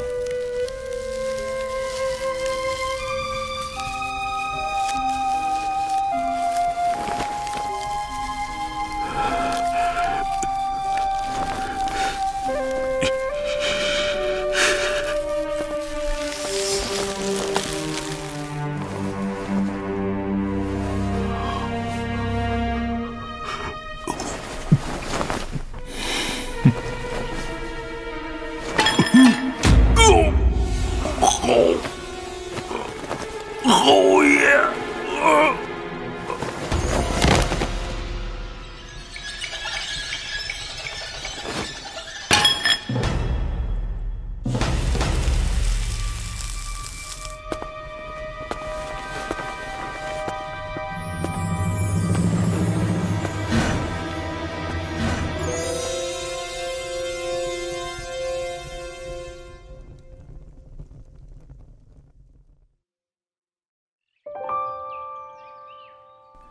子女姑娘，我对赌时欠了你1000斤，现在还你29000斤，这个利息可是翻了好几番。这些都是不义之财，沾染了不知多少鲜血。这些沾染鲜血的钱，在流沙手上，能帮助很多人。南阳百姓刚刚经历大难，眼下他们的卖身契田契接到了流沙手里。我已免除其1年店租，翡翠湖所放的银钱，我也不再追回。南阳百姓如此苦难，我们应该免除其全部租金。不，这与法不合，店租还是应以正常利息收回。恩师荀子以为，人心向恶，故必须以法匡之。没想到你还有那么多小心思。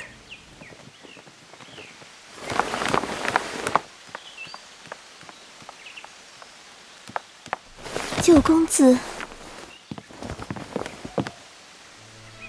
是你。你已恢复自由之身，可以回去了。九公子救命之恩，奴家没齿难忘。奴家父母亡故，早已无依无靠，此生愿随九公子左右，为奴为婢，任听差遣。我好不容易还了你自由，你还想当奴婢？奴家。他一没了家人，二断了右手，好在还有歌舞技艺，倒不如留在紫兰山庄，也算有个照应。也罢，奴婢多谢九公子。魏庄兄，你故意放他进来的吧？刚得到消息，翡翠湖已自牢中神秘死亡。叶幕竟如此狠辣！如今叶幕财路被断，4兄将也只剩下3个。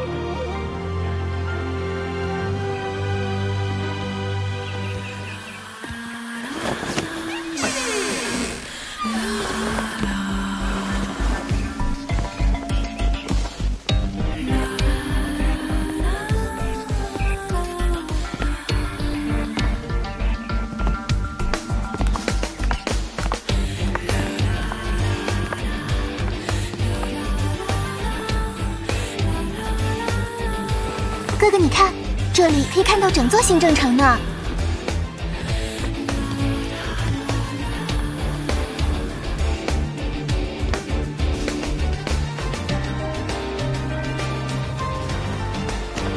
这座新紫兰轩可以纵览整个齐国。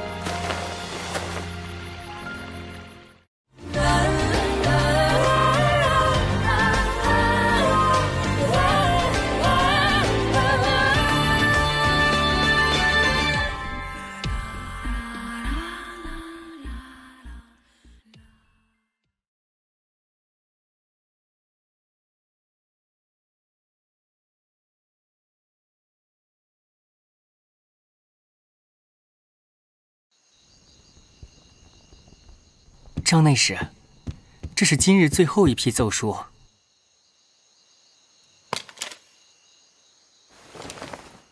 祖父的字迹。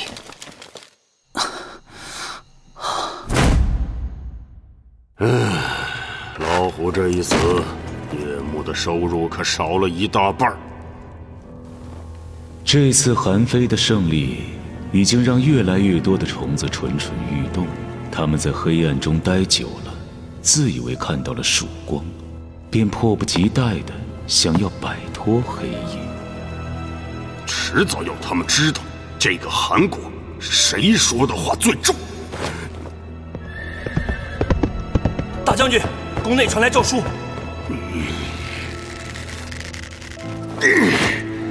欺人太甚！张开地这老东西，竟然将司隶也一并弹劾了。将军，四公子到了。韩宇，他来干什么？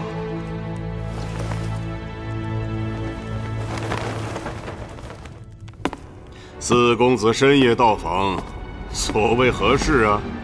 将军府酒水遍洒，看来这酒是不合姬将军之意了。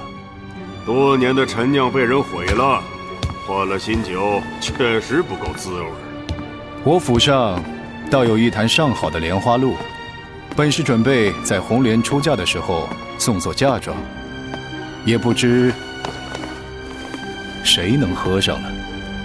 哦。谁在说我坏话？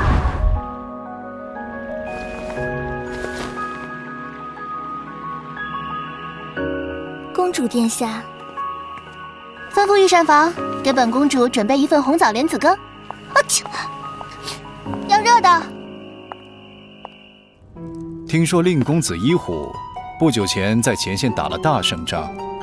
小儿无能，不过一介武夫罢了。哈。姬将军自谦了。一虎将军年少有为，他日也是王佐之才。此次军粮大案，我九弟立下大功，想来今后一虎将军也能与我九弟戮力同心呢。九公子虽稍有谋略，但怎么比得上四公子你呢？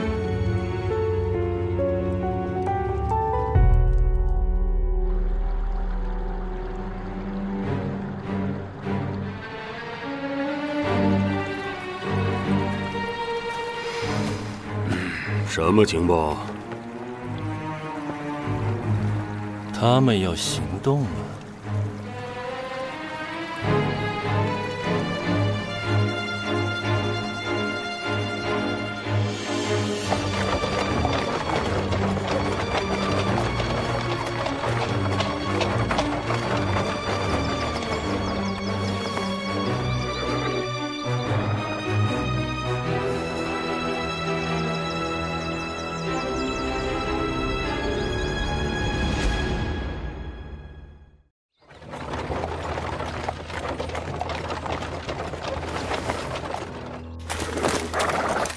朝上何人？胆敢私闯秦军领地！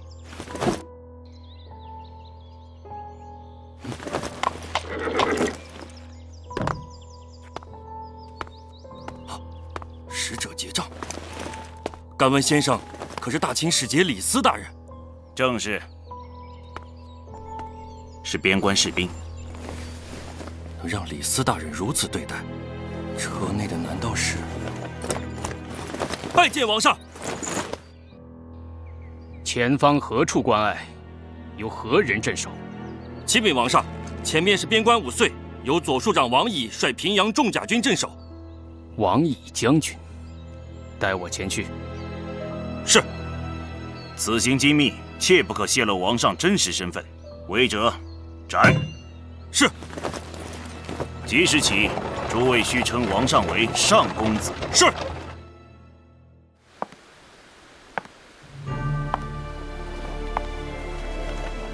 流沙若要在七国间扩大势力，则必须先渗入秦国。其国都咸阳，当是首选。你想得倒容易，咸阳不仅是七国最强大的秦国国都，也是罗网扎根最深的地方。这正是我考虑的地方。叶幕和罗网盘根错节，我们与叶幕的博弈已进入终局，罗网入局无可避免。与其坐视成败，不如主动出击。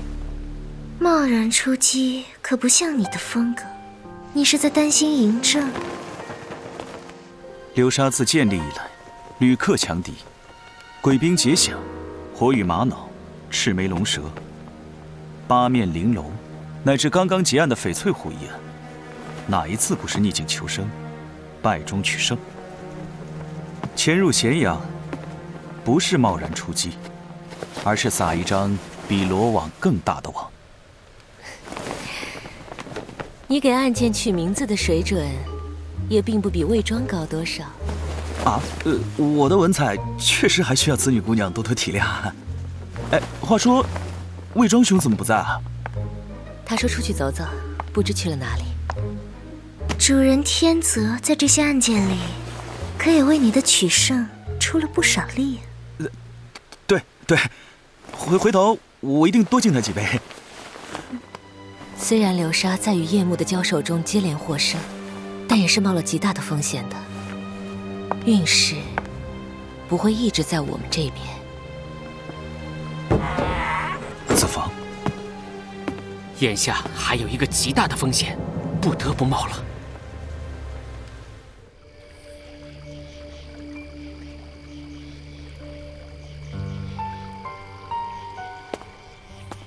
我当就我有这心情来这里饮酒赏月，想不到魏庄兄也有这闲情逸致啊。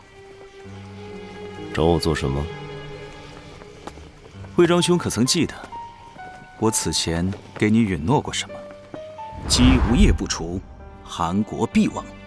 我想让你取代他。如今韩国私立一职出现了空缺，没兴趣。私立虽位居九卿之下，却是韩国军政体系中至关重要的一环。叶幕把持韩国军政多年，如今终于有了缺口。叶幕势大，魏庄兄如能顺利进入韩国军政，虽多受牵制，却也同样能牵制叶幕。私立是监察国都军政的重要职位。届时，整个新政的防务都会经过你的眼睛，包括王宫。前日红莲的婚嫁之事又被提上议程，依我的判断，姬无业之子姬一虎将会是有利的人选。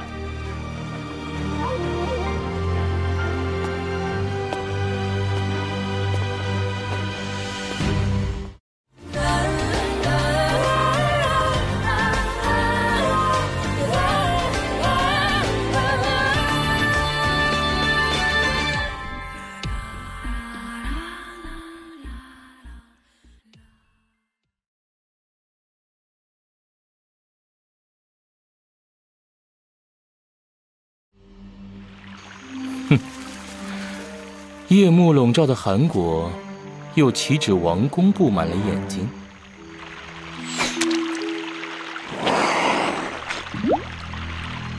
哼哼。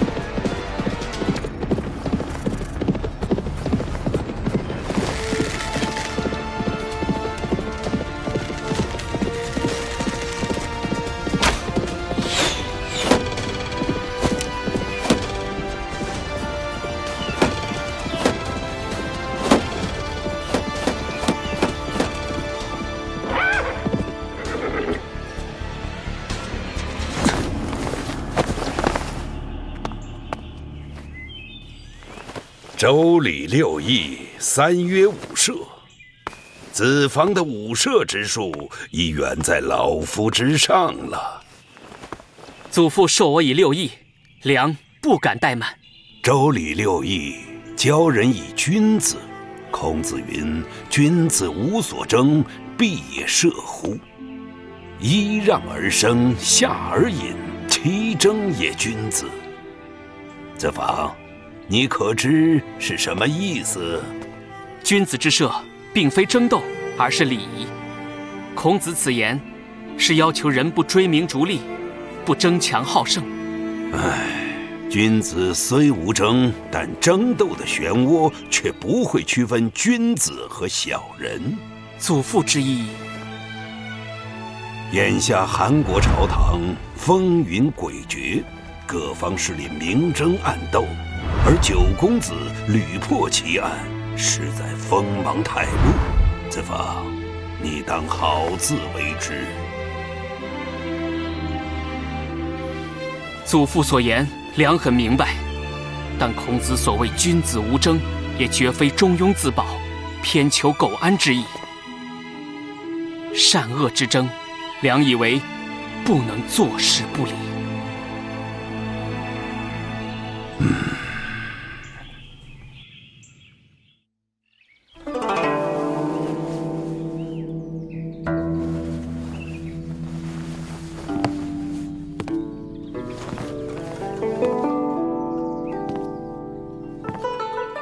禀四爷，王上今晨已罢免了司隶的官职。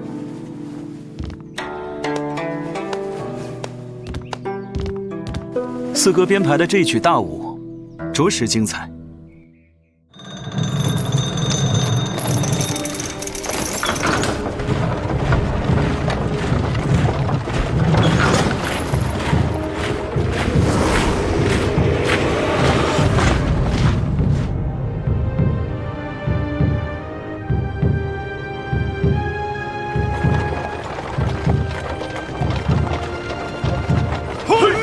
属下这就去禀报将军。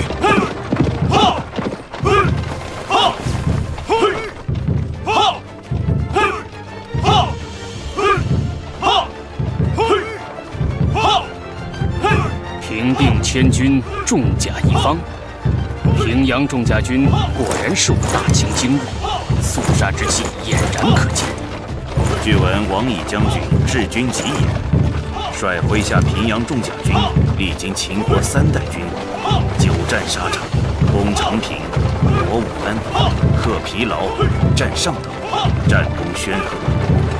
攻占上党后，王毅将军与平阳重甲军常年驻守太原一带，而今忽至秦韩2国边界镇守5岁，此事必有隐情，还需小心。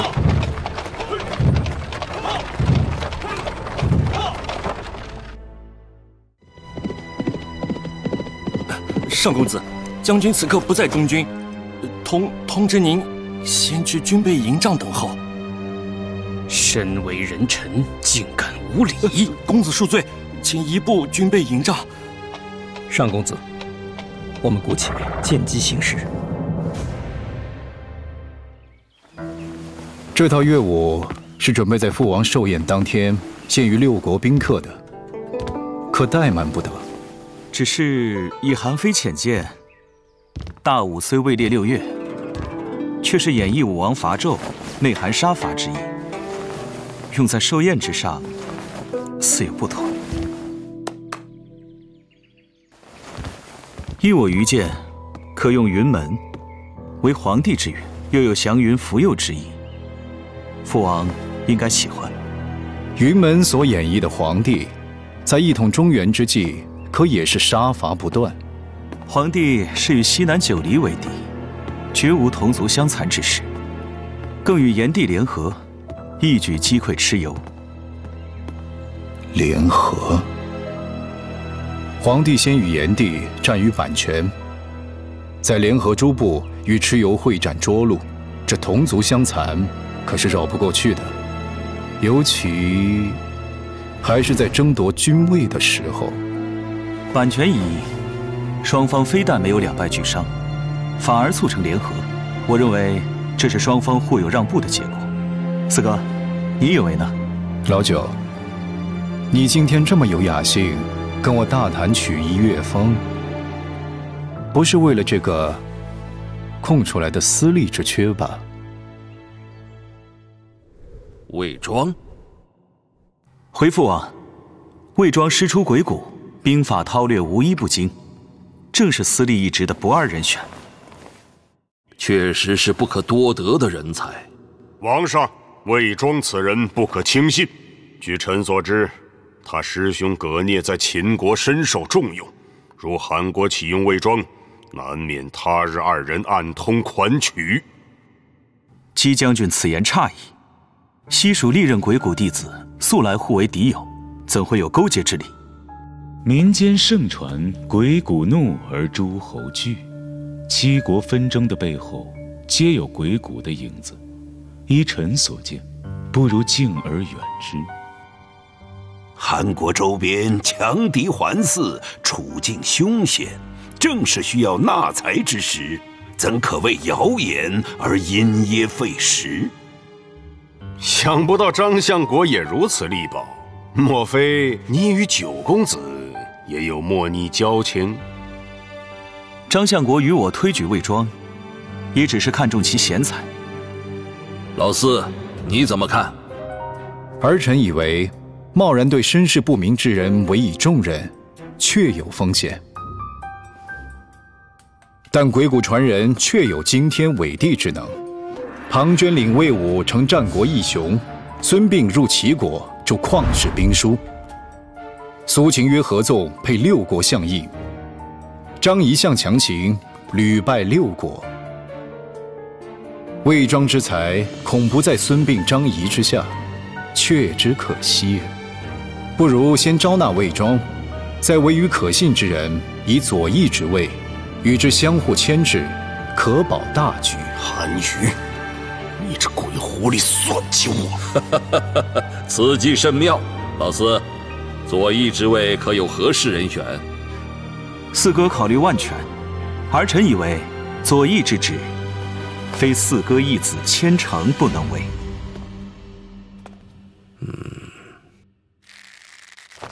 报！秦将王已陈兵边关，恐将发韩。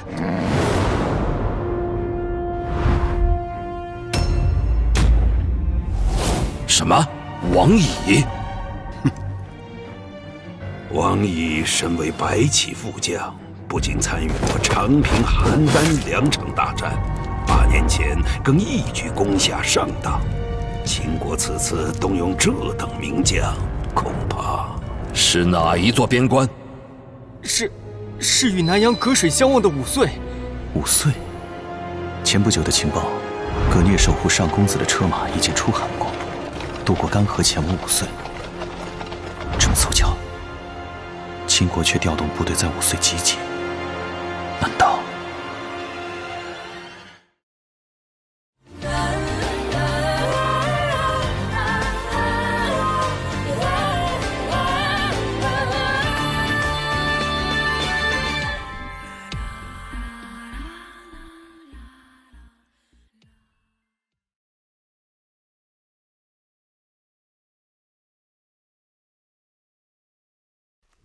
上公子，前方就是军备营帐。此处守备空虚，且与中军相隔，虽然危险，可一旦遭遇变故，也能及早撤离。王乙果然是精通兵法之人，只是他如此准备，究竟是何目的？你们来了，快进快进。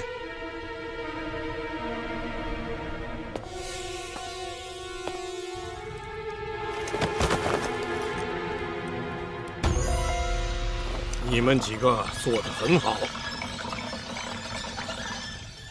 来，这是我敬你们的。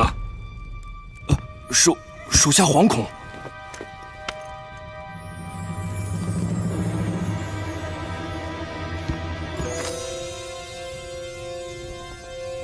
哼哼。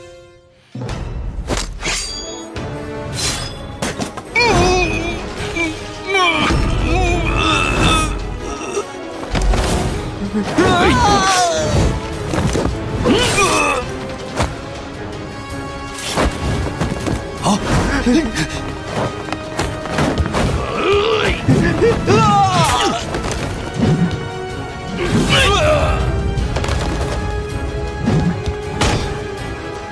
乙，你左庶长王乙，不得已冒犯王长，甘受重责。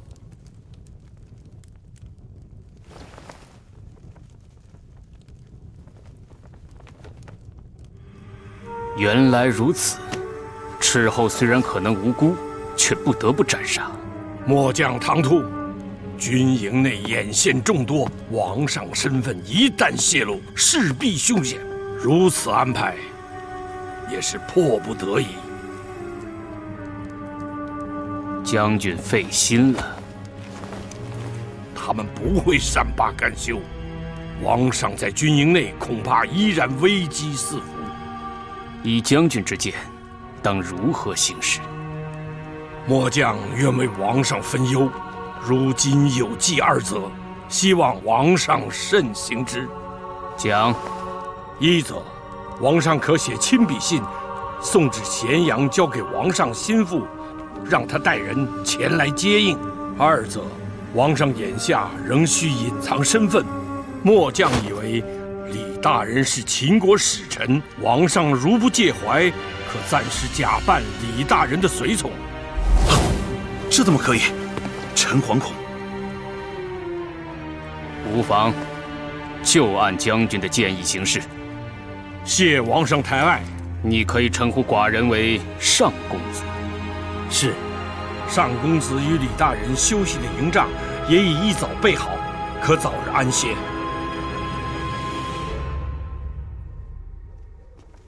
千丈大人，今日军中名册已查点完毕，请您过目。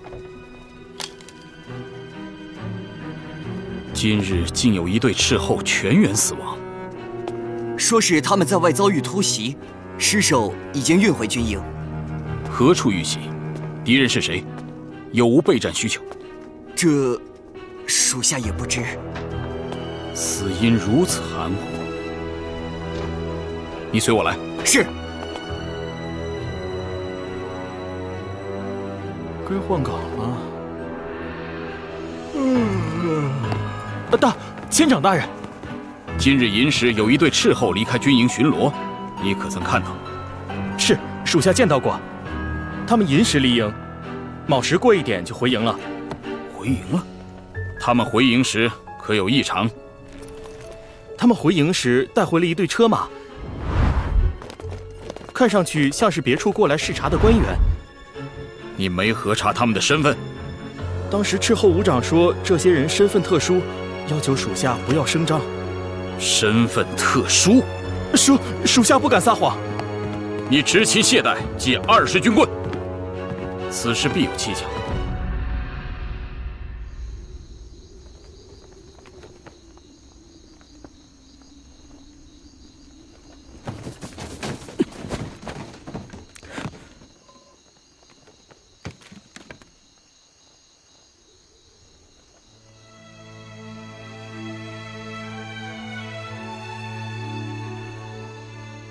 上公子，信已写好，但我却不知该。母亲太后重负相国，一众文臣武将，这封信我该发给谁？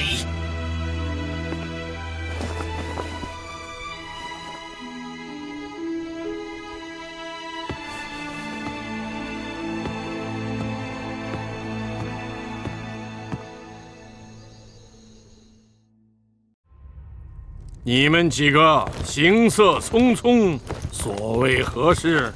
参见将军，属下今日查点名册，发现一队斥候死因有异，特来调查。此事我已知晓，我也觉得奇怪，已派专人去查了。将军，他们不仅死因有异，而且死亡记录也疑点重重。而且属下刚刚询问岗哨，得知那队斥候回营时带来了一队人马。这队人马并没有记录在册。你作为千长，这样做很好。你退下吧。是。既然你已经查到这一步，本将军也不瞒你，今日随斥候回营的，正是使节李斯大人一行啊。李斯大人，李斯出使韩国，得到机密情报，假道5岁，绕道返回咸阳。一旦被6国获知，恐怕会与秦国不利。是，属下明白。你戍边在外，抗击敌军才是本职，其他的事还是让本将军来操持好了。是，将军。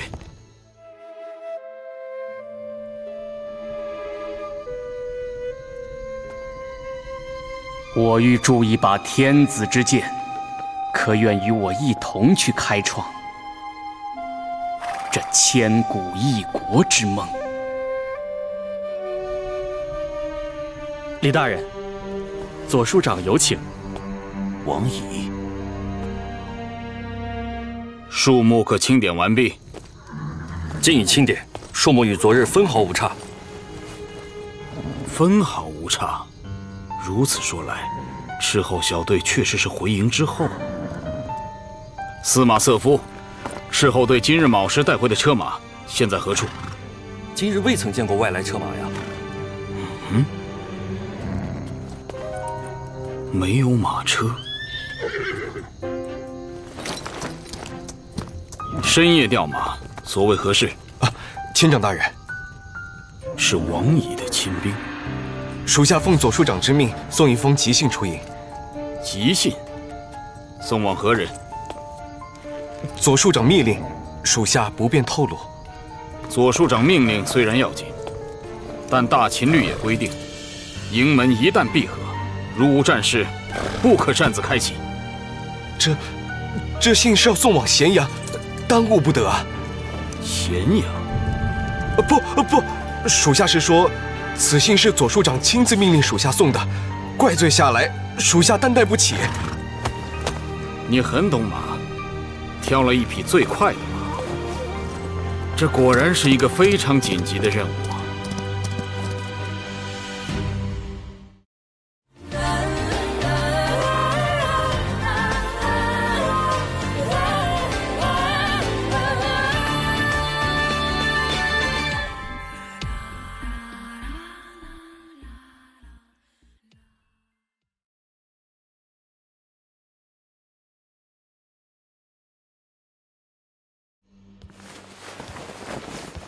王乙将军，将军深夜邀请，不知所谓何事？眼下秦国朝堂风云诡谲，各方势力相互交错，而大秦军队正是各方势力所竞相染指的。而上公子又孤身在外，难免受歹人觊觎。王上亲政不久，朝野内外可都不太平。朝中内有太后垂帘，外有吕相辅政，怎么会不太平？将军多虑了。这么说来，我记得李大人可是出身相府。承蒙吕相抬爱，李斯才能涉足仕途。那李大人今日为何会跟上公子在一起？王上尊吕相为重父，效力于吕相，自然也是尽忠于王上。李大人说得对，只是本将军有一事不明：上公子如此身份，适逢秦韩两国旦夕交兵之际，为何却在两国边界的5岁突然出现？上公子是从韩国归来。韩国，这不是孤身犯险吗？确如王乙将军所言，上公子在韩国可是屡屡遇险。韩国竟敢做出此等事来，我明日就发兵南阳，为上公子讨回公道。并非是韩国无礼，上公子所遇危机，出自于巴陵龙。巴陵龙，我听说过。听闻他们是江湖上最顶级的刺客团体，想不到他们竟敢哎，兄弟系于墙也不过如此，何必手足相残呢？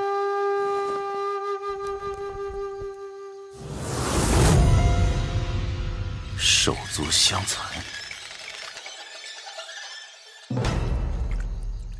他知道成角是巴陵龙之一的镇侯。王乙将军镇守边关，对韩国发生的事，倒也所知不少。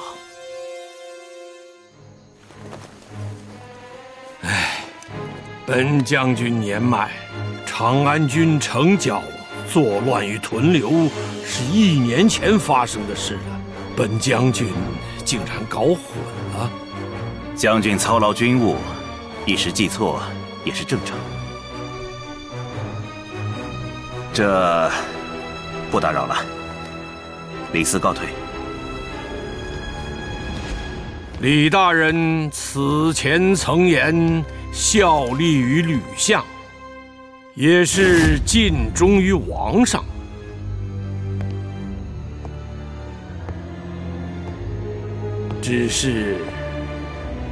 只是李大人只有1条命，却准备如何护住2个人呢？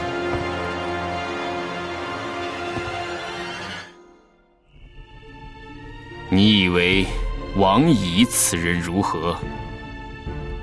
王乙以往作战凶猛，用兵多谋。邯郸矣，王乙久攻不下，其军功却不降反升。他得知上公子消息后，即可安排在别帐营后，秘密斩杀迟后，又接连献上计策，步步设局，环环相扣。在下观此人颇有城府，他能获得如今地位，大概也因如此。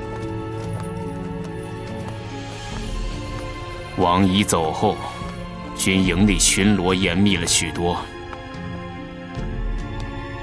上公子不必担心，很快就会有机会返回咸阳。李斯，你是说？请止步。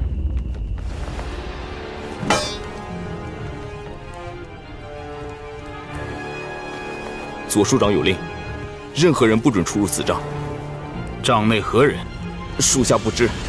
不知，还是不能说？这是将军的命令。军需营记录所示，一时所送信笺所用的帛书笔墨，分明被送到了这座营帐。我暗立巡视军营，也是军令。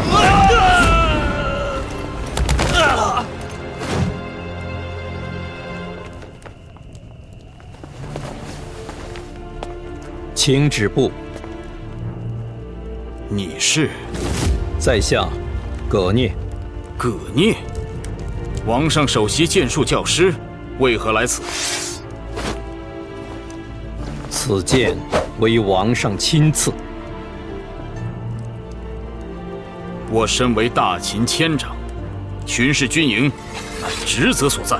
大人的职责应该去问左庶长。哼！任何人不准出入此帐，也包括我。原话确为任何人。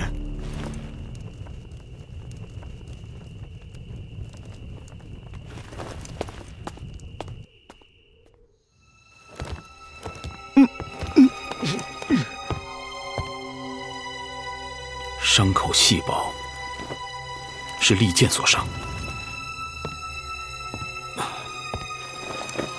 这一举却是钝器所伤，用力极为刚猛。葛聂，他确实有这等身手，但这个钝器伤口，你们带出营，埋了。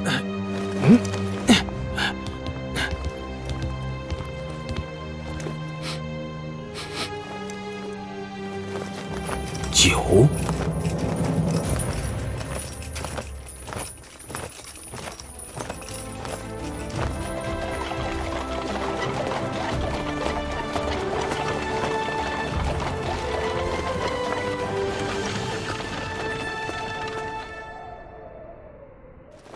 左庶长大人，属下有事求见。进来。左庶长大人，属下今日巡视营帐，发现诸多可疑之处。名册记录斥候在外遇袭，但军营内马匹数目却分毫无差。恐怕斥候之死，并非这么简单。属下今日巡视营帐，发现诸多可疑之处，恐怕斥候之死，并非这么简单。此外，5名斥候的伤口分别由钝器与利刃所致，然伤口角度和深度却大致相同，可见凶器虽然不同，凶手却只有1人。此人一手用利剑，另一手使的当是大岳。其中1名斥候口中含酒，尚未入腹，伤口却在喉头。你想说什么？属下认为，伤口在喉，酒未下咽，说明此人是在饮酒时突遭信赖之人暗算。而我大秦军中严令禁酒，能够获取酒水的方式也只有一种：因公受赏。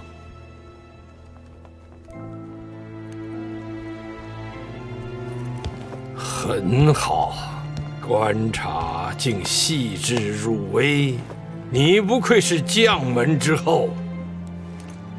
看来你心中有很多疑问，我恰有一个人可以解释。王毅将军，李斯求见。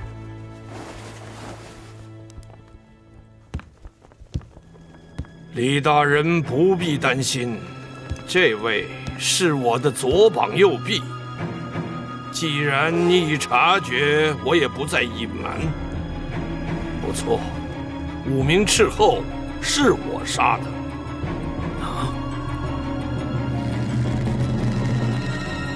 你可知我为何杀他们？属下不知。唉，他们虽然是大秦士兵，却犯了通敌之罪。通敌之罪？我再让你看一个人。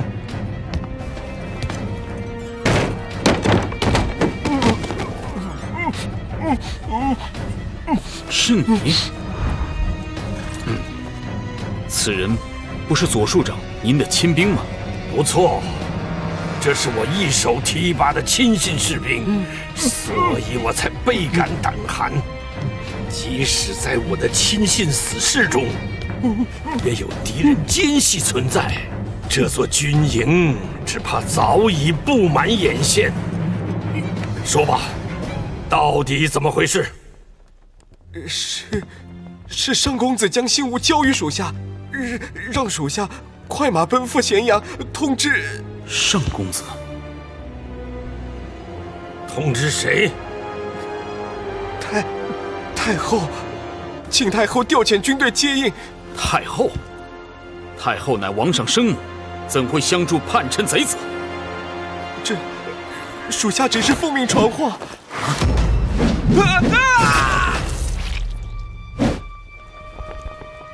左庶长大人，为何杀死证人？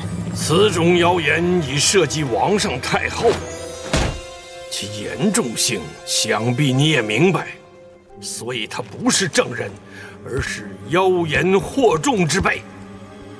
这名上公子此前巧言获得李大人信任，王上首席剑术教师葛聂为其同党，可见这位上公子的身份不一般。大人的意思是，他们要对王上不利？若有太后支持，他们的计划确有成功的机会。但是，太后怎会？你有所不知，当今太后与王上其实暗中有隙，听闻只言片语，本也不信。直到发现上公子用来取信于太后的信物。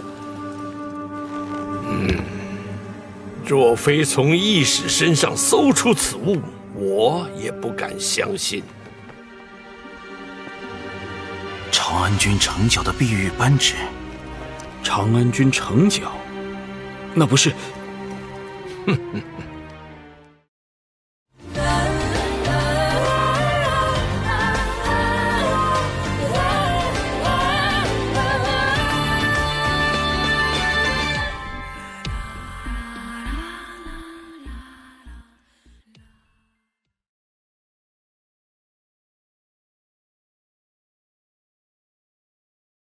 贼人处心积虑，然而当今王上圣者又怎会觉察不到？难道数日前，王上早已传来密令，令我在上公子的接应队伍到来前，将其诛杀。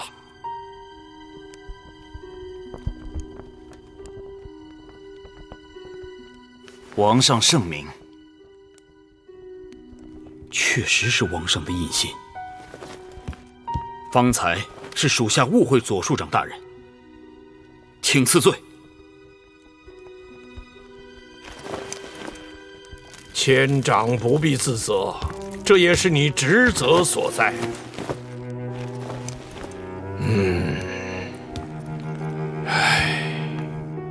对于这条密令，我也颇感棘手。贸然出手，恐打草惊蛇；按兵不动，又怕对方占得先机。此事紧急，应当机立断。就在军营动手，也可封锁消息。但上公子身旁有葛聂护卫，葛聂剑术高超，确实不好对付。若能将其从上公子身旁引开，机会就不难寻觅。如何引开？可于军中一冷僻之所设伏，然后请葛聂孤身前来。届时葛聂孤立无援，生死自由将军您掌握。葛聂一除，上公子便不在话下。此计甚妙，你能恪尽职守，我看此事就属你最值得信赖，此事便交由你去执行，万不可出差错。属下领命。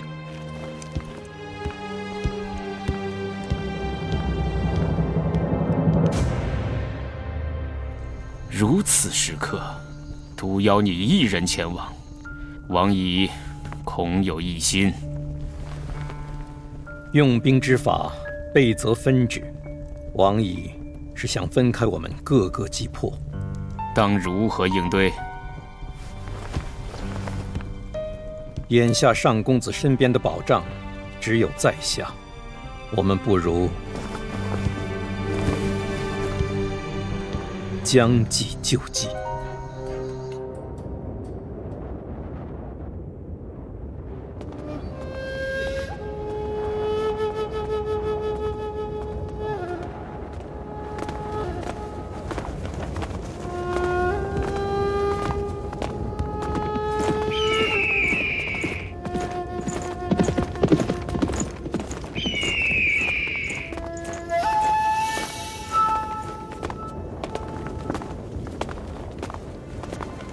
怎么回事？上公子也来了。这位就是上公子？难道他们已有察觉？葛聂剑术高超，若死力反抗，那就将他们就地诛杀。他们已有准备，仓促动手，恐怕与我们不利。剑意在先，如不动手，反伤自身。你该不会……李斯并非此意。我以为葛聂一身武艺都在其剑上，若能解除其佩剑，很好。有你我二人，加上众多亲兵埋伏，不怕不能成事。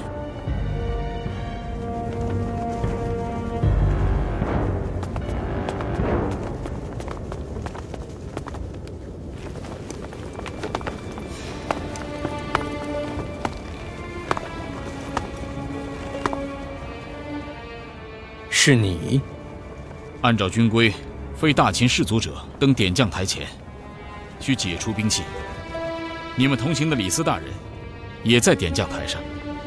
大可放心，我会亲自为先生保管佩剑。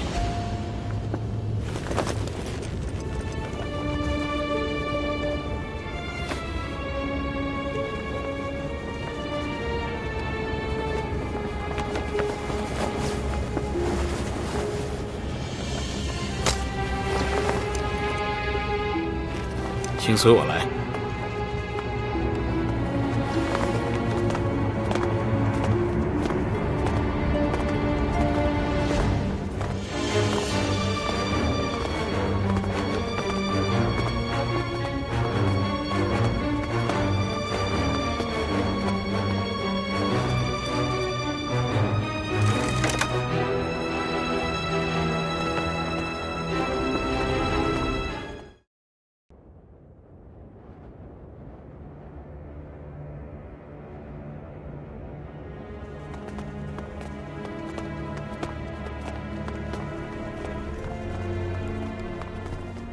上公子，王毅将军特意邀请，所谓何事5岁军营各方势力纵横交错，敌友难辨。想起葛聂先生出身鬼谷，精通识变之术，想不到惊扰了上公子，实在有罪。王毅将军有心了。不知上公子打算何时赶赴咸阳？上公子有要事在身，自是刻不容缓。哦，上公子刚送出亲笔书信，便要起身赶赴咸阳？不错，王毅将军有何不解？我不解的是，上公子的亲笔信发往之人，可是当今太后。王毅将军有何疑虑？太后身居宫闱，鲜少问政，只怕对上公子帮不上太多忙。将军特意邀请，就为确认此事。早前太后自诏入秦，诸公子之中，反倒是长安君程角与太后更为亲近些。莫非上公子也与程角关系密切，情同手足？情同手足，哼，倒称得上是手足之情。既情同手足，那确实可托大事。上公子既谋求大事，可有信物在身？这可是信物？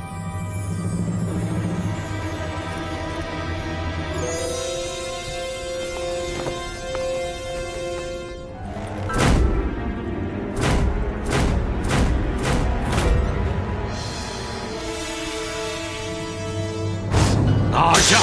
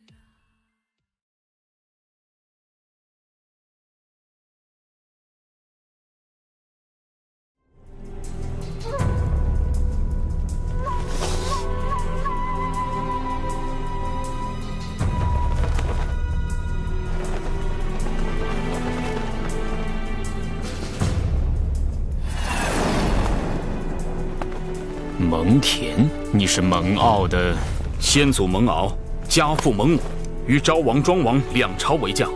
蒙恬，你背叛我！蒙恬从来都效忠王上，谈何背叛？你是如何得知我身份的？回王，上公子，此前末将曾与马厩撞见一名义士，奉王乙之命，急送一封密信出营。这名义士是王乙亲兵。但你却谎称他是受益于上公子之命。他所牵之马四足强健，是为快马，但体型较小，耐力有限。如此战马适合速去速回，却不能长途跋涉。此信真的要送往800里外的咸阳？这是其一。其二，你此前在我面前展示王上密信，信笺上确有王上印信，应该是真实的。如此重要的密信，理应绝对保密。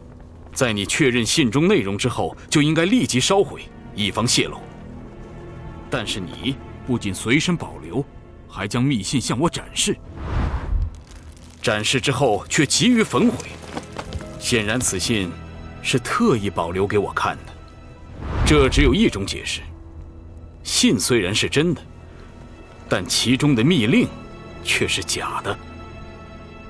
第三，军营内所有公文都记录在案，我查过，7日之内并无来自咸阳的公文。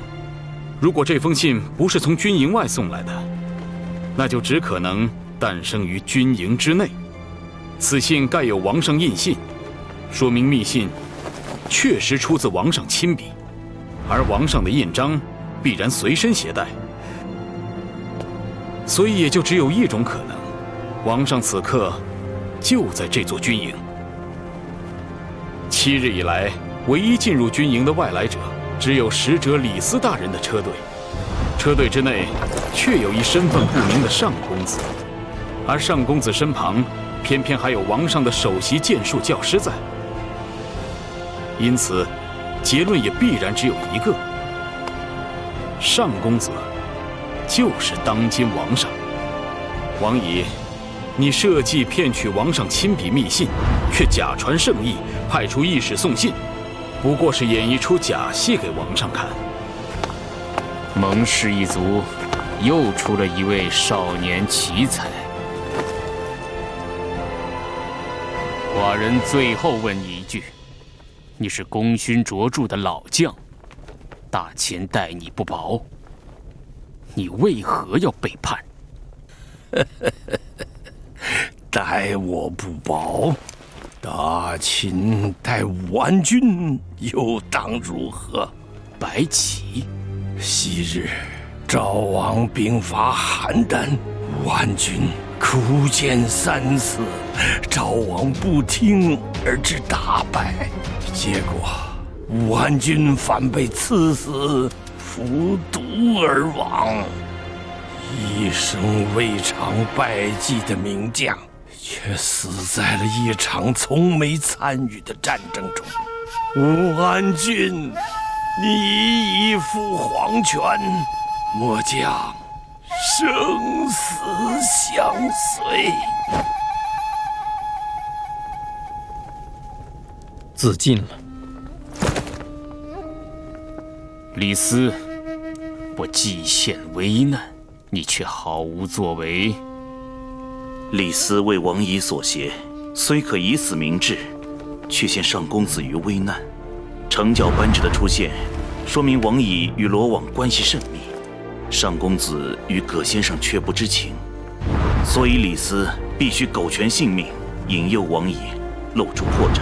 若能将其从上公子身旁引开，此计甚妙。独邀你一人前往，王乙恐有异心。与其为了镜中的清明毫无作为的死去，宁愿背负不忠的污名，向王上示警，保留哪怕一丝生机。此前葛先生不待佩剑登台，我已料想蒙千长必有作为。不错，千长大人此前硬闯上公子营帐时，在下便已发觉大人不在王乙的计划之内。我会亲自为先生保管佩剑，所以，在下选择相信大人。先生果然精通识变，看出蒙恬心中所想。如大人确有杀心，上公子未来就可能少了一员猛将。谢先生手下留情。很好，我身边能有如此能臣智将，何愁大事不成？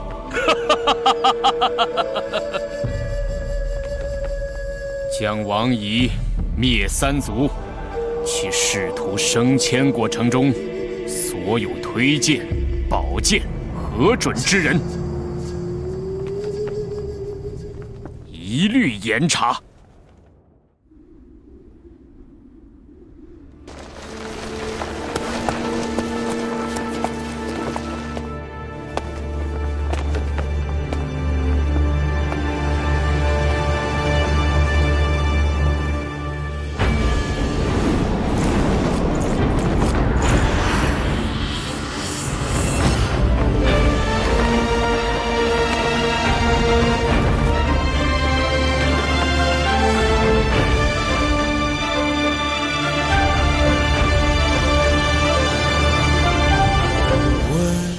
风人间，掩映出多少乾坤？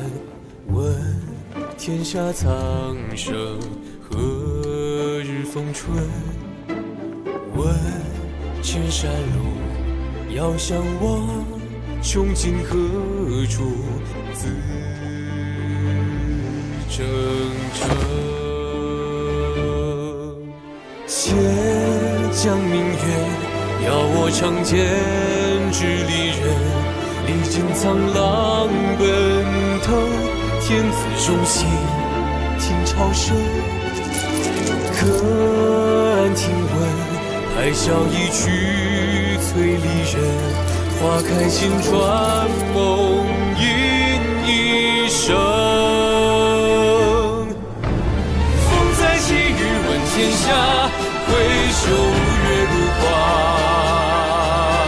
闲倚怒马，也不忘一曲朝霞。止水湖畔浊酒洒，千秋一别天涯。惊鸿芳华，是醉梦放心一刹那。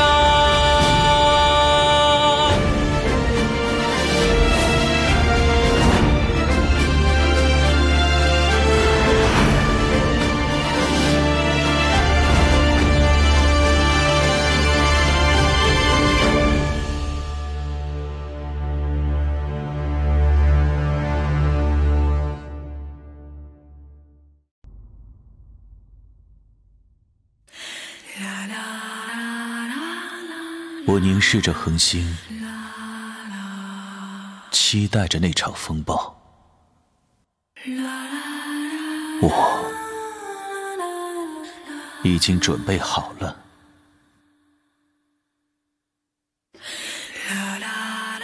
天苍茫而路漫兮，岁月将逝，酒死生而笑看兮，且吟长歌。嬴政一书邀约，韩非何去何走？大秦铁蹄铮铮，六国又将何如？命运由谁掌握？流沙是聚是散？